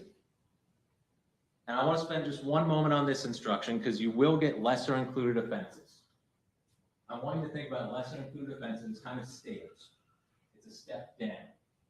So the highest charge offense, first degree murder, law enforcement officer. A step down or a lesser included offense is first degree murder. A step down is second degree murder of a law enforcement officer. And that's what this instruction tells you. It tells you all the steps down, and then you get those definitions as well. So just to kind of explain it a little bit, I've got the first degree premeditated instruction I talked about that I'm going to spend some time talking about. This is the proof. First degree murder of a law enforcement officer. The lesser included offense of just first degree murder. Not surprisingly, we don't have to prove that Jason Raynor was a law enforcement officer for that lesser. We don't have to prove that Othal Wallace knew that Jason Raynor was a law enforcement officer. And we don't have to prove that he was engaged in the lawful performance of a legal duty. So that's why it's a step down. Now the evidence has proven the highest offense.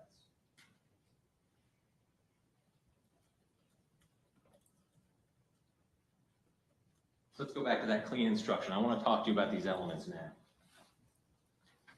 Again, this is the first option for first degree murder, the premeditated kind. These elements, a lot of them are very easy for you to look at and very easy for the state to prove. Jason Raynor is dead. Obviously, Officer Jason Raynor is dead. You heard from the medical examiner. You saw autopsy photos. There is no doubt that Officer Jason Raynor is dead. The death was caused by the criminal act of Othal Wallace. Again, overwhelming evidence to prove this element. The defendant admitted on the stand that he killed Officer Jason Raynor. It is on video, him having a conversation with Raynor and then shooting Officer Jason Raynor.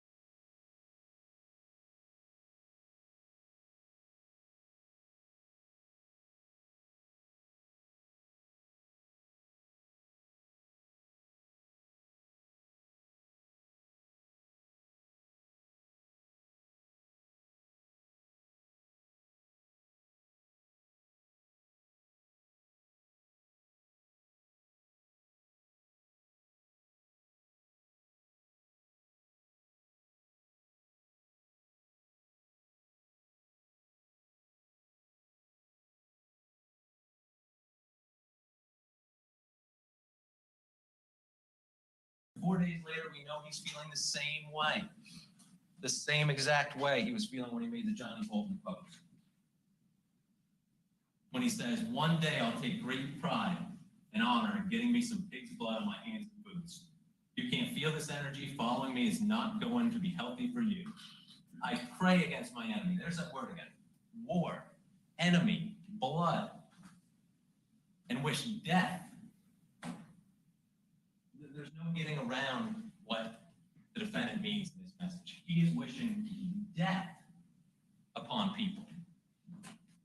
There is no way to sugarcoat that, to talk around it. This is not directed to Instagram. It's not directed to the people of Instagram. I'll tell you that much.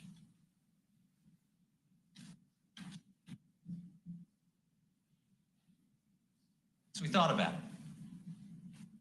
And then these thoughts that he had, he talked to somebody about them. Remember, his friend sent him a message, sent him the clip and said, you're going to get banned. And how does Mr. Wallace respond? You're right, fam. That's why I've been not tagging my old tags and not saying too much. But bro, I want their blood for what they've done in May, June. They just killed another brother. I hate them. And Mr. Wallace testified this is about Instagram. That makes no sense. No sense when you consider the context of this message. What it's discussed. Remember, this message is talking about this post. And Mr. Wallace was saying, well, there was more context to it. There was this. All this conversation happened on June 7th. This isn't like a text message conversation where he's talking on June 2nd, Mr. Wallace is talking on June 7th, and the other person responds on June 13th. This is a continuous conversation in the same day, talking about one thing, and that's killing law enforcement officers. And this one, he almost describes prophetically his interaction with Officer Raynor in the last comment. If they come for me, it's a message to y'all. I'm not going to back down, though. I'm not going to back down.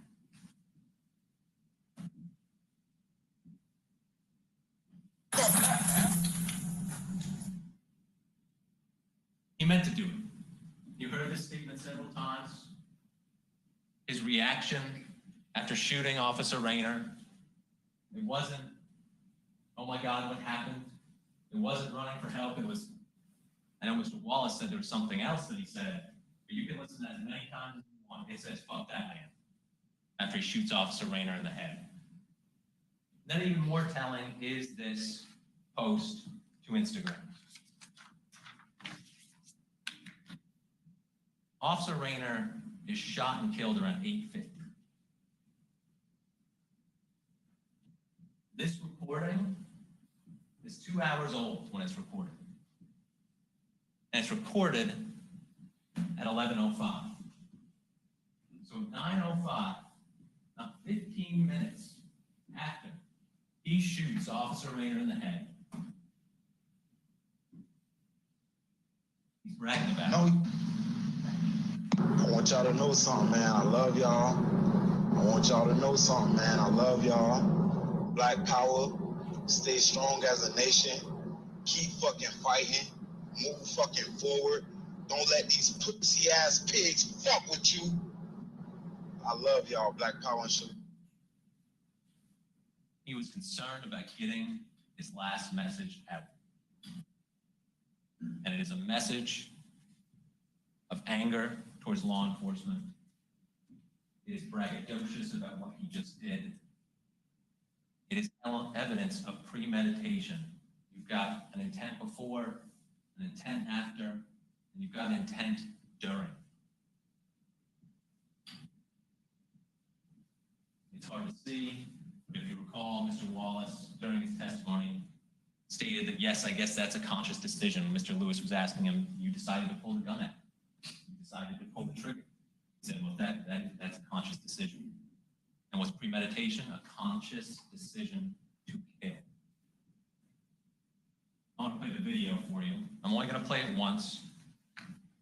And I want to play it in real speed. This is the FBI version. It's not slowed down, but it is the one that is lightened up a little bit.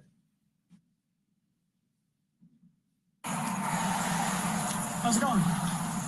Do you live here? Do you live here? What's going on? Sit down. Sit. Sir. Can you sit down? I'll talk to you. Stop. Come on now. Come on now. Don't do this. Sit down. Why you asking me do I live here? Do you live here? Yes or no? What's going on though? Cool, Charlie 777. No, back up. Stop, man.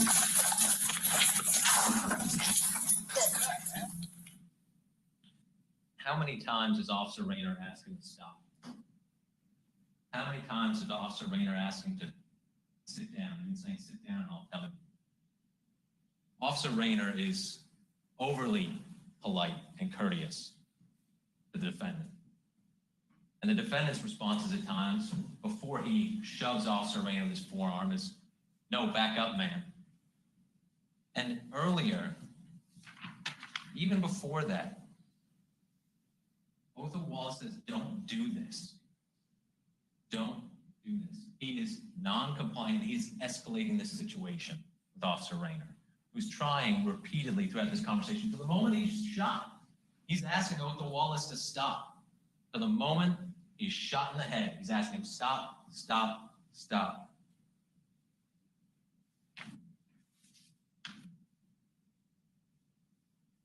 And ladies and gentlemen of the jury, I was going to spend some time until today talking to you about the safe mode in Officer Raynor's camera and why those 30 seconds just simply didn't matter.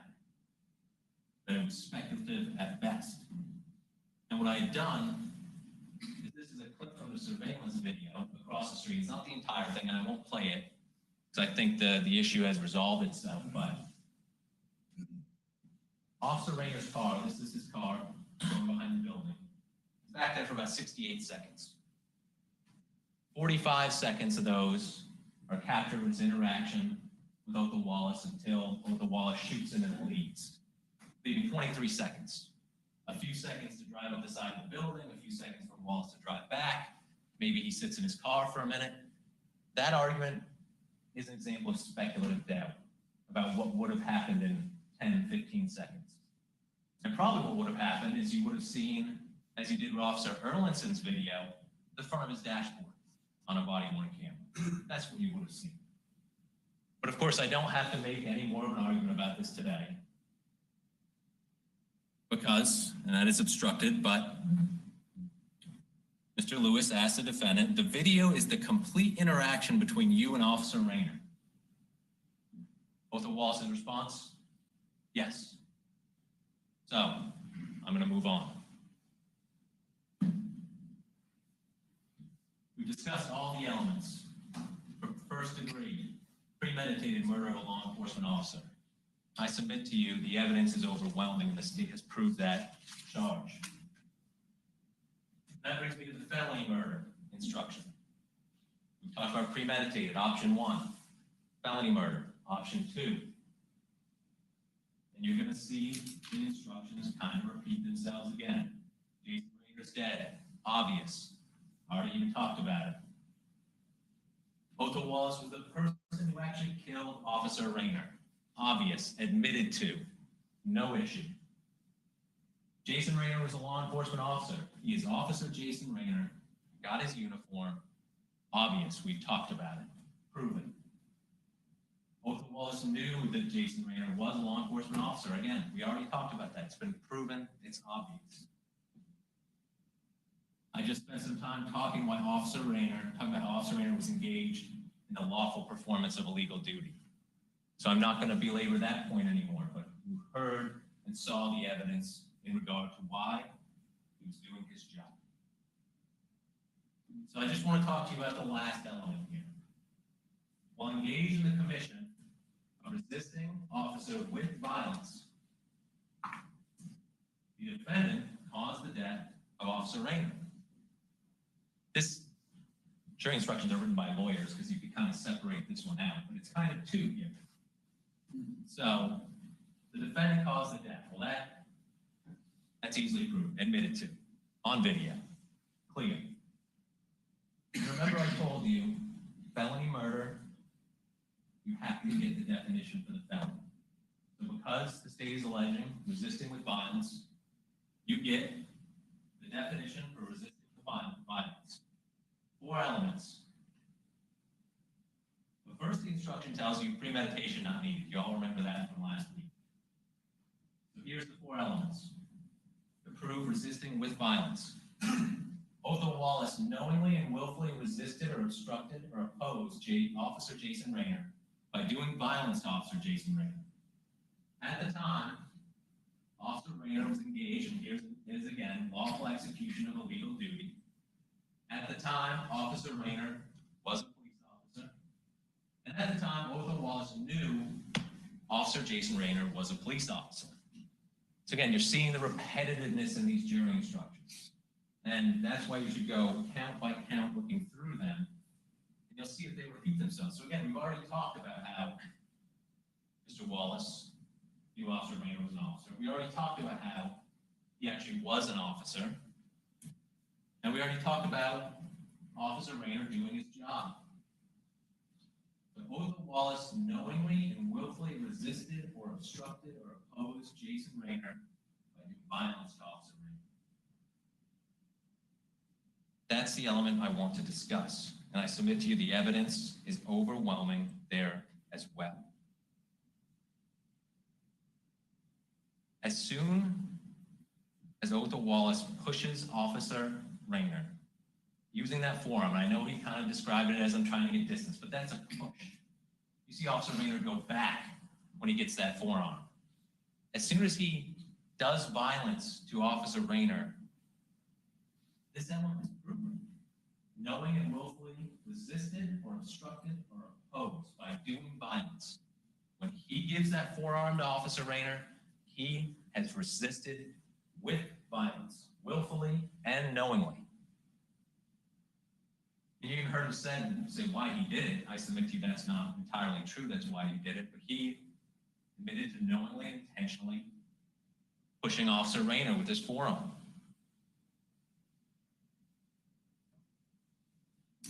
And here's this instruction again. This is perhaps one of the most important parts you will get this because it goes in the resisting with violence instruction. And it tells you a person is not justified in using force to resist an arrest by a law enforcement officer, or to resist a law enforcement officer who's engaged in the execution of a legal duty. There it is again, execution of a legal duty, doing his job, if the law enforcement officer was acting in good faith and he or she is known or reasonably appears to be a law enforcement officer.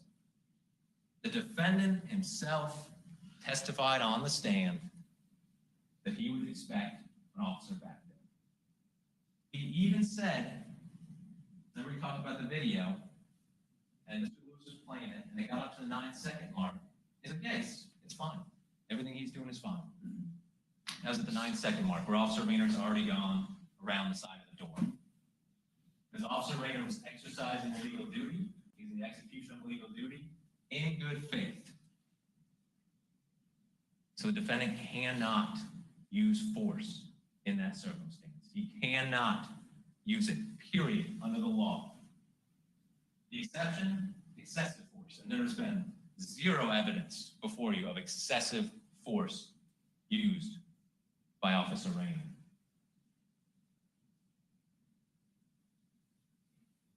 Now I anticipate, and we're mostly going to address self-defense in our rebuttal argument, but I do anticipate the defendant to argue self-defense. Not surprising, I think you all have known it since last week when we did voir dire and jury selection. There is no behavior of the defendant during that video, the incident, and the conversation with Officer Raynor, where he shows any fear. He is combative. He was so fearless that Officer Raynor, that he stood up out of the car when he approached him. He was so fearless that he refused to sit down over and over again. So fearless that he wouldn't even respond to the officer's comments. And so fearless that he aggressively engaged Officer Raynor when he tried to call in dispatch. That cuts against a self-defense argument. The actions after as well. His behavior after he shoots Officer Raynor also proves this was not self-defense. It just wasn't. He ran far, and he ran fast, and he tried to cover his tracks as best he could. He booked up to Jacksonville, cut across to Gainesville. After making his social media post, when he could have been calling anonymously, 911 or some way to get Officer Raynor some help, who he just left for dead behind 133 Kingston. But no, he goes all the way to Gainesville. First calls his dad. His dad's not willing to help him. Then he calls his brother. His brother gives him a ride up to the Atlanta area, Snellville, Georgia. He never says anything around his Bodison about self-defense. He never says anything about self-defense in his last message. What he thought was his last message to his followers, he doesn't say anything about defending himself. Behavior after shows this was not self-defense.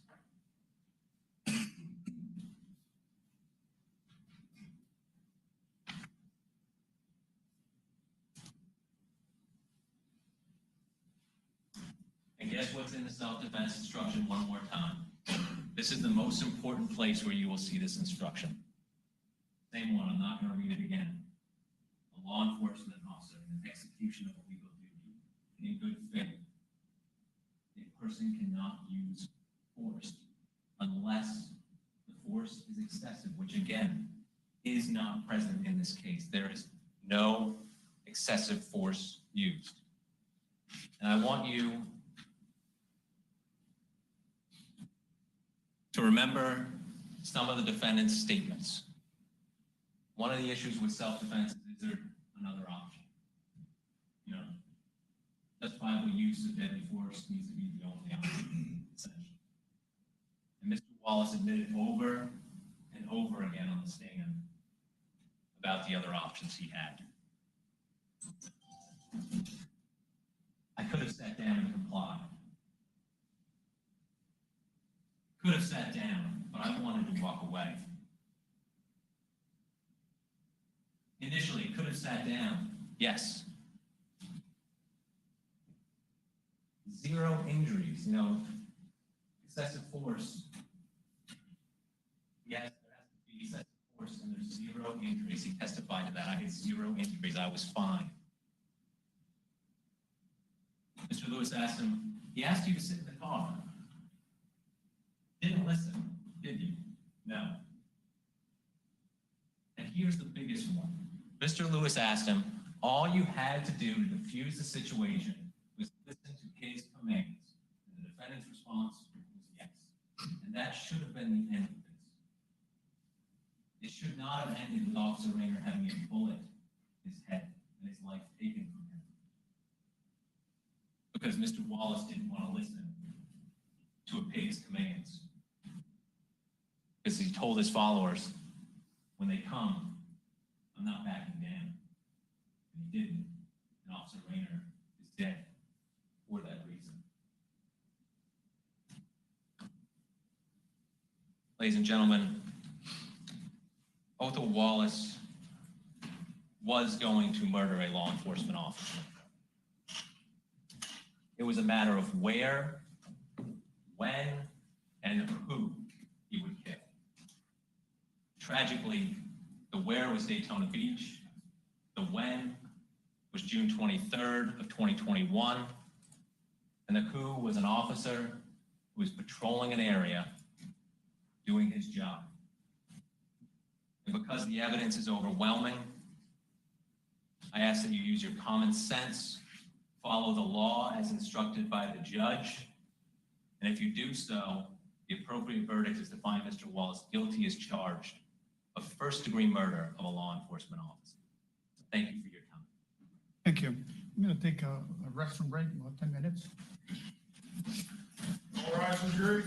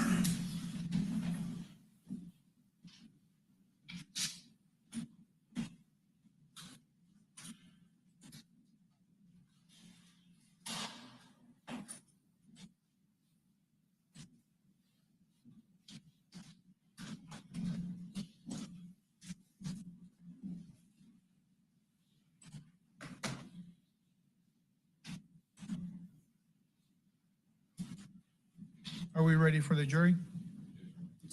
All right, bring the jury in, please.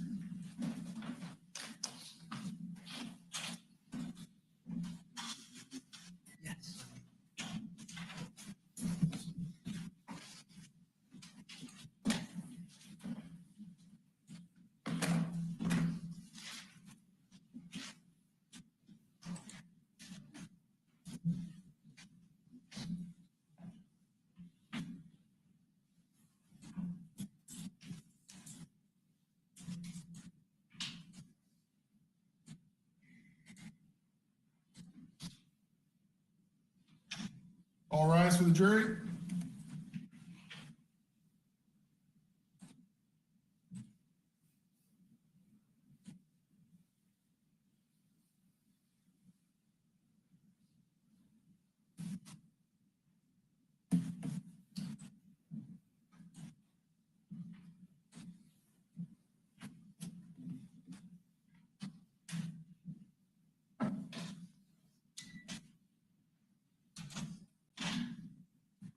The jury is present. You may be seated.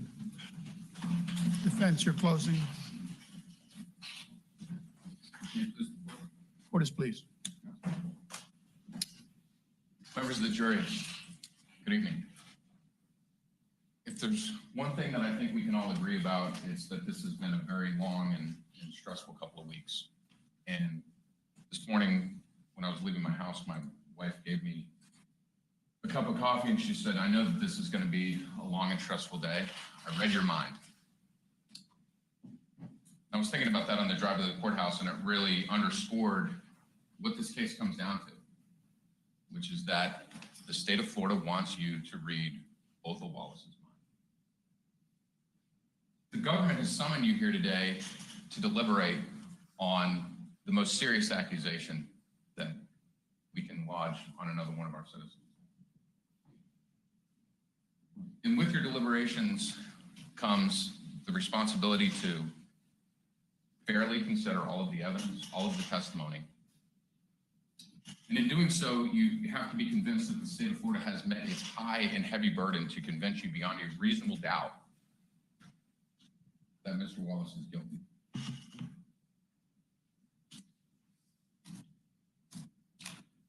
And the state has not met its burden.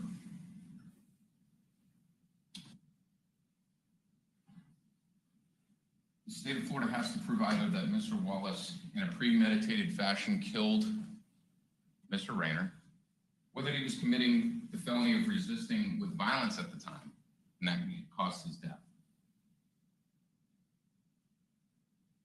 And in doing so, the state has relied on what I would categorize on an alphabet soup of information to you. They presented a day of testimony on Monday, essentially about an email that Jason Raynor may have considered, that he may have opened, that he possibly relied on. The other day, we heard an hour-long presentation about how Mr. Wallace went from point A to point B in Georgia. You have all of these exhibits, a duty belt, fragments, photographs, but it really doesn't come down to the mind of the matter. The state of Florida wants you to read Mr. Wallace's mind. It would have you believe that when Mr. Wallace came home after visiting his children, that he was sitting there with such hatred and malice in his mind that he was ready to essentially execute a police officer steps from where he would lay his head. And in reaching your determination, you need to make an individual assessment. Each and every one of you needs to make an individual assessment about whether the state has met its burden, about whether the state has ignored or oversimplified or completely disregarded what's at issue in this case. The state is asking you to read his mind. And in participating in a fair and full deliberation of what actually matters in this case, I believe that the law requires you to consider how Mr. Raynor's actions affected Mr. Wallace's state of mind. We heard all of this testimony from the medical examiner, from the FDLE agents, from the ATF agents in Georgia, and all of these guns and everything. Is that a distraction from the heart of the issue here? Is that a distraction from the state of mind that your government must prove to you beyond a reasonable doubt existed? Why would the state spend so much time on presenting you evidence that does not get to the heart of the matter? To try to impress you with the fancy badges and the titles and the credentials? Distract you from the fact that if you look at the video, you will have to ignore the fact that Jason Raynor was not acting on any suspicion. He was just in there on a whim. Mr. Wallace was not doing anything wrong. Mr. Wallace didn't come up to Mr. Raynor and put his hands on him and ask him a question at first and get in his face and push him back into his vehicle. That's how this encounter started. So instead of embracing that and diving in with every witness on the video and presenting to you evidence of peace of mind, they presented you this alphabet soup of FBI and ATF and the Georgia police and the officer Toluta that came in here and gave you redundant testimony about what my client's girlfriend said when she was presented with the fact that Othal Wallace was on the body camera. Members of the jury, if Jason Raynor was acting lawfully, then we rightfully concede, as the law allows, that he had the ability to detain Mr. Wallace. And Mr. Wallace doesn't want to distract you from the issues. He doesn't want to put up a dog and pony show over here and try to impress you. He acknowledges the fact that law enforcement officers have a difficult job. They have a dangerous job, that there's considerable leeway given to them when they have to make these on-the-scene decisions.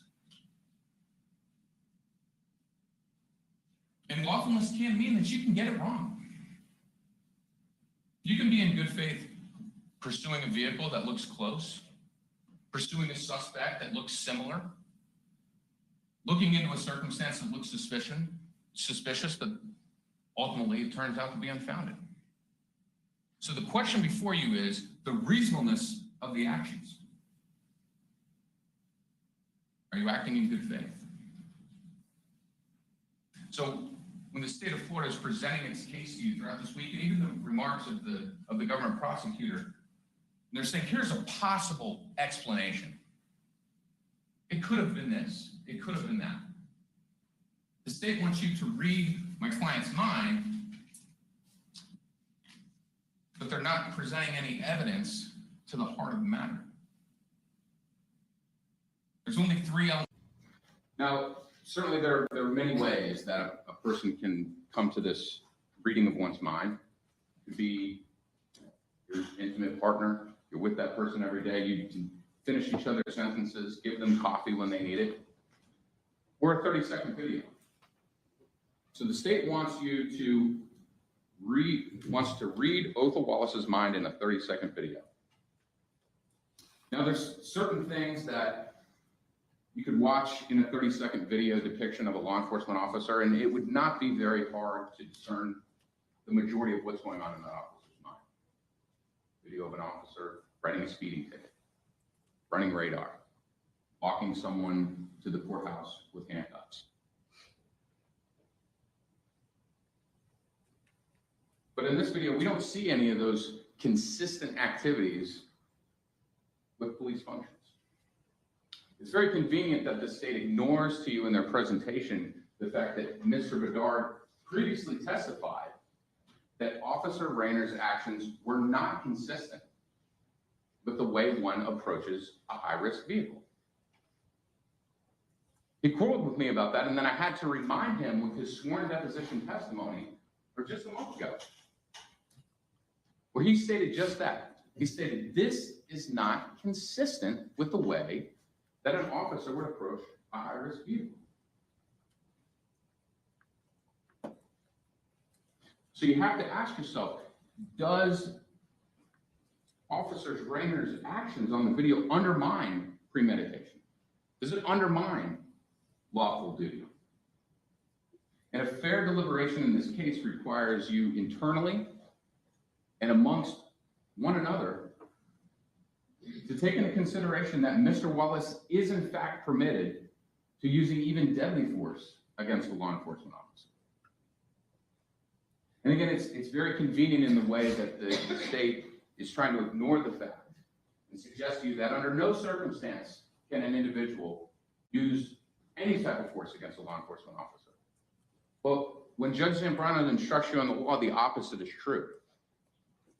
That the state of Florida needs to show to you that there was in good faith, that there was a lawful duty that was being performed. And if those things aren't happening, and Mr. Wallace is in a position where he reasonably feels for his life, then he can in fact use reasonable force.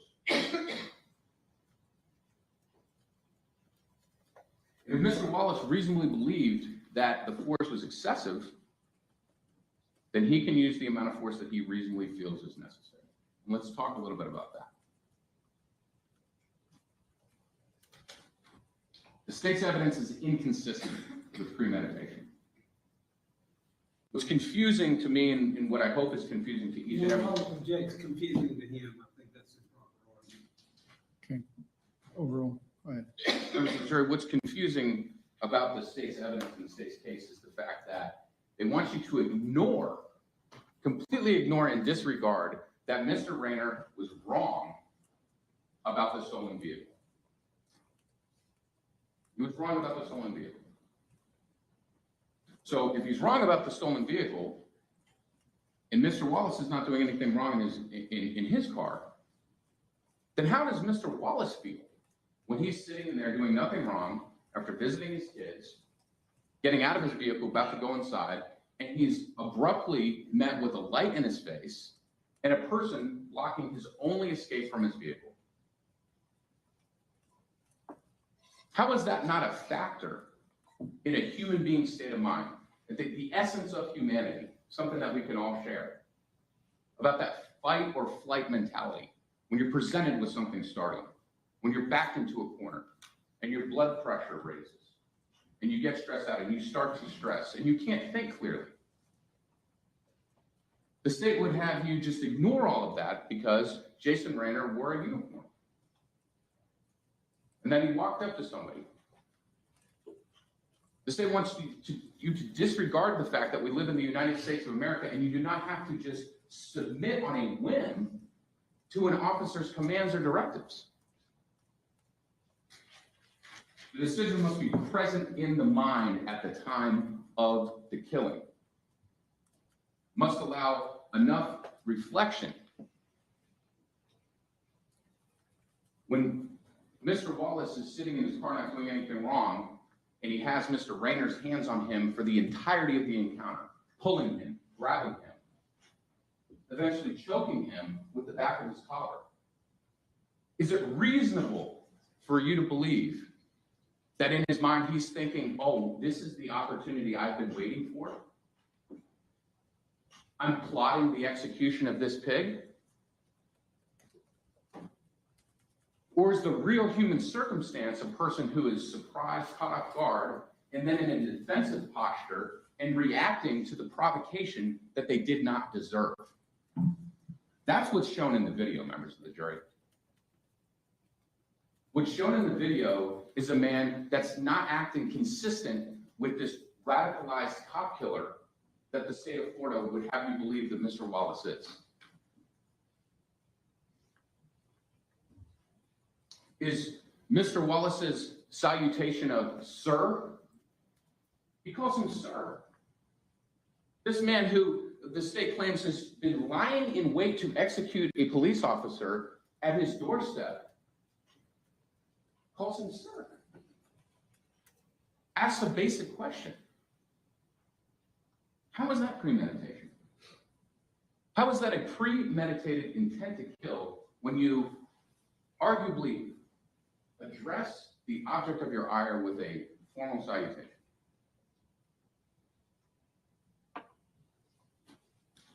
if you find the state's evidence inadequate and inconsistent on whether Mr. Raynor was acting lawfully and in good faith, then how can he be guilty at all?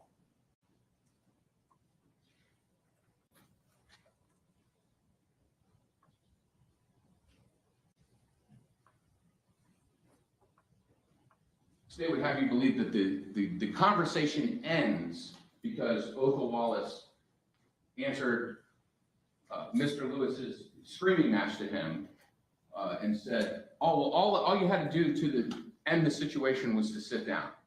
Just comply." Has the state of Florida presented to you a credible amount of evidence? Look at all the evidence. Mr. Wallace is literally on trial for his life, and he embraces all of the evidence in the case, and he encourages every single one of you. The objection he's talking about, the defendant encourages them, that's it. Overall. Mr. Wallace, the person that's on trial here, the human being for whom you have been summoned to consider whether he is guilty of a heinous crime, wants you to look at all of the evidence in the case. And when you look at all of the evidence in the case, among it, you will not find any consistent narrative which shows that Mr. Wallace did not have the right to walk away from that encounter. He had every right to walk away from that encounter. As much as the state of Florida would like you to look away and think about all of the fancy apprehension and the crime mapping and the FDLE labs, which show nothing about the disputed issues here. We don't contest that my client's DNA is on the gun or on the shell casing or Mr. Raynor's DNA is on the hat. None of that matters. None of it. All you had to do was sit down. He doesn't have to sit down. He has the right to walk away because he's not doing anything wrong. So if in your mind, you're not doing anything wrong and you have the right to walk away, what is going through Othal Wallace's mind? When a light's shown in his face, when somebody abruptly comes and blocks his only escape, when somebody puts his hand on him, what's going through his mind? The way the state has presented this case, you would think that the roles were reversed and that the culmination of the video was the result of Othal Wallace coming up with an erroneous suspicion, quickly approaching the side, grabbing, twisting, not answering basic, humane, courteous questions. Mr. Wallace acted in response to these actions of Mr. Raynor. How have they shown premeditation? So what is the state of Mr. Wallace's mind when Mr. Raynor is performing a barrage of actions on him?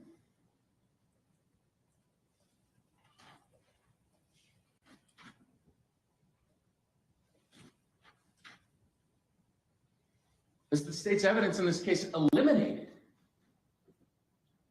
a self-defense claim? Because it's the state of Florida's burden to prove that the evidence that it has presented to you overcomes his claim of self-defense. What are the circumstances of the killing and the conduct of the accused? Now, look at the social media evidence, members of the jury. Mr. Wallace didn't deny that. He testified to you that he regrets that. It's an absolutely stupid way, an unproductive way to communicate frustrations about what was going on in the world. And it's very unfortunate that you are now tasked with reviewing that evidence in light of what happened on the video. And we acknowledge that. Now, what's interesting about the social media evidence and the way that it was presented is it's consistent with what I've been discussing this entire time. This look over here about all of the elements that aren't in dispute, and we'll pile on all this evidence, and then maybe that will be enough to get to what actually matters. So the state of Florida would have you believe that you are able to read Mr. Wallace's mind with what was it, 3 social media posts. We heard testimony, members of the jury, of tens of thousands of pages of social media. And the state of Florida, who has the burden in this case, brings the charges, investigates. We heard all about this big investigation, coming down to the moment of truth. We're in the arena and they give you 3 posts, 3 social media activities of my client a few weeks before. Is that the full picture? Similarly, members of the jury, I'd like you to consider the fact that when you are taking all of the evidence back with you, the state of Florida has similarly cherry-picked just a few still shots of the slowed-down enhanced video. When you look at the defense exhibit, you're going to get a zip drive with about 150 of them on there. And I'd like you to look at every single one of them. Because what the state of Florida dodged around or didn't have any witnesses talk about or discuss the appropriateness of was the horse collar, or the grabbing, or the twisting. Sir, he's not yelling at the cop. He doesn't come up and say pig. He doesn't have his gun waiting on his lap, waiting for the opportunity to execute a police officer. How is that consistent with someone who is so maligned towards an officer weeks before? It's not. It is absolutely inconsistent.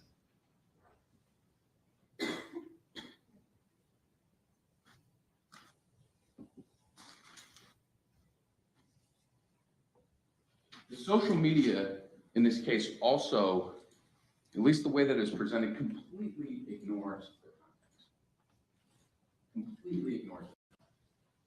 Now, members of the jury, again, Mr. Wallace's testimony and my sentiments on his behalf in no way condone the violent rhetoric expressed in this social media.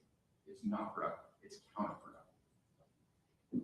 But there is a vast distinction in a person who looks like Mr. Wallace, who's lived his entire life in a high crime area, and who is observing people who look like him when they're engaged with a law enforcement officer, doing something wrong or not, and wind up dead.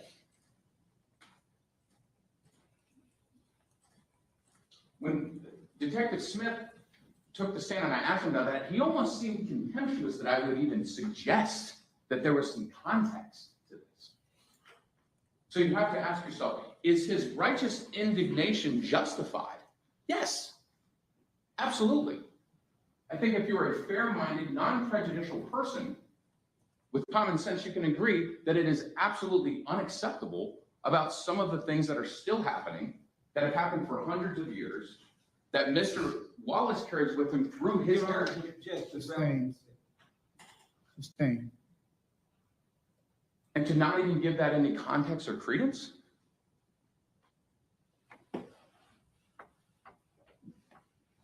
Similarly is the way the investigation unfolds. One day on June 24th, Mr. Wallace is charged with attempted first-degree murder. One day later.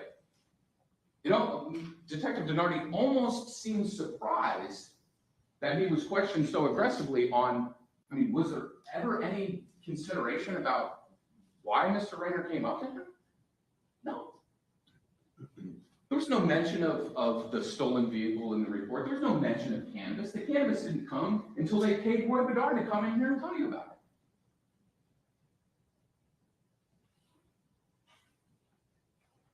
it. So has the state really proven beyond a reasonable doubt the significance of that social media? Or have they made a presentation to you in a light that is most favorably to their narrative, but is a distraction between the actual state of Mr. Wallace's mind? And I would suggest to you, members of the jury, that the high and heavy burden, which you must deliberate has been met, is not met by 3 out of 5,000 social media posts. I understand their tone, I understand the tenor, they're disgusting, they're vile, and you need to consider them.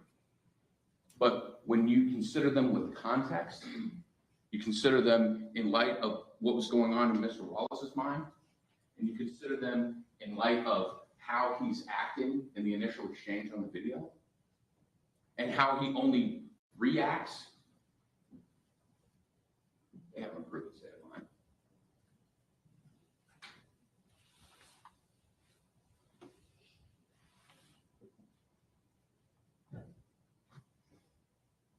Mr. Wallace was not committing a felony at the time that Mr. Raynor died. None of the other elements are in dispute. It comes down to whether Mr. Raynor was acting lawfully. And they have to prove beyond a reasonable doubt, not probably, not, okay, remember, here's 4 or 5 things that probably were going on at the time to prove lawfulness. He probably got the email. There's probably a joint in his hand. There's probably a lot of crime. Did you see any crime statistics? Did you see any data from that? Or did you just hear people talk about it?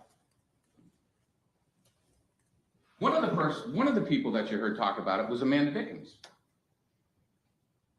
And Judge Zambrano was going to instruct you, when you're weighing all of the evidence in the case, from all of the witnesses, that there are some rules that you should apply. And Mr. Wallace encourages you to do so. And one of the things is, does the witness have an interest in the way that the case will turn out? And I would suggest to you that every single law enforcement officer in this trial has an interest in the way that this case comes out. You know, I'm going to object to relevance of that. Members of the jury, what I'm talking about is the law that the judge will instruct you on. Nothing else. I'm talking to you about the law, and what you're going to hear is the law says that you can consider whether a person has an interest in the way that the case unfolds.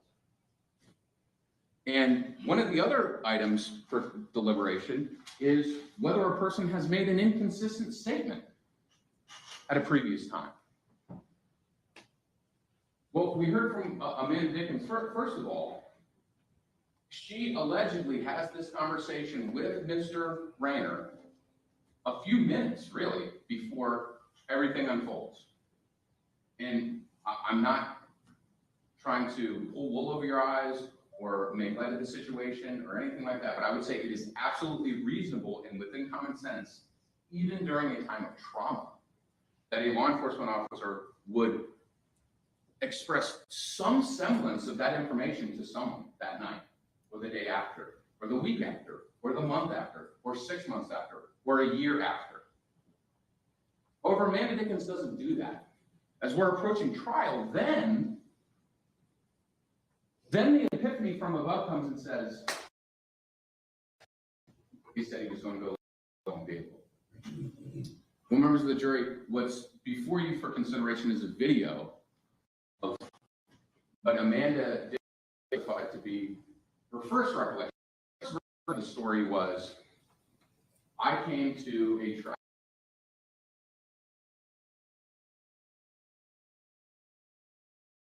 Search her, and when I was done with that, he said, all right, I'm going to go look for that stolen vehicle.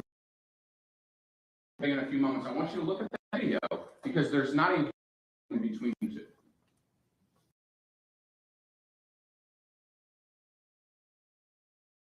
So how much credibility is there?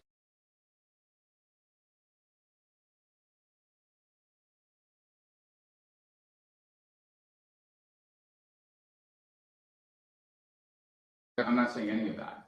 There's a lot of person can provide testimony that's not. The state of Florida's burden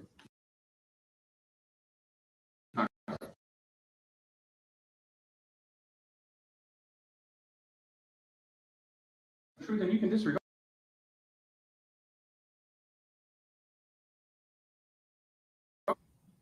Flat out, it's not credible.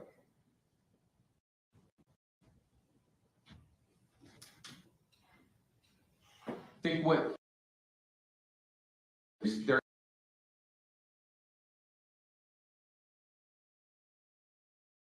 an response by trying to apprehend and identify this person. I'm suggesting otherwise.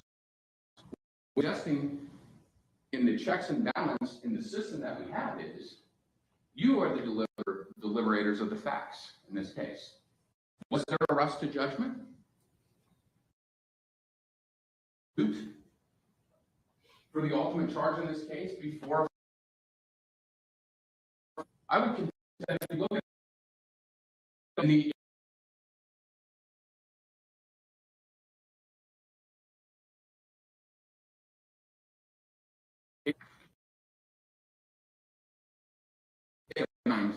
by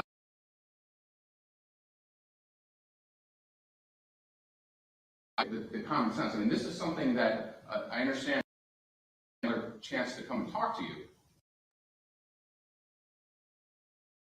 Reality is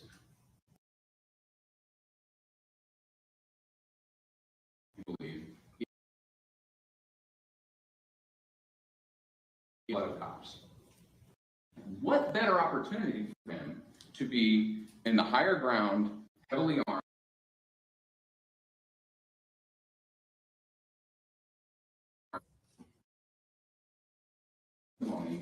that Mr. Wallace was aggressive, hostile, fired a shot, resisted with violence.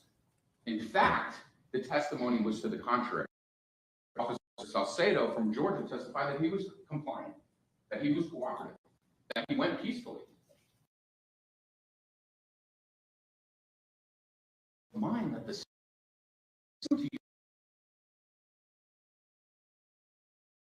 how was Mr. Wallace's mindset affected by Jason Raynor's actions? And that wouldn't be an issue in dispute. Proactive initiated this.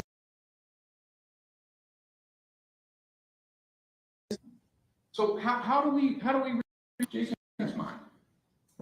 Well, 30 additional seconds of video from the safe presentation to you is a complete miss. 3 seconds. Don't. So how do we read Jason Raynor's mind? Well, 30 additional seconds of video would help. Now, what's amusing from the safe presentation to you is a complete missing of the mark of the importance of the 30 seconds. We agree. Don't deliberate this.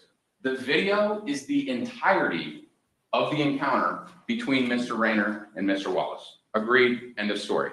You deliberate what you want to deliberate, folks. I agree with that 100%. If you don't have to believe anything that I say, you don't have to believe anything that the government has to say. What we say is not evidence.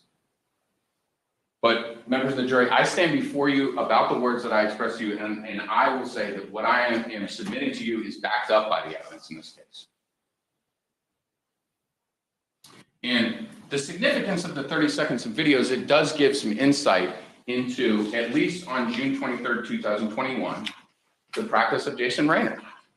And that was after the 4 calls that he had that night, every single time he put his camera into sleep mode. Every time. You're going to have the audit trail. It's about 25 pages long. It's amongst the many exhibits that you have to look through and look at that. And the expert, the Axon expert, came in and told you just that this was a deliberate pressing of a series of buttons that hindered the 30-second look back. Again, we don't have to prove anything, and I'm not suggesting that this was some calculated thing or an accident, or maybe there was privacy. If you find that cause, it's the state of Florida's burden to prove otherwise. But the fact of the matter is, on 4 occasions that evening, Jason Raynor put his camera into sleep mode. And what we also heard from multiple law enforcement officers who were with the Daytona Beach Police Department is that the policy is you keep your body worn camera on, and you really only put it into sleep mode when it's privacy or power failure. And when you look at the Axon Trail, you're going to see that Mr. Raynor's body worn camera was at 90%. So the point of the 30 seconds of video is, what did he see? What did he see in those 30 seconds?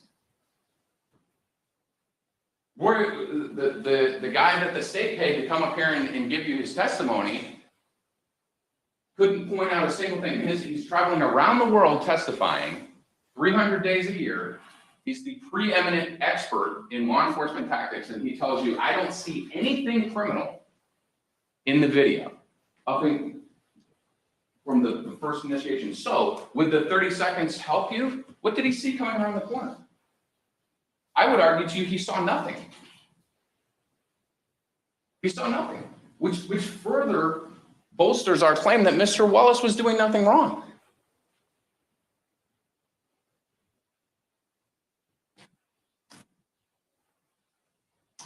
So how do we read Jason's mind? Well, we can look at the video. We can look at the video and assess his actions in the video. And I gave an example a few moments ago about some things that you readily come to mind if you saw a 30-second video. Writing a ticket, running radar, putting handcuffs on someone. You can read a lot of an officer's mind by just that 30-second video. But again, it seems like the state of Florida was in a different trial when they presented to you all of this weight on Roy Bedard, yet he gets caught in his own words, standing right here a few hours ago, saying, yeah, I said that. I said that that is not how we approach a high-risk vehicle. That's what he said. And that's what's on the video. So the state, let's break this down here, okay? This vehicle is evading the entirety of the Volusia County law enforcement for the week. Because when you look at the Volusia Crime Bulletin, it goes out on 6/21. So on 6/21, up in Ormond Beach, there is this stolen vehicle report. And then 2 days later on 6/23, it's still out there and it hits a license plate reader in the area. And what is uncontroverted in this case is that a stolen vehicle is a high-risk vehicle. And if we move forward, we heard testimony, we saw pictures, we heard about the felony stop that happened as to the actual vehicle, which involved multiple officers, guns drawn, and a tactical approach. You see none of that in the video, members of the jury. What's uncontroverted is that there was not a 911 call complaining about Mr. Wallace. There was not a dispatch to 133 calling about something else. He wasn't flagged down. So you can eliminate from any reasonable consideration that any of those things prompted his response to 133. So then you consider the vehicle. And again, we go back to, we agree. If a law enforcement officer is acting reasonably, then he can get it wrong. And we're going to give them leeway. We understand that. But with great power comes great responsibility. It's not that hard to look at the side of the vehicle and determine that the lights look different. That there's differences to the top of the roof. That there's no door handles. Members of the jury, I am not putting a burden on Mr. Raynor that he needed to be Superman or have any superhuman powers. All I'm asking you to do is consider what's on the video in light of reasonable law enforcement actions. And what we heard from Mr. Bedard, what we heard from Detective Denardi, what we heard in sum from all of the law enforcement officers, is that your powers of observation are what you hone. Those are the tools of your trade. You sharpen your sword. So you should be more perceptive. And it's unreasonable to suggest that on the longest day of the year, when there's still some light in the sky, and I agree, there's not a lot of artificial light back there, but he has a flashlight. He didn't one time look to the passenger side of the vehicle. Perhaps if we would have had that 30-second video, we could either prove or disprove the fact that he pulled up on his computer that email that he may or may not have considered, and compared it with the vehicle that he was coming upon. How is that an unreasonable call for action? It's not. There's no backup. There's no call. How hard would it have been to call dispatch and say, do you have any more information? Have you seen it anywhere lately?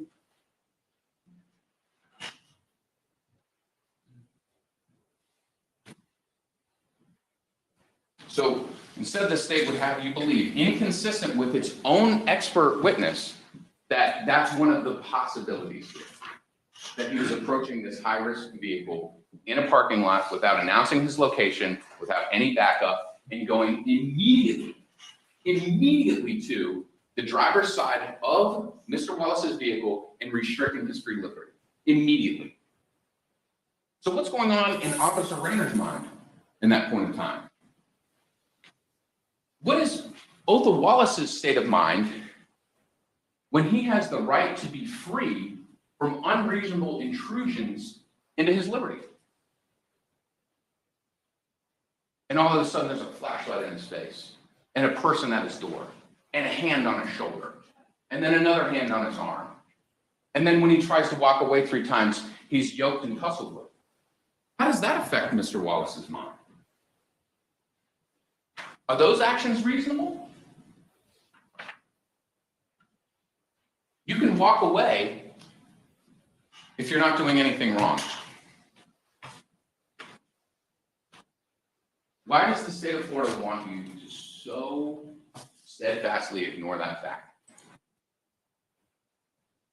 Because in order for you to convict Mr. Wallace, the state wants you to believe that anytime a law enforcement officer comes up to you for any reason and gives you a command, Counsel, observe the golden rule, please. wants you to believe that it's entirely appropriate in the United States of America in 2021 for a sworn law enforcement officer to come up on somebody just because they want to and ask questions upon them and makes demands of them and put their hands on them. And there's nothing wrong with that. And you should just comply. Counsel, observe the golden rule, please. And that Othal Wallace should have just complied. That he should have just complied. Because why? He wasn't in a stolen vehicle. Nobody called 911 on him. Nobody flagged him down. You don't see him doing any crimes in the video that we've looked at. Nothing. But he should just comply and sit down because he's in a high crime area. So your government argues that if Othal Wallace has the audacity to find himself in a high crime area, that he is immediately subject to inquiries about his address and his activities. And that's acceptable. That's lawful. That's reasonable. That's good faith.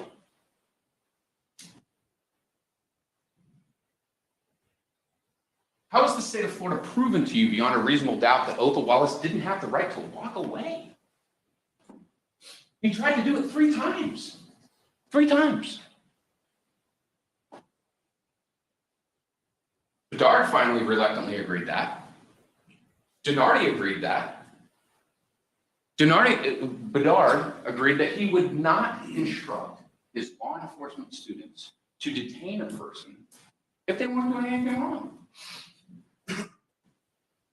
Oh, it must have been the cannabis. This is another side. We'll get to the cannabis in a moment, but this is obviously from the rear.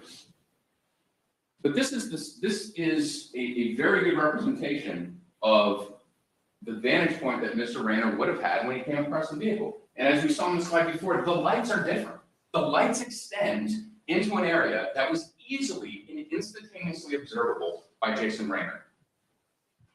It was so dark out there. I mean, the state of Florida would have you believe that you needed light vision goggles to see 1 inch in front of your face. I mean, you can see this, you can see this, and you can see this. And then you ask yourself, what evidence has the party with the burden in the case presented you to show what efforts Jason Raynor took to dispel that this vehicle was one and the same with the one in the crime booth? Where's the evidence? I challenge you, members of the jury, to look at every single piece of evidence in this case, and you will not find a shred of it. What you will find, which is very convenient from this theory that, oh, he's smoking a joint that he rolled with white rolling papers here. It's a Swisher Sweet. It's a Swisher Sweet. It's how is this isn't probably, members of the jury, this isn't horseshoes and hand grenades here where you get close and you score a point. This is beyond a reasonable doubt to prove that he should be convicted of first-degree premeditated murder on a law enforcement officer. And the state wants you to disregard the fact that there's a brown cigar wrapper in here and a brown tip of a cigar in his hand. Do you see any smoke in the pictures? Do you see any embers in the vehicle? Do you see any cannabis? Did you hear one single law enforcement officer come and say, oh, you know what? We found all of this weed in the car. There was, obviously he was smoking. No, you didn't. No, you didn't. That's the quality and substance of the evidence that you would need to say he was smoking cannabis in the car. But you don't have that. You have, again, a jump to conclusions. Here's a theory for you to consider, members of the jury. It's common sense. Okay, the state would have you believe that after he fulfilled his desire of killing a police officer, he stopped and bought some Swisher Sweets after the fact on his way out of town.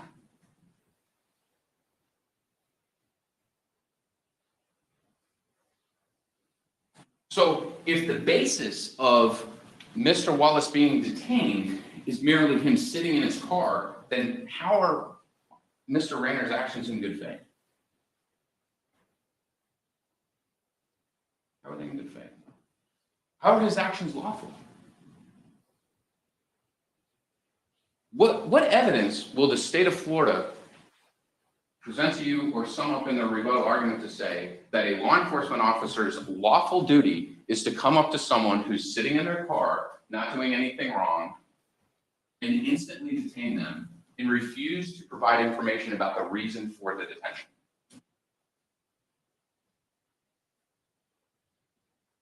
I'd love to hear that piece of evidence in the state's rebuttal.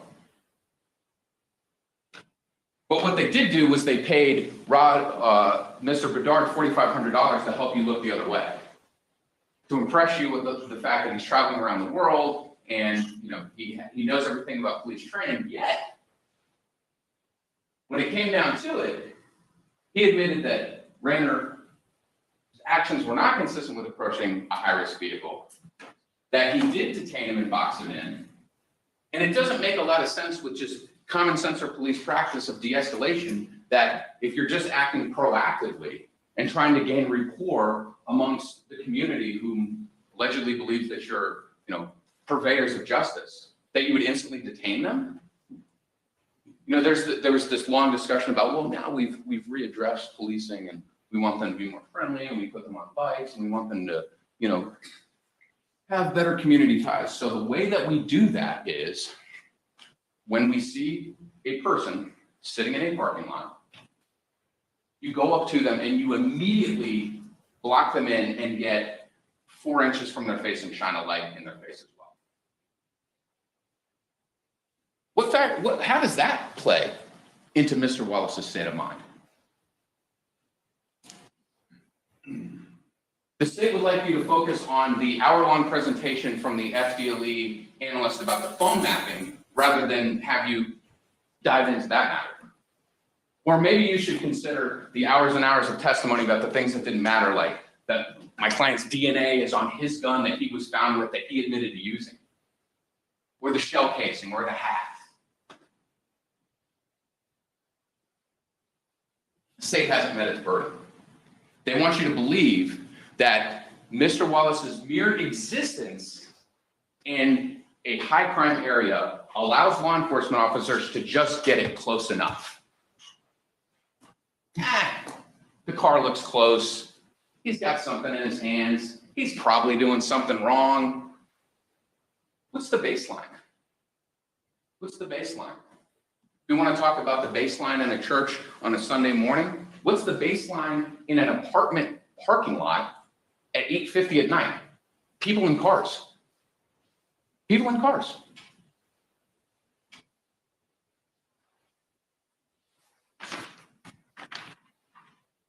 Close enough doesn't cut it here, members of the jury. It's beyond a reasonable doubt. Where's the taser? Does the state present the taser? The state prove beyond a reasonable doubt that there couldn't have been a reach for the taser at any point in time? You have pictures of the taser latch being undone. I mean, the question is more of, evidence integrity than anything else. I mean, they keep the most important evidence in a paper bag.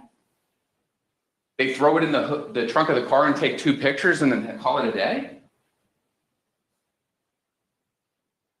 How's the state of Florida's presentation of this case shown that Mr. Raynor did not go for his gun?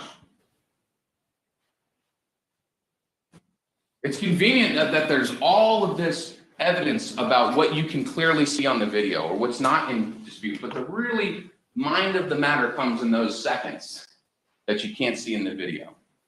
That I would argue to you, Mr. Wallace's testimony was absolutely consistent with the totality of the evidence and the medical forensic evidence in this case. Mr. Raynor was taller by several inches than Mr. Wallace. The trajectory is consistent with the way that Mr. Wallace described this event happening. Anywhere, the medical examiner candidly told you 6 inches to 2 feet. That's not inconsistent with what he said happened. It's not inconsistent with them tussling and fighting. So what is going on in Mr. Wallace's mind when he has a light shown in his face, when he's not doing anything wrong? Did the state of Florida present to you some manifesto that he was drafting at that moment in time about the ways in which he could execute a peace officer? What's going through Mr. Wallace's mind when Mr. Raynor comes and blocks his free liberty, the liberty that he had every right to exercise because he was not doing anything wrong? And how did Mr. Raynor coming around and blocking that make him feel? Who initiated the encounter? The state conveniently ignores that premeditation has to be considered in light of the circumstances of the killing. If Mr. Wallace wasn't doing anything wrong, then he created no circumstance under which Mr. Raynor had the right to approach, detain him, put his hands on him, and ask him about his activities or his address.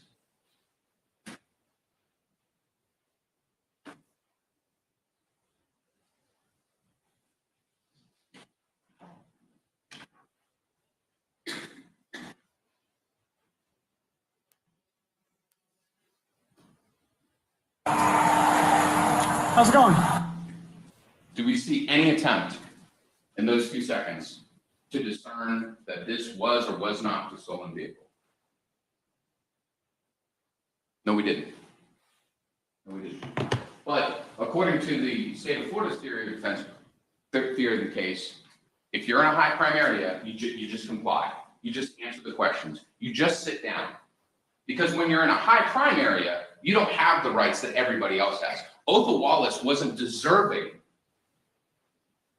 of any scruples to determine whether he was doing anything wrong. So let's dive in a little deeper and let's consider this idea of excessiveness. I would argue to you, members of the jury, there's a vast difference between the way an officer would approach someone if they are executing a warrant on a serial killer versus somebody that's trespassing or at worst and maybe smoking a joint in his car. Oh my God. So it's a sliding scale. It's reasonableness, okay? It's reasonableness. I would argue to you that there is no credible evidence to suggest that Othal Wallace was smoking cannabis in his car. Okay? And even if he was smoking cannabis in his car, he deserved to get tussled and and grabbed and pulled on and treated like that? Is it consistent with somebody knowingly engaged in criminal activity to walk towards a law enforcement officer with a joint in their hand? I would argue no.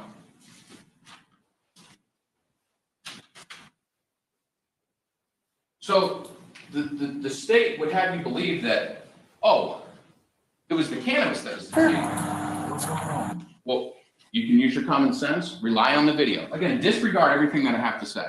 But what the video unequivocally shows is that Mr. Raynor had no opportunity to view anything until he has already detained Mr. Wallace. Mr. Wallace is about to be detained in a millisecond. Expert Bedard. I think someone said okay? Because he told you, you can't see what's going on in his hands here. So what's going on in Jason Raynor's mind? What is this element of proactivity that's existing where this community caretaker function is such that just to strike up a conversation, the best way to instill confidence would be, I'm going to go over and surprise the heck out of this guy sitting in his car. Members of the jury, there is no credible evidence to suggest that the stopping of the car, the exiting of Jason Raynor, and the walking and approaching the vehicle was founded upon anything other than a desire to make contact with somebody. And we don't know the intentions beyond that. And if the state hasn't proven to you with the substance and quality of its evidence that it was something lawful, that it was something reasonable, that it was something in good faith, then I would argue, foremost, you have to consider that in your inquiries of premeditation and unlawfulness. You should also consider it on the ultimate issue of guilt. So what evidence has the state presented to you to justify the parking, the exiting, and the walking? Because as we know, what's uncontroversial here is that Othal Wallace becomes detained at this point in time. And you can only be detained if you're doing something wrong, and there's no evidence that Othal Wallace is doing anything wrong.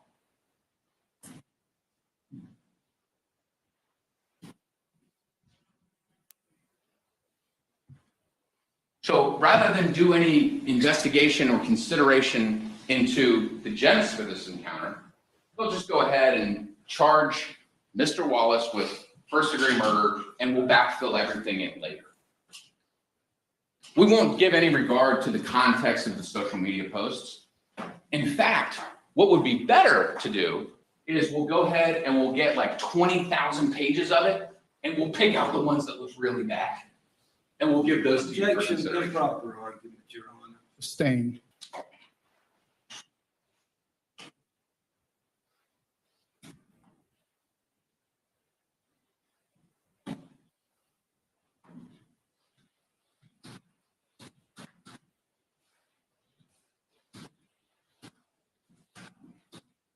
What's going on? Sit down, sit. Sir. Can you sit down? I'll talk to you.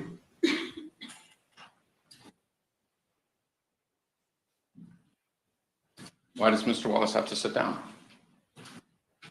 What has he done? What has he done?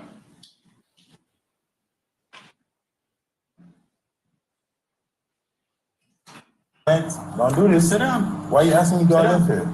Do you live here? Yes or no? What's going on though? Who, Charlie? Is this a reasonable approach to instill confidence in the community? Why do you live here? Sit down. Let me grab your shirt while I'm doing so. Objection, Your Honor. That's improper argument. Let me grab, he didn't say that. Well, the jurors will rely on what the evidence shows you. Counsel are free to argue what they may show, but it's your decision to determine what happened here. You may proceed.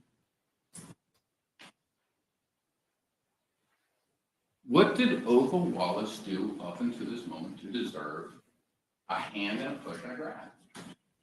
Absolutely nothing. Absolutely nothing. So, to be fair to both sides, you say, well, what's the context of this encounter? What's the context leading up to this? And as we've gone through in a laborious fashion in this trial, and I've also touched on it here, were without context. We don't know. It's uncertain.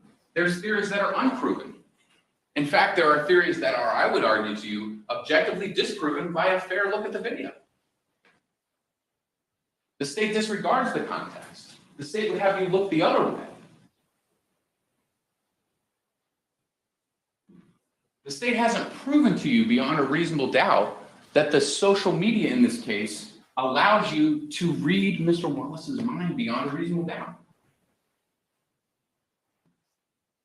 Where's the context? Members of the jury, the proactivity that caused the ire of my client enough to post these disgusting things on social media, his worst nightmare, became his reality.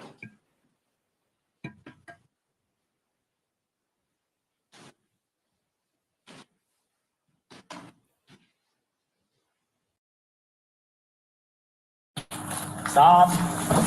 Stop. Stop, man.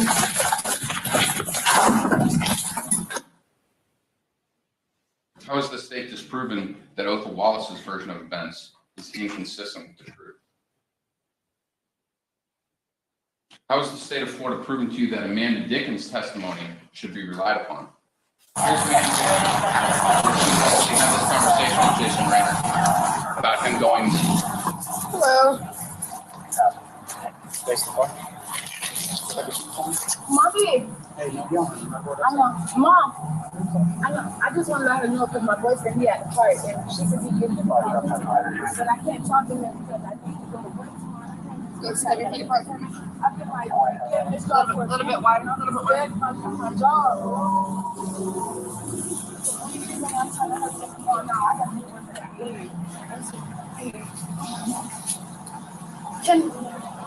Can we tell her now? Can you do me a favor? We're gonna talk. May you just tell her to that I said to grab my boyfriend Damien and just meet me at the police station on 92. Tell her, please. Yep. Tell her I said just please. Oh, I'm sorry. Okay.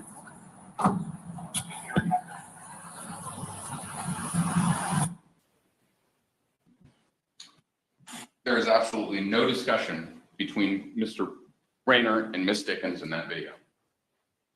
Again, undermining the context that the state would have you ignore.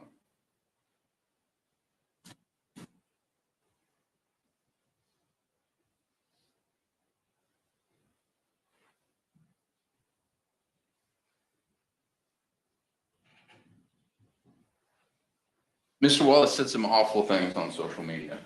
He acknowledges that. He doesn't deny it. The state has argued in its closing and undoubtedly will argue to you again in its rebuttal presentation of all of these gross admissions that were made and, you know, that he was trying to blame it on Instagram. Well, rely on your recollection, members of the jury. Was there a clear and fair opportunity for Mr. Wallace to answer the questions when Mr. Lewis was screaming at him and dancing around in circles in front of him? Where's the context?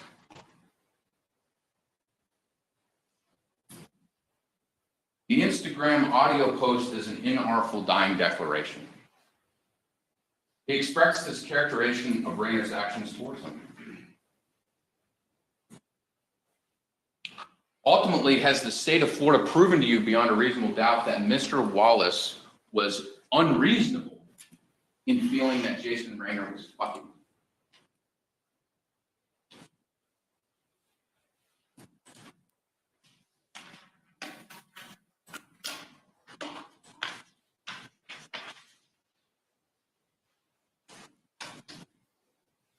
How is the state of Florida proven to you beyond a reasonable doubt that it was unreasonable for Mr. Wallace to be on edge, to be scared?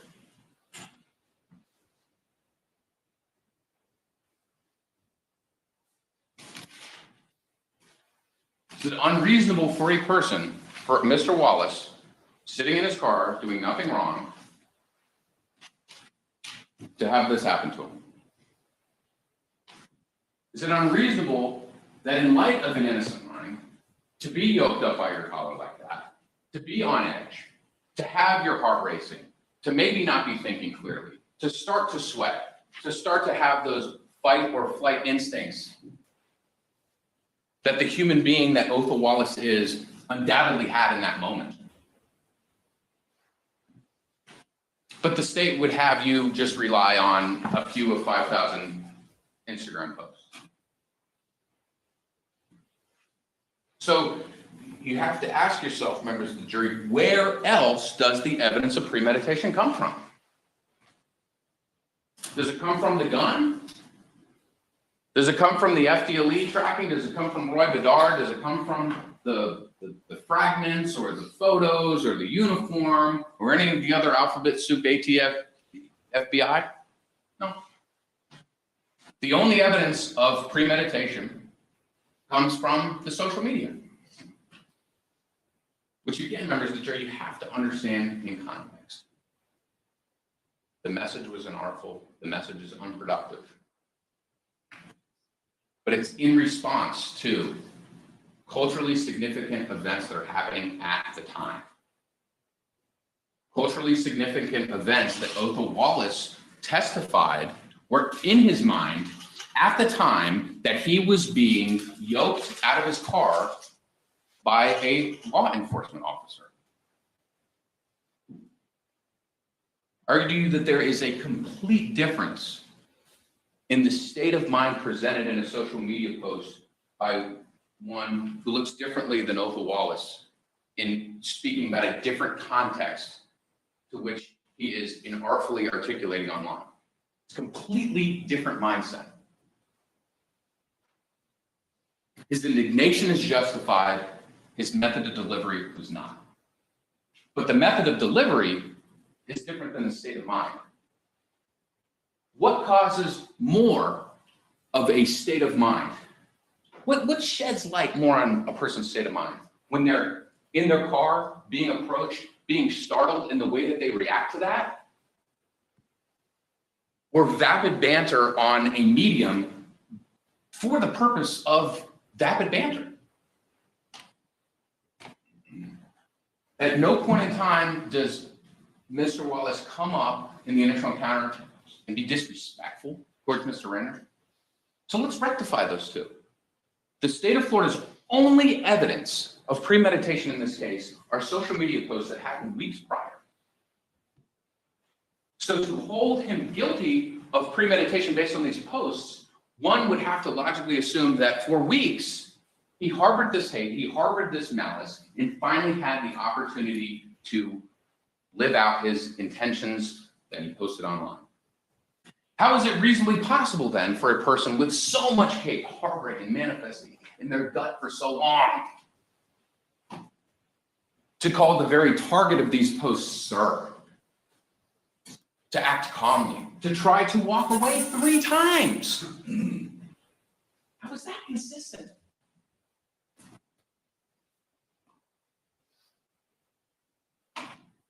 How can the state of Florida even get close to a premeditated or murderous mindset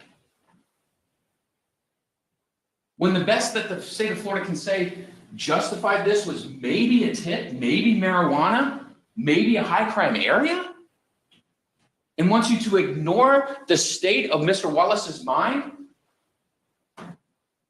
when this is happening to him?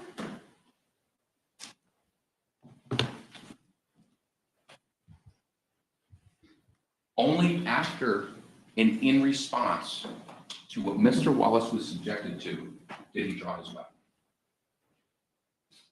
He was responding. He was defending. Members of the jury, I submit to you that in this 30-second video, you can read Othal Wallace's mind. The pages of his mind begin with confusion, and they end with fear for his life. And while he's retreating, he perceives a threat. The threat of a law enforcement officer reaching for his waistband inches from his gun. Now, the state took a lot of time to establish this chain of custody laboriously. The gun belt got off. I took it. I put it in there. sewed it up, secured it nice and safe in this paper bag. Here's the Axon guy. We were not going to ask the Axon guy anything in our direct examination about the 30-second video. Not going to ask him anything about that. But what he told you was the sensor is all the way down. You have to pull it down. He couldn't tell you exactly how far, but you have to pull it all out. And the state of Florida made the big deal about that gun always being in the holster, never being removed from the holster. Yet 4 minutes later, on the Axon audit that you'll see, there's a signal firearm draw. How reliable is that information?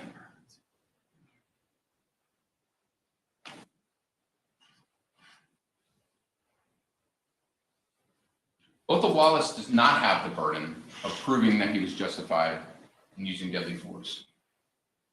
Instead, the state of Florida has to prove beyond a reasonable doubt that the defendant was not justified in using deadly force. So it is unreasonable to use deadly force when, after doing nothing wrong, having a light shine in your face, being ignored when you're asking a reasonable question. Okay? There was, I think, 4 minutes of going back and forth of, well, you didn't answer him between Mr. Lewis and, well, you did answer him, you didn't answer. Othal Wallace doesn't have to give him an answer. And if we're holding law enforcement to a high esteem, in a high position of authority, how is it unreasonable to expect an answer to a question? Hey, why are you detaining me? How can the state of Florida get close to a premeditated or murderous mindset when all of these things happened? And Mr. Wallace only acted in response. He's justified in using deadly force if he reasonably believed. Reasonable belief. All that Mr. Wallace is asking you to do is be reasonable. Is it reasonable for him to feel in fear for his life when everything that happened up to that point was excessive? It's one thing if Mr. Wallace is credibly doing something wrong. It's one thing if Mr. Wallace is a serial killer. If he has known violent tendencies and there is a level of tactical force in response and guiding of his body, then it would absolutely be unreasonable for us to argue to you self-defense. But excessiveness and good faith and reasonableness are sliding scale common sense determinations. Objection, Your Honor, a misstatement. I will instruct you on the law, okay? So any amount of force in this situation is excessive. Because if you're not doing anything wrong, you can walk away. Try not to use the word you for them. If Othal Wallace is not doing anything wrong, Othal Wallace can walk away. And that's exactly what he tried to do. And what's been again covered in all of the unimportant pieces of evidence in the case is that the state of Florida still needs to prove to you that Mr. Raynor was acting in good faith. That he was acting in good faith. That Mr. Wallace, it's irrelevant as to the status of Mr. Raynor as a law enforcement officer if he's not acting in good faith, if he's not acting lawfully, and his actions are excessive. Judge Zambrano will instruct you on the law on this matter, on the justifiable use of force. And you'll hear some discussion about the duty to retreat and a discussion about certain scenarios in which a person is presumed to be in reasonable fear. And it's very important that you pay careful attention to that law. The judge is the authority about the law. In no way, shape, or form am I suggesting to you that if in my banter with witnesses that I am correct over Judge Zambrano. I would submit to you that I have done my best to accurately elicit that information, but Judge Zambrano is the authority on the law. And what I would like to help simplify it is this, is that Othal Wallace had a gun in his pocket. We're not disputing that it's his gun. If you want to take time to debate that element, you're welcome to. He had the gun, it's his gun, that's the murder weapon, end of story. And he had it in his pocket. And the only reason why he's at any jeopardy of having this carrying a concealed weapon situation thrust upon him and in his face is because Jason Raynor prevented him from walking inside and putting his gun away. I mean, you see Othal Wallace walking out of his car. The car door is open when Raynor first gets out. So is it unreasonable? Is it really even illegal for a person to have a gun in their car when they're walking from their door to their car for 10 steps, maybe? So the way that can wrinkle itself in the law in this case is the law will suggest that if he's doing something wrong, which we would submit that he's not, then a person has a duty to retreat before they use it. Mr. Wallace was trying to retreat from jump one. So we embrace that law. It doesn't change the analysis or you have to do any creative leaps to get there, because from jump one, what we believe the entirety of the evidence, not just the cherry picked evidence, but what the entirety of the evidence shows is that Mr. Wallace intended to exit his vehicle and walk to his apartment, and he was prevented from doing so by Mr. Raynor. Initially when he got out of his car, and then he tried to get away again, and Mr. Raynor put his arm on him and pushed him a little bit, forced his way back, asked him questions, tries to get around again, and then he's met with another hand. And then he tries to walk away again. And he gets a horse collar. And then he tries to swoop under his arm again, and he sees Raynor going for his waistband. And I will comment on this, members of the jury. Mr. Wallace was nervous. He was testifying for his life. And what he could have said is made up some story to you and said, absolutely, he drew the gun and pointed at me. He gave you his best recollection of what he remembered in the moment in time. But you have to view it in context. How is it reasonable at all for a law enforcement officer to go for his duty belt when the encounter started for no reason and the citizen walked away? How is that reasonable?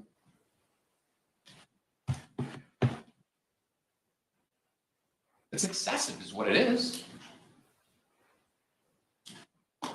However, if an officer uses excessive force to make an arrest, what was Othal Wallace even under arrest for? So if he's not under arrest and force is being applied, then it's not good faith. What is he under arrest for? He's not in a stolen vehicle. There's a Swisher Sweet pack in the car.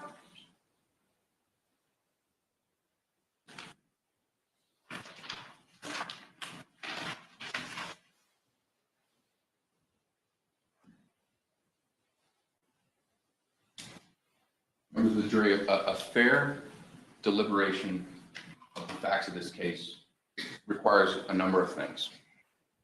And I would say that among the most important of them are that you listen to one another and respect the deliberative process.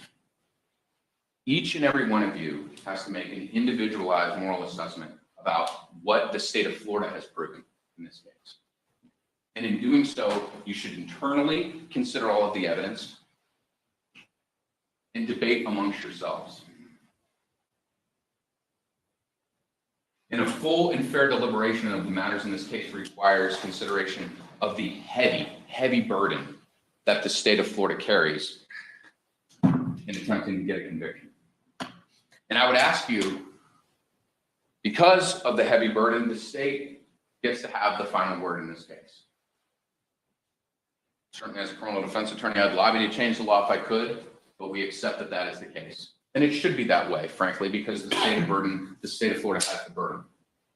But I would encourage you to consider when Mr. Larissa gives his closing remarks to you, to win the deliberative process, consider what would Mr. Shoemaker say to that point? What would Mr. Provisco say to that? How do we think that Mr. Wallace would respond to that? That would be a fair deliberation. And what's interesting about the law as it applies to reasonable doubt is that the state uses, the law is that you have to have an abiding conviction of guilt. you can probably discern from all of the procedure and all of the formalities that the words matter. We take a lot of time to arrive at the words that we're using in the law that the judge will instruct them on. And it's interesting that the word conviction is used because conviction, just like many words in the English language, has multiple interpretations. And it's also synonymous with the feeling, and in this context, the conviction that one would have. And we don't use conviction in the terms of, I really love a steak for dinner tonight. We use the term conviction when we're talking about true core beliefs. Politics, our religion, our family. What is our conviction? That is the standard here. An abiding conviction, one with which you hold to the same regard as your most deep and core values. And if you don't have that abiding conviction, Mr. Wallace is not guilty.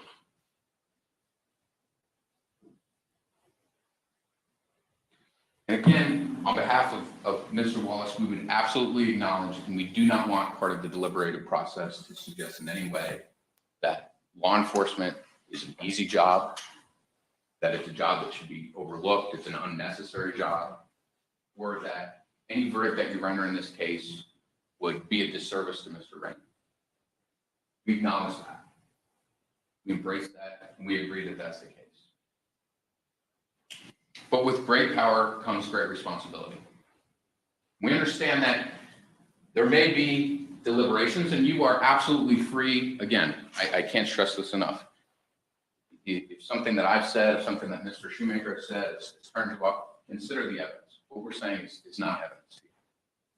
But if you're going down and you're thinking, well, even if Mr. Raynor was in the wrong in some way, did he deserve to die? I think that's a fair question for debate. What I would argue to you is that the question should be posed as, was it reasonable for Jason Raynor to make Othal Wallace feel like he was going to die?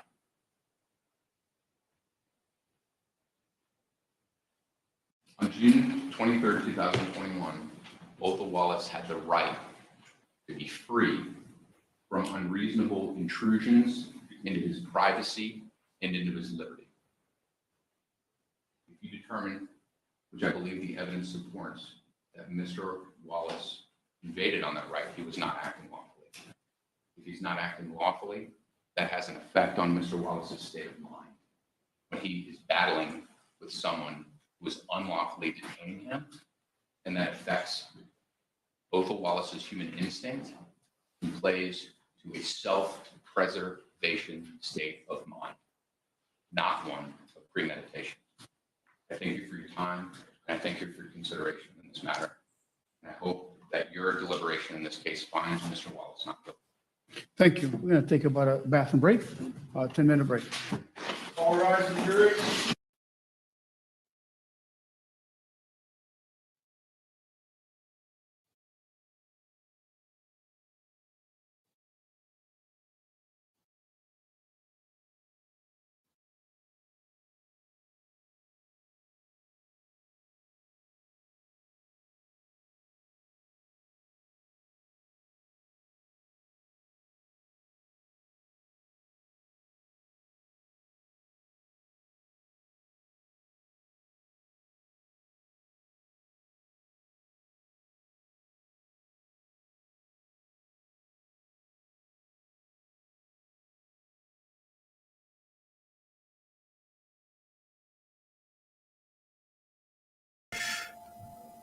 Hey, family, how y'all feel about what's going on thus far? How y'all feel about what's going on, man? Y'all feel like that was a strong case as far as what his defense attorneys have did and done? How y'all feel? Talk to me. Talk to me in the chat, man. How y'all feel about that? Because we still got the other side. We still got to know what the state about to put on a plate. But then right after that, Right after that would be the decision, the deliberations. I feel like you did a good job. What's up? How y'all feel? How y'all feel, family?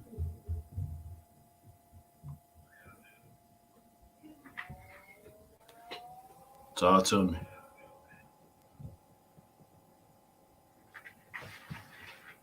You know, I think it was solid. I think it was solid. What Ozone said, himself was very genuine. You know, Ozone has nothing to hide. I feel like he kept it 100. He kept it 1,000. They tried to twist him up on his words and everything. It's one thing to ask someone a question, but if you ask someone the same question 30 different times, that could aggravate people. But I know Ozone is not a type of person that would aggravate quickly. So he definitely was playing chess, and he did a good job. Ozone did a good job with his testimony. And I do feel that it helps his case for sure. And definitely helped the jury know exactly who it is, know some of his personality.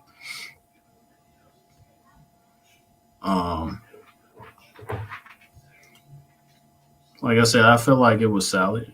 It always could be stronger, but I feel like it's like that with anyone that's not a melanated skin. We just have a little more rhythm and charisma to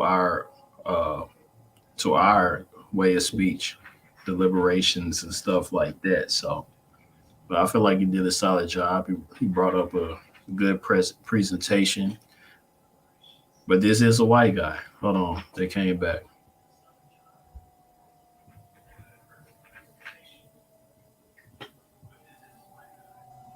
They're just setting up the slide right now. Is this a white guy talking to white people? So he's really triggering their minds, and that's what's important. So, yeah, again, they PowerPoint rebuttal. It's the rebuttal. Hope y'all ready for that. But yeah, again, Othel.org if you want to support Ozone. And the defense attorneys, they still need to be paid. We are grateful that they decided to take on the case. These are the type of lawyers that will say, hey, I'm pretty sure I can beat this. And that's why they took it on. And they know the money will come soon. You know what I'm saying? So, but yeah, it's a blessing that they even have them, because it could have been someone way worse. But just keep it honest, man. It could have been someone way worse than who he had. So we just have to keep that in mind. So I think they did a solid job. Yeah. So y'all just embrace yourself. Hold on to your seats, because here come the closing arguments. We know it's going to be cringy. We're going to be cursing at the screen. Try your best not to throw your phone or computer, because I already know this person about to pull out some trash, pull out some BS, clean out his ass. So we already know that's coming, because he already been on some BS. So, but he's representing the state. That's the thing. It's representing the state. So he was chosen to represent the state. You know what I'm saying? So the state believe in him, and this is how the state feels, which is crazy if you think about it. Vouching for the state. But yeah, what King T said right here.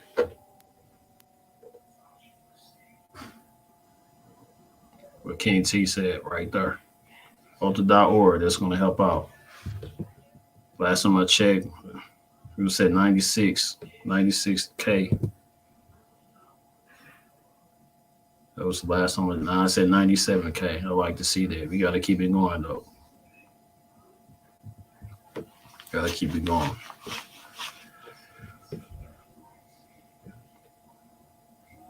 But yeah, state rebuttal closing argument. Man, oh man.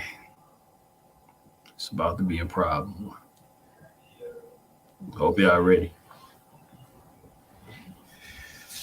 How is he going to rebuttal everything that the Ozone's defense attorneys put forward? How is he going to rebuttal that? I ain't gonna lie, this is a long bathroom break.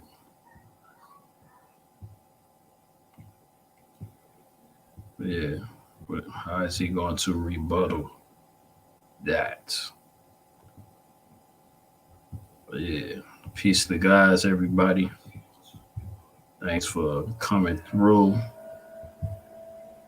Because this is a community full of real ones that really know the truth. And I feel like we all know what's real. This is OC the Great. Subscribe if you haven't already. Because this page is always going to bring the truth. We're going to push the envelope forward for Black liberation, ultimately. Black liberation. But definitely, we support Ozone over here. We support Ozone, especially anything that have to do with self-defense. Seem like the people that have a badge, somehow they feel like they get to do whatever they want to do just because they got a badge.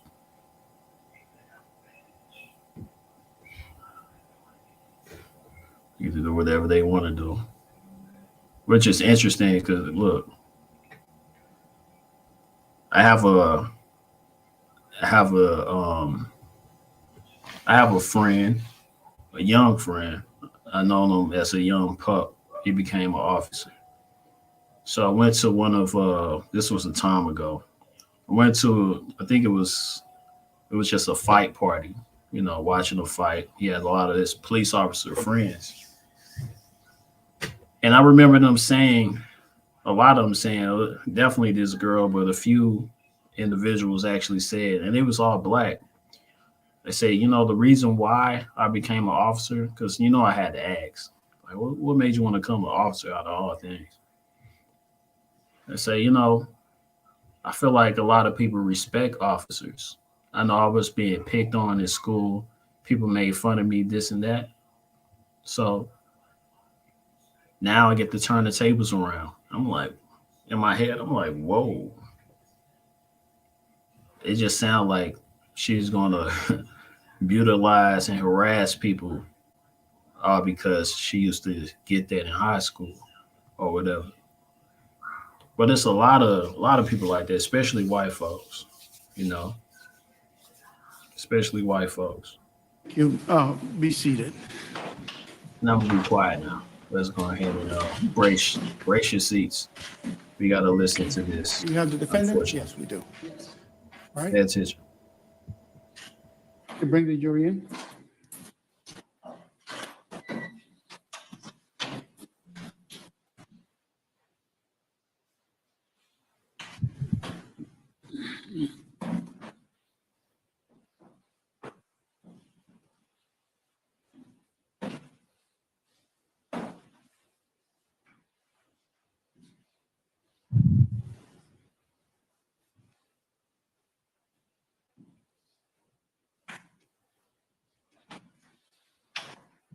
All right, so jury.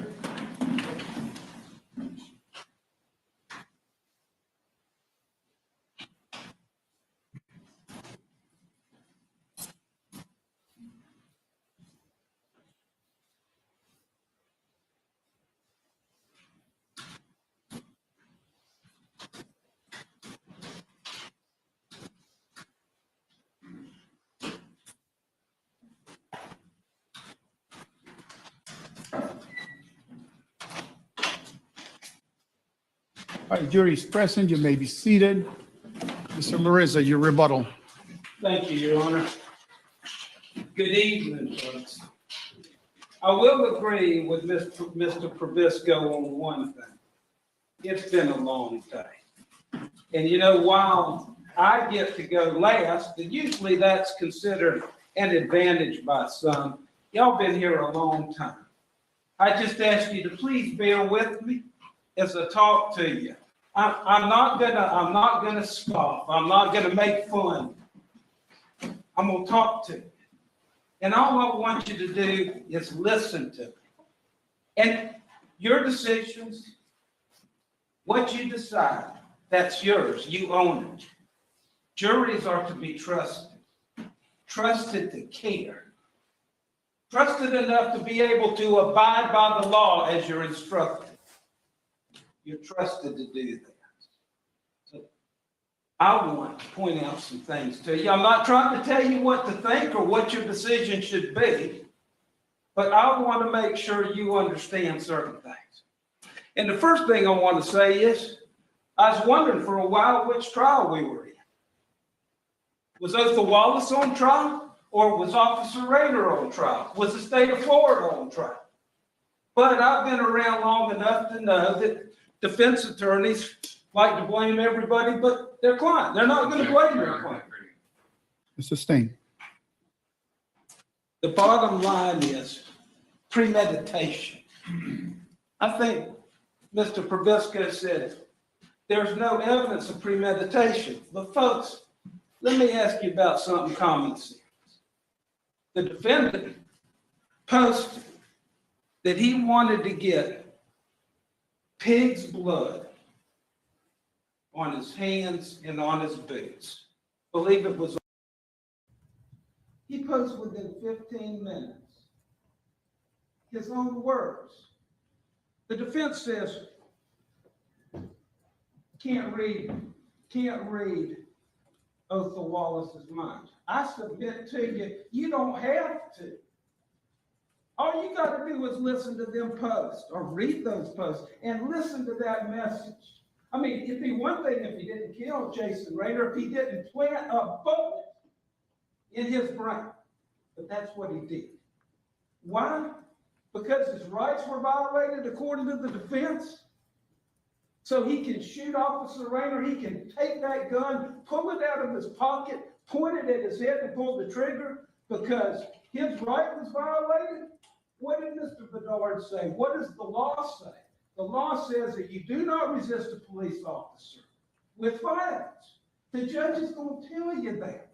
And you may not like it. Some of you may say, well, what about us? What about our rights? That is why we have a courtroom. That is why the defendant gets his day in court.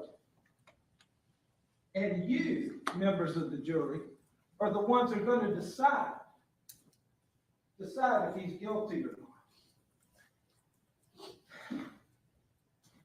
There's a lot of talk about Officer Raynor and that he was somehow wrong. You remember Mr. Nipper, the fellow with I think he had a mohawk. He came in, he lived right across the street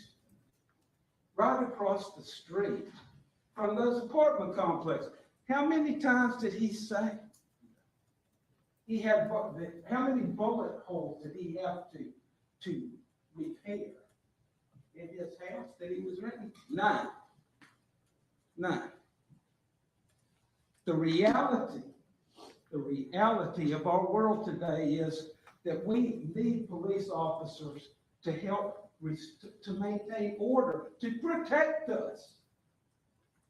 There's a lot of communities that need that help and that assistance, and law enforcement response. Is it wrong for a law enforcement officer to walk up to somebody and say, hey, how you doing? Do you live here? Is that wrong, folks? Use your common sense. What did Officer Raynor do? He asked, where do you live here? And what did he get? He didn't get an answer. Now, Mr. Probisco says he don't have to. And that's right. We don't have to do anything if we don't want to. But the law steps in. If we could do what we wanted all the time, then there'd be no consequence, there'd be no order. We would live in a world where people could do whatever they wanted at any time. And the reality of our world now is there is violence each and every day.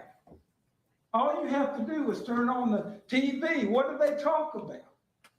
Violence. Do you want, or excuse me, does society want a community where you're afraid to go out and walk around? Sustain, please abandon. Yes, sir. Yes. I know y'all seen this video a bunch, but I want to play the video for you in real time. Mr. Lewis is going to help me with this. And then I want to show you a slow version. But before we play that video, and I know you probably is going on again, but I want to kind of lay some context here. This video lasts about 42 seconds. The defendant's tires are, you can hear the gravel, you can hear it screeching out. He's leaving 42 seconds from the time Officer Raynor says, hey, how's it going? Do you live here? Until the defendant is leaving in the car with Officer Jason Raynor laying on the parking lot with a bullet in his head and his eye hanging out. And at 21 seconds, that's when Officer Raynor keys his mic. That's when he starts to call for backup. 21 seconds. At 24 seconds, the defendant's hand is on, Mr. Officer Raynor's hand is on the shoulders. And we'll see this in slow motion. At 28 seconds, there's a shot. So from 24 seconds to 28 seconds, 4 seconds, the defendant pulls a gun, points it, and shoots Officer Raynor in the head. Let's talk about moving and getting underneath and pulling that gun out and trying to get away 3 times. Folks, the whole situation only lasted 48 seconds, 42 seconds. That's it. Think about this. Officer Raynor didn't know that the defendant had a gun in his pocket when he came up. And there's talk about this stolen vehicle and how, there's no evidence of that, and a marijuana cigarette. All of those things are just the state giving you the information it had. You can accept it or reject it, but you know what? It doesn't matter. Officer Raynor was trying to figure out what was going on. His right, his duty, his responsibility. He saw a car, he saw a person in it, and he did, what he did was absolutely okay, it was lawful. He was walking up, hey, how you doing? Do you live here? How was that wrong? And the defendant, how did he respond? He didn't respond. He didn't answer the question. Jason, can you key that up for me? Just play the video, just straight through. How's it going? Do you live here? What's going on? Do you live here? Why are you asking? What's going on? Sit down. Sit. Sir. Can you sit down? I'll talk to you. Okay, come on now. Sit. Come on now. Don't do this. Sit down. Why are you asking me, do I live here? Do you live here? Yes or no? What's going on though? Charlie 77. No, back up. Stop, man.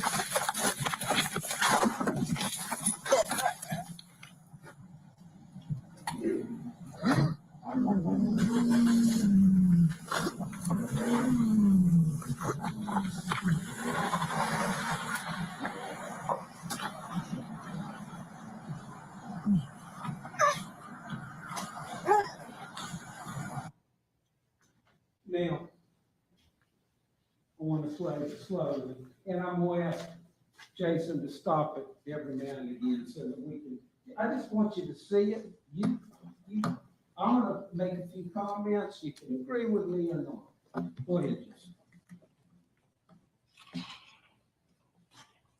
Okay, now stop for a minute. It's a Honda, No doubt about that, and it's spray. Keep going. The door's open, and Othal Wallace is starting to come out before Officer Raynor gets there. Keep going. Keep going.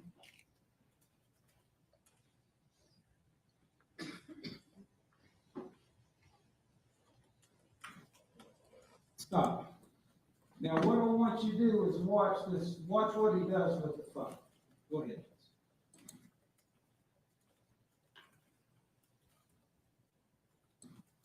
Stop.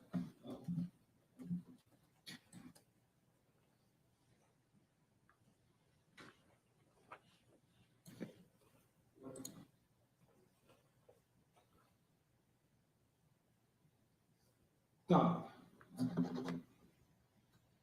Stop. Some people say, or there's some argument that was, he was trying to conceal a marijuana cigarette. We don't know if it's a marijuana cigarette. What I submit to you he was doing, he's right-handed. He has a gun in his pocket. A police officer is coming up. What does he do? He takes that phone and gets it out of his right hand. He's freeing up his right hand, folks. Before there's even been a touch or anything, he frees up his hand. He takes that phone, clear as day. He moves it. What's Officer Raynor doing? He's asking him to sit. Had touched him at this point. Go ahead. He touches him lightly on the shoulder. Go ahead.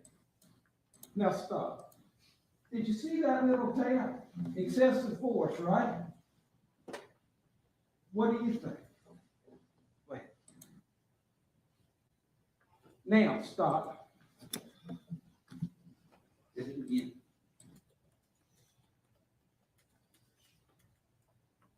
Stop.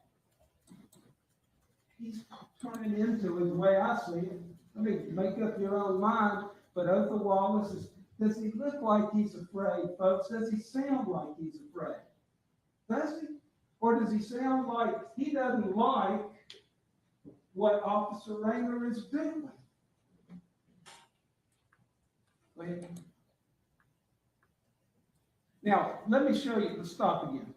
You got, now, once you pay attention, you got one hand, one of Jason's hands on his right hand on the left shoulder of Wallace, and then his other hand with the flashlight is over there. Both of his hands are up here. Okay, go ahead.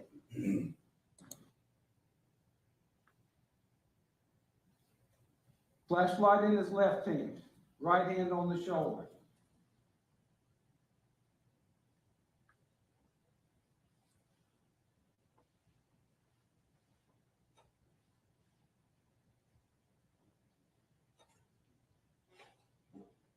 Stop.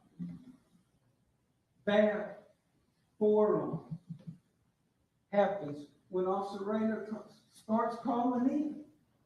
Officer Raynor's got one hand on the shoulder and one hand on the mic. And what does Wallace do? He creates space, which I think he also said, but not, folks, I submit to you, not to try and get away. Keep going.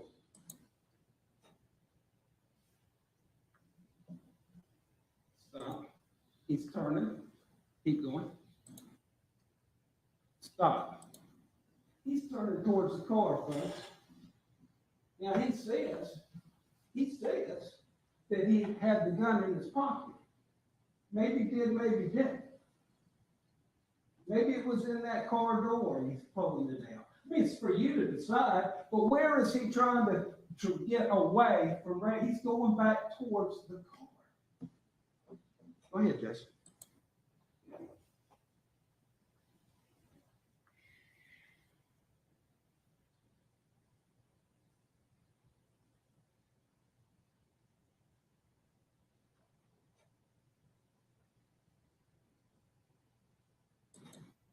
Now, yeah, that is, it's over. That I submit to you that is Wallace standing up.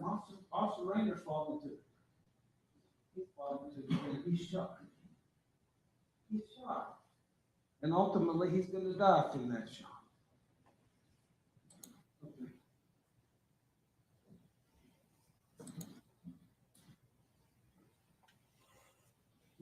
Take that off. Again, I'm not gonna try to tell you what to think or how to interpret this. But according to Wallace, Officer Raynor's reaching for his waist. I'm not exactly sure what that means, but Officer Raynor's got a hand here and a hand here. Wallace turns toward the car.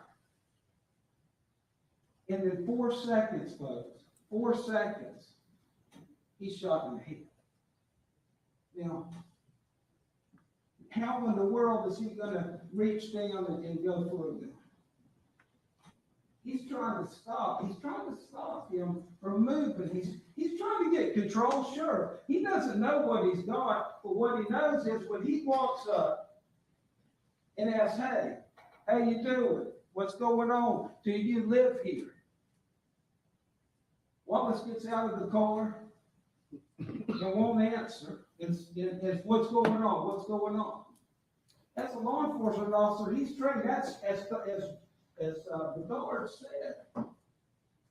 That's a distraction. He's trying to distract the officer. Look, we're not saying that Wallace did anything wrong. We're saying the question is, was what Officer Raynor did reasonable under his training and circumstances? Listening to the defense, you think he was the one that pulled the gun and shot somebody.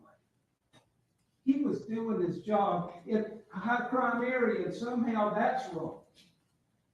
Is it wrong for a police officer to go out in the community and try to engage folks, find out what they're doing, especially in a community where there's been 3 shootings in the last several days, where there's been domestics, where there's been narcotics trafficking? Look, it's a tough world out there. Most folks never know that. They don't experience. Is it somehow wrong for a police officer to go in a community that suffers from those things and try to make it better?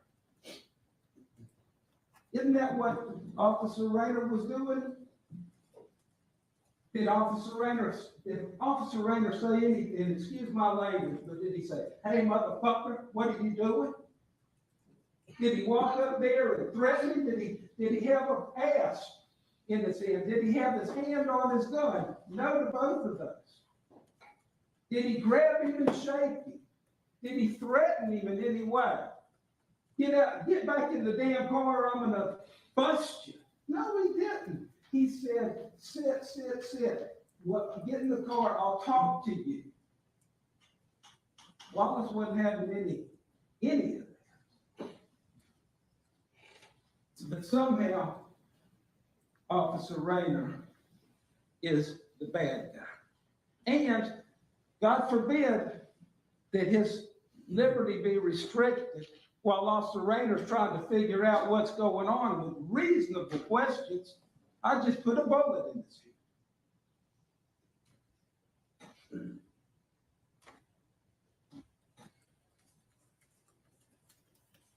Othal Wallace put his phone from his right hand to his left.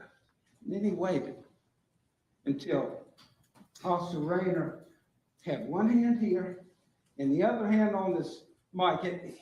That's an opportunity because Officer Raynor's distracted. Not only that, I agree. Yeah, he was worried about law enforcement coming. He didn't want to deal with them. He wanted to get Raynor and go. Now, Mr. Provisco has really, he's minimized those posts. And you know what, folks? At the end of the day, you can believe the defendant's story if you want. I was just so fed up with what was going on. I shouldn't have posted them. I think he even said I should have took them down, but I couldn't. Sure, he could have took them down. He never took them down. how do you folks, how do you ignore the fact that he posted, look at those posts real quick, guys, get them for me.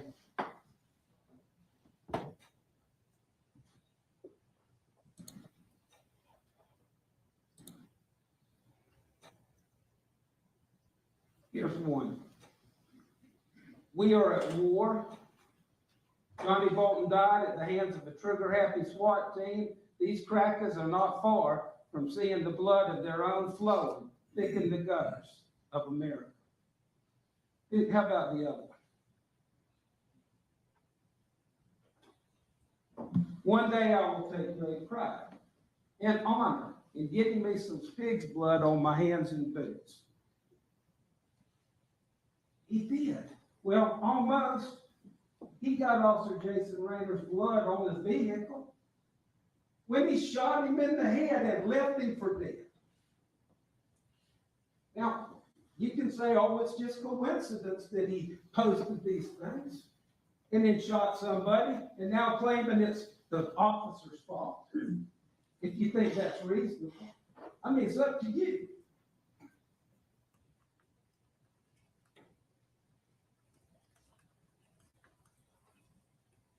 You know, it's very important for you to judge credibility.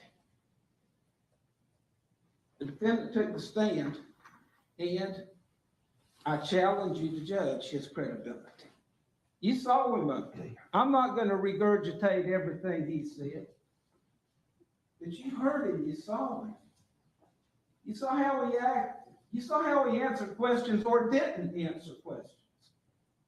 You know, I think Mr. Provisco was implying that law enforcement had such an interest in this case. And of course they do. You saw how it affected Officer Dickens when she had to watch and relive finding Officer Jason Raynor. Sure, they want the just and right resolution. So he implied that they would lie or that they would manufacture evidence or somehow come in here and try to pull the wool over your eyes, to use his term. But what about him? What about the defendant? Does he have an interest in this case? Does he have something to lose? Does he? According to his defense counsel, he does. Is that a reason for him to stretch the truth a little bit? Or maybe a lot? You think about that, and then you decide.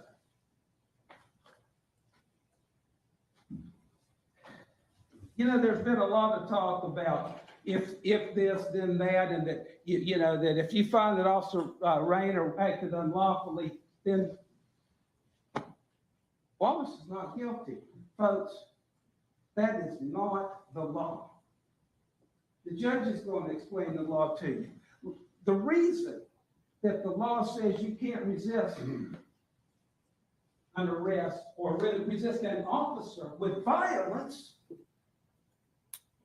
you have to look no further than this case right now. Why that's true. Why that is the law. Law enforcement officers, hey, they choose to be cops. They choose to go out there and work in dangerous conditions. They do it all the time. But the law recognizes and understands that as human beings out there putting their life on the line, and listen, 42 seconds, after 28 seconds, Officer Raynor was shot in the head. 28 seconds from the time he got out of his car and walked up there. Think about that for a minute.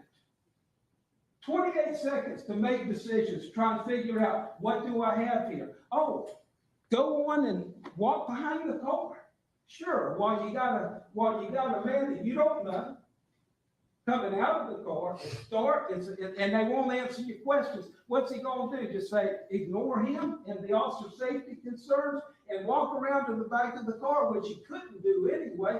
You heard Letitia, the defendant's ex-girlfriend, say that there was bushes up there. That car was backed in. Whether Wallace did it on purpose or not, it doesn't matter.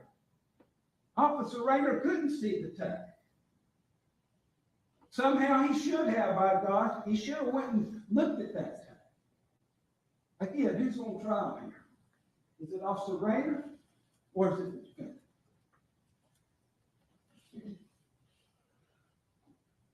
28 seconds. And he's supposed to figure out that ain't the car. 28 seconds. Now, again, you can choose not to believe that that's one of the reasons why he stopped, or you can choose to believe it. It's up to you. But is it reasonable? If the actions that Officer Raynor did consistent with that, and even if it wasn't, it doesn't matter. He has a right to walk up to a person and say, what's going on? You live here. And a defendant cannot resist with violence, period. Now, sure, if a police officer pulls out a baton and starts beating somebody for no reason, you got a right to defend yourself. What did we see here? There was 4 seconds from the time that Officer Raynor keyed his mic till he was shot. What did he do? Excessive. There's a tap on the shoulder, and there's alleged horse collar.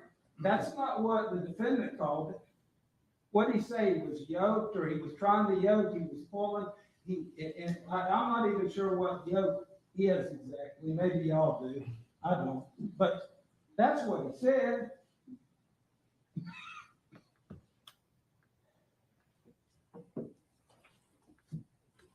Wallace shoved the officer, created space. When he shoved that officer, folks, he committed a crime. Now, if he wanted to contest why the officer approached him, if he wanted to establish that the officer was wrong, that's what a courtroom is for. Otherwise, what, we're going to have folks shooting law enforcement officers because they don't agree with why they were pulled over? Or they don't agree with the reasons the officer wants to talk to them? Do we live in a society where officers can detain people for no reason? Absolutely not.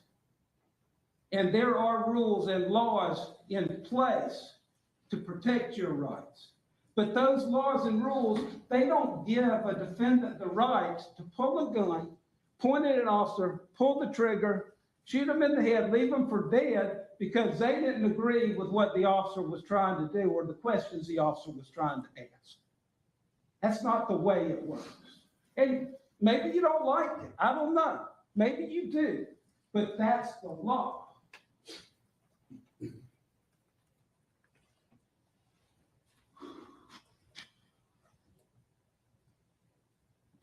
I submit to you that Officer Raynor couldn't have put his hand down towards his waist. He had one hand on his mic, one hand on the shoulder, and 4 seconds later, he's shot and dead. The defendant was already moving, but where he couldn't see Officer Raynor, look at the video for yourself. The video is the best evidence, but look at it. He turned away. He was going for the gun, folks. That's exactly what he was doing, and it's exactly what he did. When did he ask to leave? Did he say, officer, I'm leaving. I don't want to talk to you. Did he ever say, I don't want to talk to you? He talked to him. He engaged in conversation with him. What about that? Never once, not once, did he say, let me go. In fact, if you really look at that, analyze it yourself, but I submit to you that Wallace was in control. Raynor was trying to get control. Officer Raynor wanted to, and he was trying to do it in a polite way.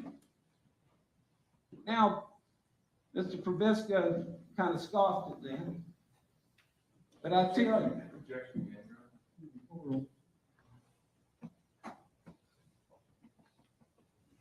he was courteous and professional.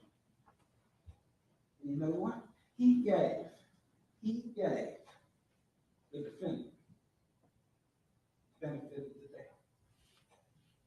And the defendant gave him a bullet in his head. That's what happened.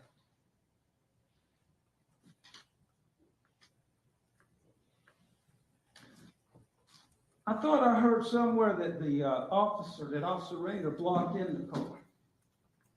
Well, how did the defendant how did he get away? How did he get out and drive through? He never blocked the car in. Wallace got in it and took off. You know, how often is it? Well, I shouldn't say that. You are fortunate here that you have statements from the defendant that were voluntarily made. I mean, nobody was interrogating Wallace when he said he wanted pig's blood on his hands and boots. He posted that on his own and admitted it was his own words. Not like he was put in a box and questioned for 3 days before he made the statement. Folks, you should consider that, I submit to you. And the other post as well. Nobody made him do it. He wanted to do it. Now, again, you can believe it was just coincidence that he made those posts and 3 weeks later, Officer Raynor's dead and he shot him. You can do that if that's what you believe, if that's what your deliberations reveal. But it's one heck of a coincidence, wouldn't you agree? And how about some of the language? Pigs, crackers. Last time I checked, those aren't terms of endearment.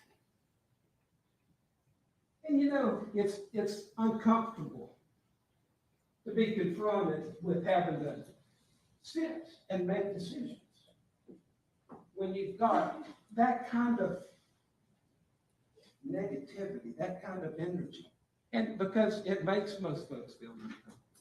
But it made Wallace, it made him mad. He was mad and enraged over what was going on. It's clear from his posts.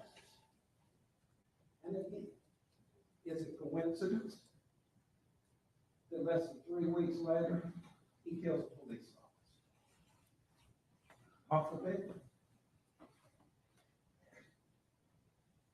Can you play the audio, the story, I think it's called, please? I know y'all heard this one.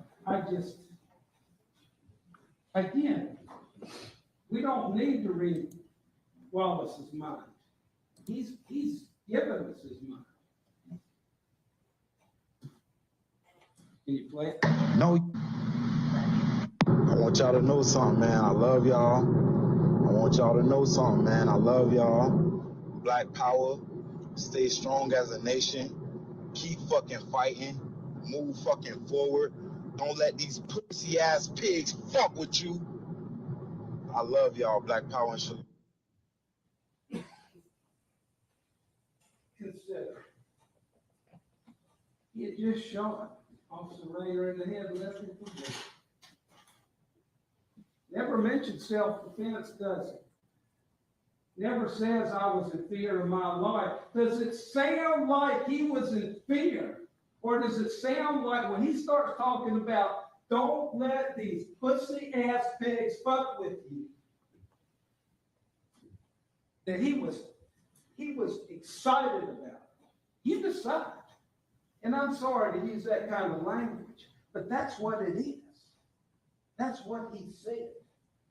And folks, you can consider that. It is a window into his mind. You are fortunate to be able to have that evidence to consider. Now again, okay, he was just all pumped up with adrenaline. Folks, it was 15 minutes later. He's driving away, ultimately gonna head up to Snellville. And he says, don't let these pussy ass pigs fuck. I think it speaks for itself. What do you think?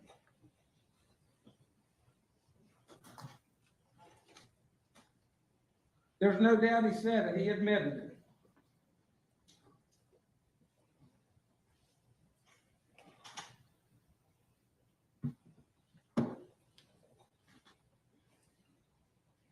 you'll have instructions about the execution of a legal duty. See, the instructions, one part of the instructions, look, these instructions are created by a lawyer, so they're not necessarily the easiest things to understand, but they're the best attempt to try and guide you. But don't ever forget your comments. Take that back there with you. And have some good, honest conversation. But there's an instruction that says, under the felony murder, about the resisting officer with violence, it says that Officer Raynor has to be in the lawful execution of the legal duty. But there's another instruction I want to draw your attention to, always a but. That but says that, and we have that instruction handy, the one about you cannot resist. I think I know it pretty well. That instruction says that an individual cannot resist a law enforcement officer with violence if the officer was executing a legal duty. Let me talk to you about that for a minute. Engaged in the execution of a legal duty. We know what legal duty, first off, you'll get another instruction that talks about law enforcement officers. What's their duty? To deter and detect crime. Is there any debate here that that's what Officer Raynor was doing? The defendant says he didn't know him, never met him before. There was nothing going on between those two. Officer Raynor's doing his job. He's trying to protect the folks in that community, in his jurisdiction.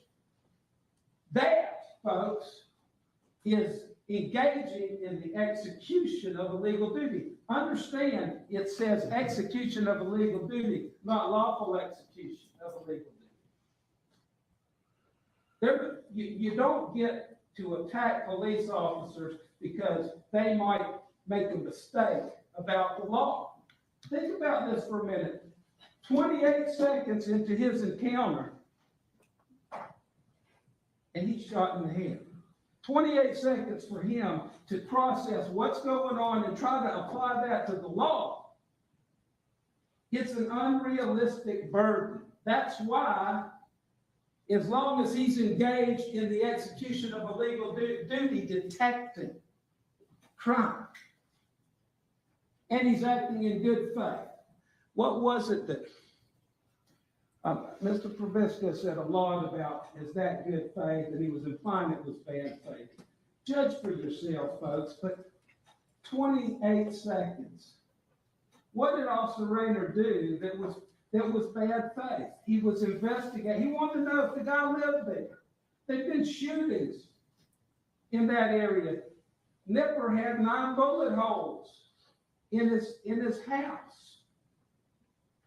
Officer Raynor didn't have to be there. That's the sad irony of this. But he took pride in his job. And he put himself on the line. He put his life on the line, folks, and he lost it doing his job. He didn't lose it doing something bad or something unlawful, illegal, something in bad faith.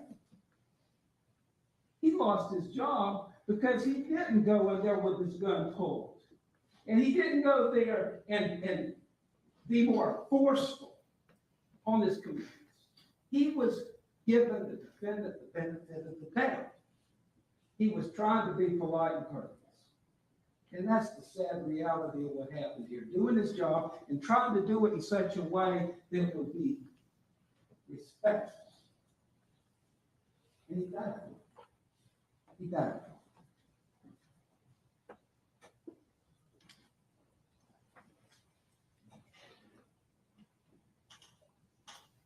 We know he was reasonably known to be a law enforcement officer.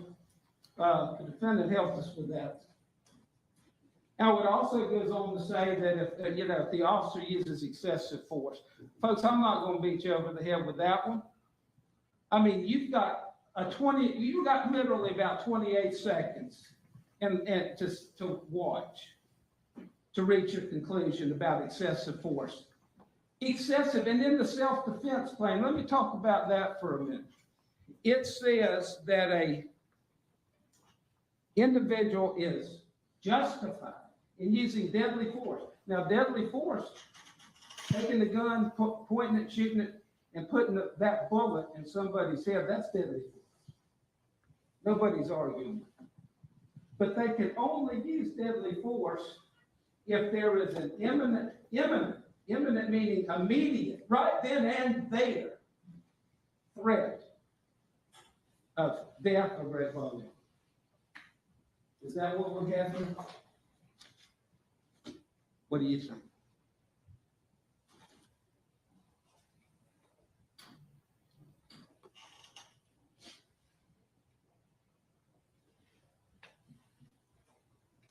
It's a reasonable person standard, folks, on whether or not there's reasonable fear. Would a reasonably cautious person in the defendant's situation have done what he did? A reasonably cautious and prudent person, would they?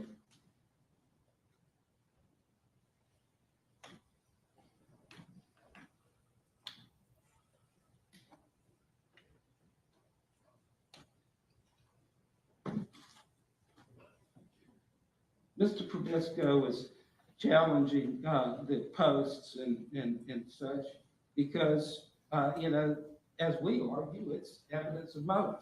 You know, we don't have to prove motive. But juries, I mean, folks like to know why somebody does what they do. You can choose to believe Mr.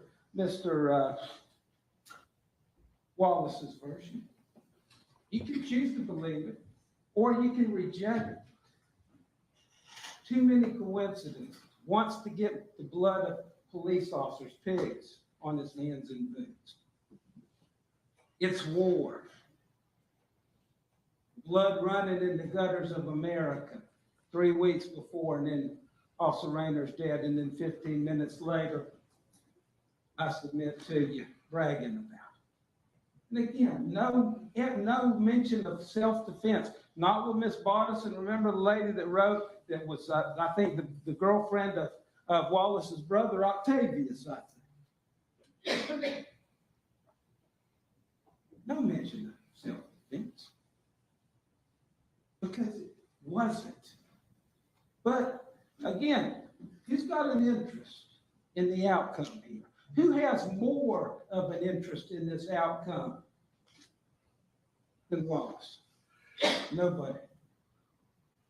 Nobody.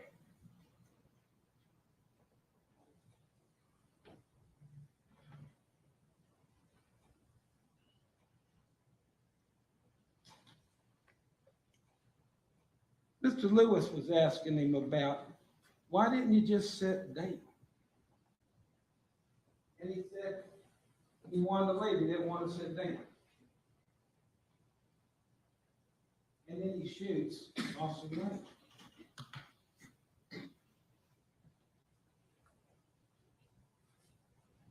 He had a duty to avoid that.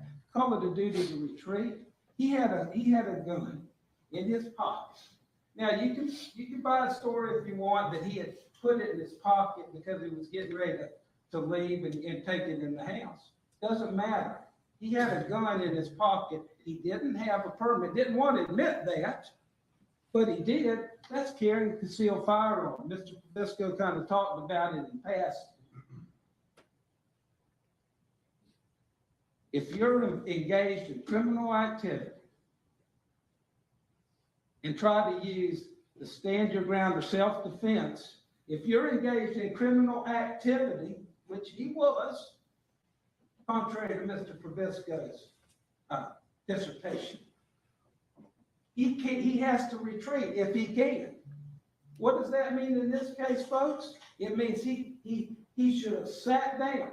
He could have sat down. And he admitted he could have, but he didn't. He could have got back in that car, and we wouldn't be here today. He didn't. Listen to the jury instruction.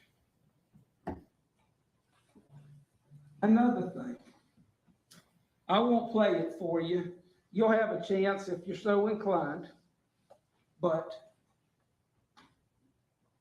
at the end of the shooting, after he shoots Officer Raynor in the head, he says, "Fuck that man." I submit to you that's what he said. Didn't want to admit it.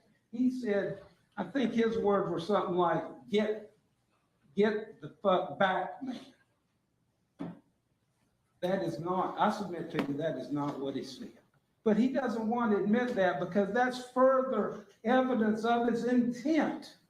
He wasn't in fear for his life. Folks, it's sad and it's disturbing, but he wanted to kill him, and he did. Fuck that man. Evidence of fear or disdain. It's your call. It's your decision to make.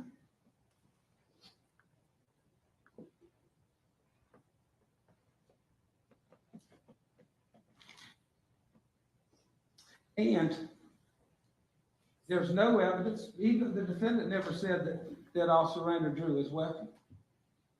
Quite frankly, once he was under attack, once he was getting that violence, that force directed on him, I submit to you would have been justified to pull his weapon. But he didn't. He tried to control the situation and he couldn't. And he lost his life.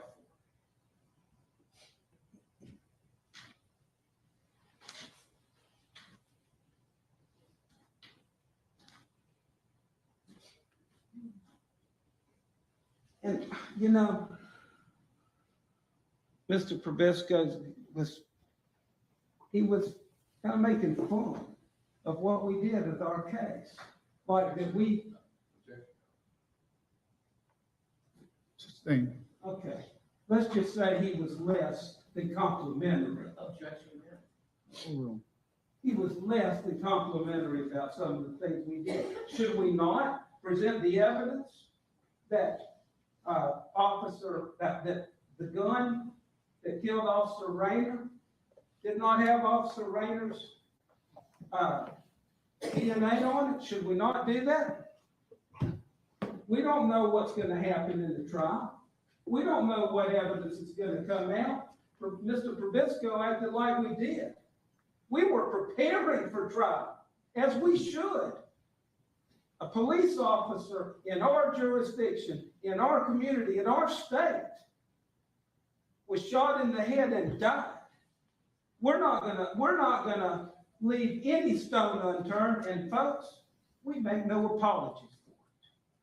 You deserve to get every bit of evidence, every piece of evidence, and then you consider what it's worth. You made that decision. The phone ringers, again, less than complimentary about, well, wait, like we're wasting your time, weren't we? We're being thorough, folks. Again, we don't know what's going to come out. We don't know who's going to testify and what they're going to say. We have to be ready for anything. And again, we don't apologize for that. It's our duty to give you everything that we have. And then it's your decision to decide if it's important. We don't presume to what you're going to think. We just give it to you and you decide.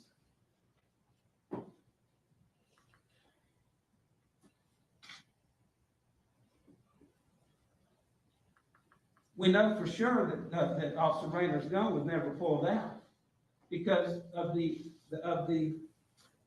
audit trail. Now, you got the audit trail, and I want to try and just correct something here. Mr. Probisco said something about the alert going off. I think the implication was that Officer Raynor pulled his gun. You know how that Axon, the alert is if you pull your gun. And I think the testimony from the guy from Axon was if you pull it out far enough from that sensor, then it automatically triggers the body cam if it's not on. Not only that, it sends an alert to that audit log saying weapon pull. But what else did they tell you? What else did that man tell you? Childs or something like that, I believe.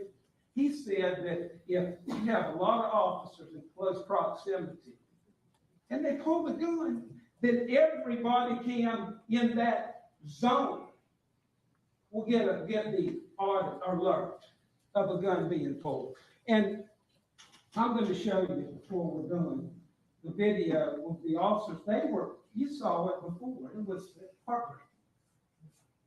Where the officers are running, they even fall down as they're going to try and get to their colleague, their officer who's lying there bleeding on the ground. And their guns are pulled. Of course, Officer Raynor's log is going to reflect that. But it was several minutes after he was shot by Wallace.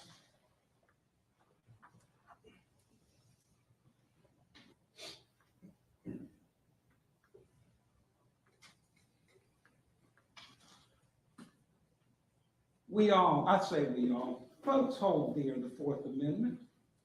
You know, nobody wants their privacy violated. But let's put this into context in this case. There was talk in opening by, I think, Mr. Schumann about the right to be secure in your homes and it's safe. That's true. But that doesn't mean a law enforcement officer can't come up to you and ask you where you live, if you live. Counsel, be careful, golden rule. Okay, my apologies. That doesn't mean that an officer can't ask somebody, hey, how's it going? Do you live here? The Fourth Amendment is not a ticket. It's not a pass. It's not it's okay to shoot a police officer if they violate your Fourth Amendment rights. That's not the law. The court is where you address it. Otherwise, it'd be chaos. Mr. Probisco is talking about a civilized society. So if your privacy right is violated, you can park a bullet in a police officer's head? Is that what it means? What do you think?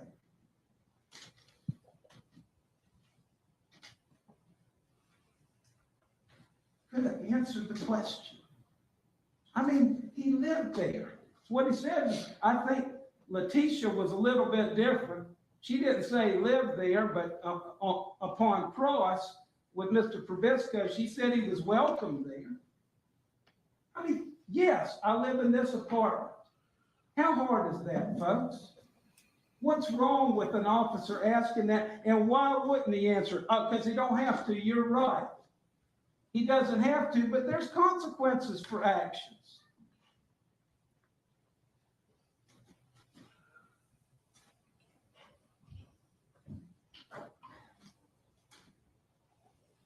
Talking about your deliberation, want to make sure it's clear. You get back there and some of you say, I think it's felony murder. Some of you say, I think it's premeditated. Just want to be clear, as long as all 12 of you agree it's one or the other.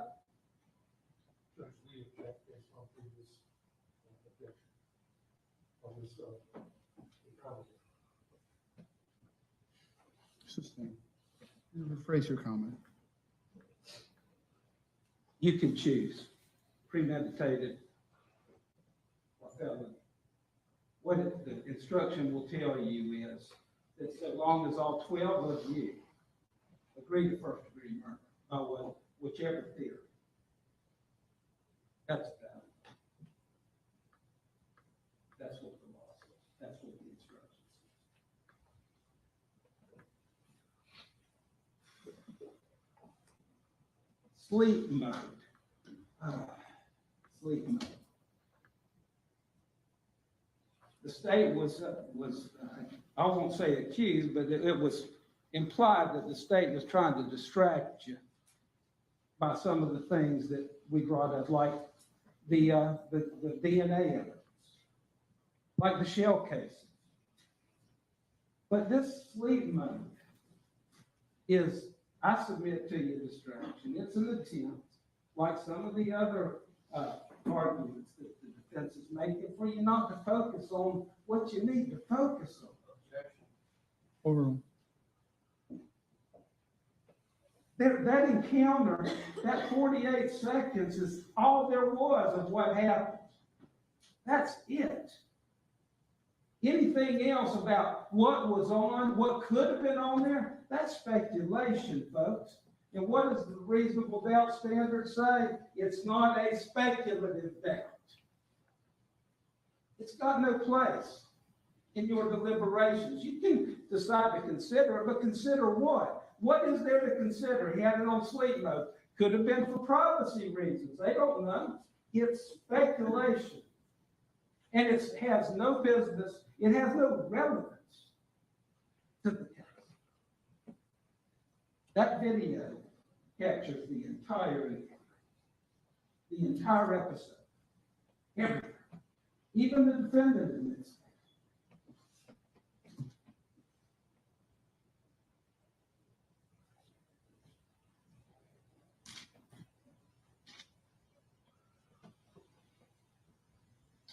And the defendant fleeing, taken off. You'll give an instruction. It's consciousness of guilt, fleeing from the scene. You can consider that to be evidence of guilt. Why not stay? Well, the defendant says he was afraid that he could get shot by law enforcement. But 15 minutes after he shoots and kills, or shoots Officer Raynor, he dies 55 days later. He's posting, he's bragging, don't let the pigs fuck with. Excuse me, pussy ass. Does that sound like somebody who's afraid law enforcement's gonna shoot him? Sounds like he's inviting the confrontation. It was a public page. It's a public, anybody could see it. Everybody could see it. Think about that. He wasn't restricting it to people that he knew or that were friends or whatever you call it on Instagram, followers. He posted it for the whole world to see. Consider that. And consider the tone. I mean, I don't have to tell you about the tone. You heard it. You heard it. He builds. I love y'all. I love y'all. Keep fucking fighting. Keep moving fucking forward, and then don't let them pussy ass pigs fuck. You can see, you can hear it. That is an indication of his mind. It's not, we're not reading his mind, we're hearing his mind. They make no mistake, this ain't a mind reading episode here. This is us using common sense to the words he used and the things he did.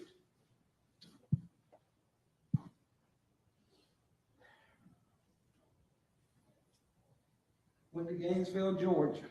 And he could have shot all the police that were there. Yeah, he could have, I suppose, and got killed himself. Is that maybe something? I think, I submit to you. The reason he didn't fire, because he didn't want to die. He didn't want to die. When he had Officer Raynor alone in that secluded parking lot in the dark, knowing he had a gun and knowing that Officer Raynor was giving him the benefit of the doubt, he had an opportunity. I'm not saying he planned to kill Officer Raynor weeks in advance. He was predisposed. He wanted to kill a police officer, and the opportunity presented itself. Now, you can reject that if you want, but again, 3 weeks before, he's saying, I want to get pig's blood on my hands and boots. 3 weeks later, Officer Raynor's dead. It's been an hour. I'm about done, Judge. I'm about done.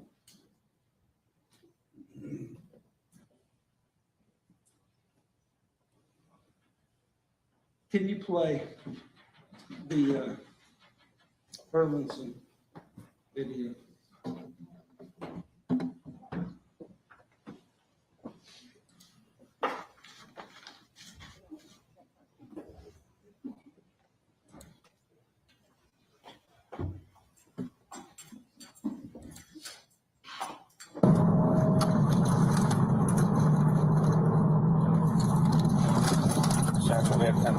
That's correct.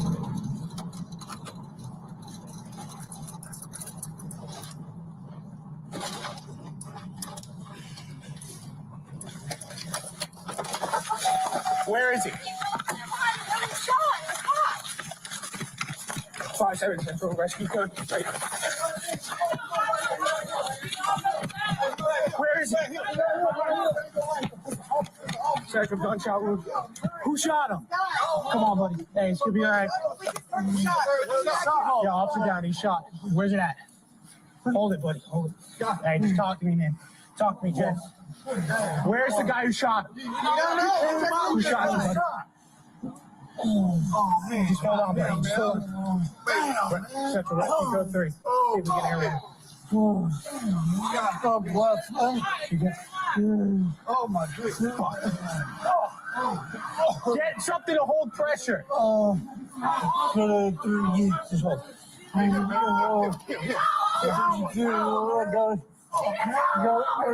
He got my shirt. He got my shirt. He got my shirt. He got my shirt. He got my shirt. 10-3. Damn. Gunshot wound to the head and one on the chest. Come on, man. Just keep talking to me, buddy. Just keep talking. Get rescued here now. You're gonna be all right, buddy.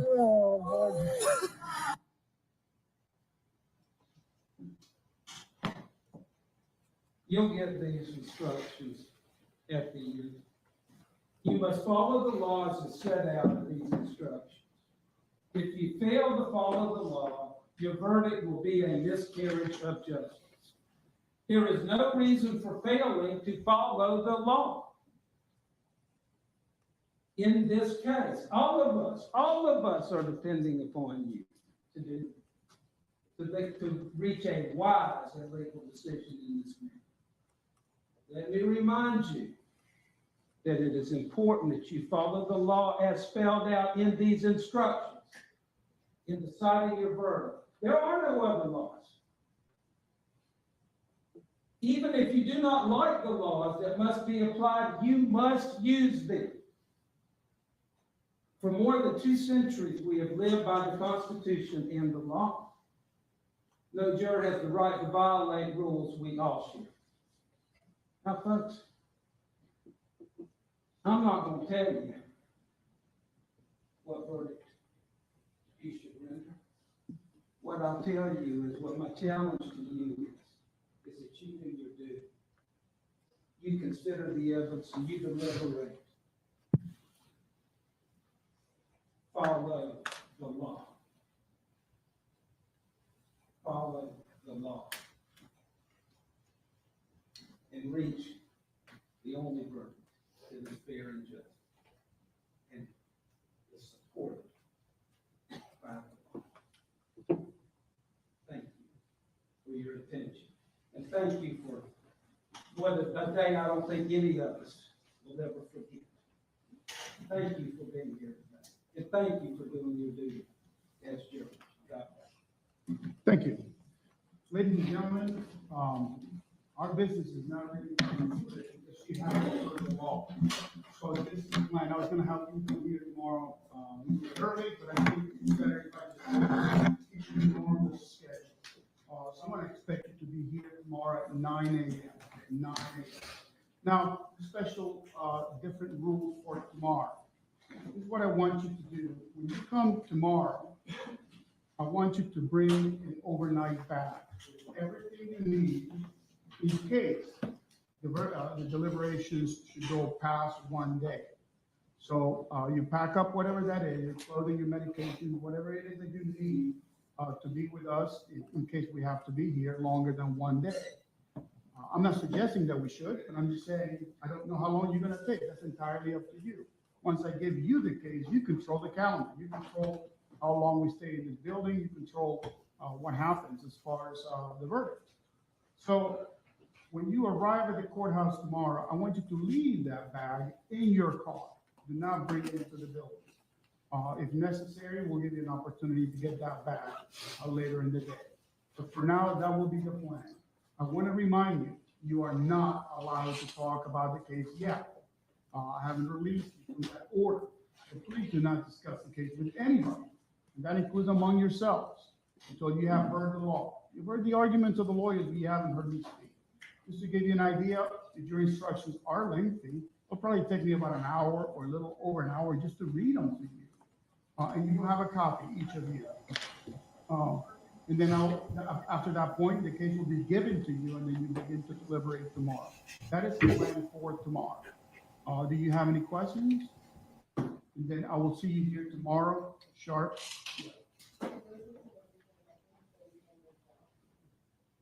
You shouldn't have to go past tomorrow. I'm not suggesting that it should, but it should, it does. Should go beyond tomorrow, and Saturday would be the day that we would come back. Okay, you will be excused at this time. We'll see you tomorrow at 9 a.m. All right, the jury.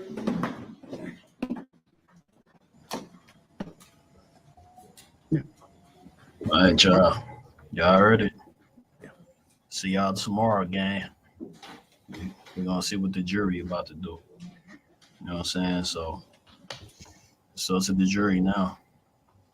So the best thing we can do is have ozone in our prayers, put the positive affirmations up in the air for our brother so we can get him free. Go ahead. Hashtag ozone is coming on. Folks, be here tomorrow 8:45. Sometime tonight, I'll give you the final version of the instructions that I will read tomorrow in case you want to go through them, okay? Thank you. We're in recess.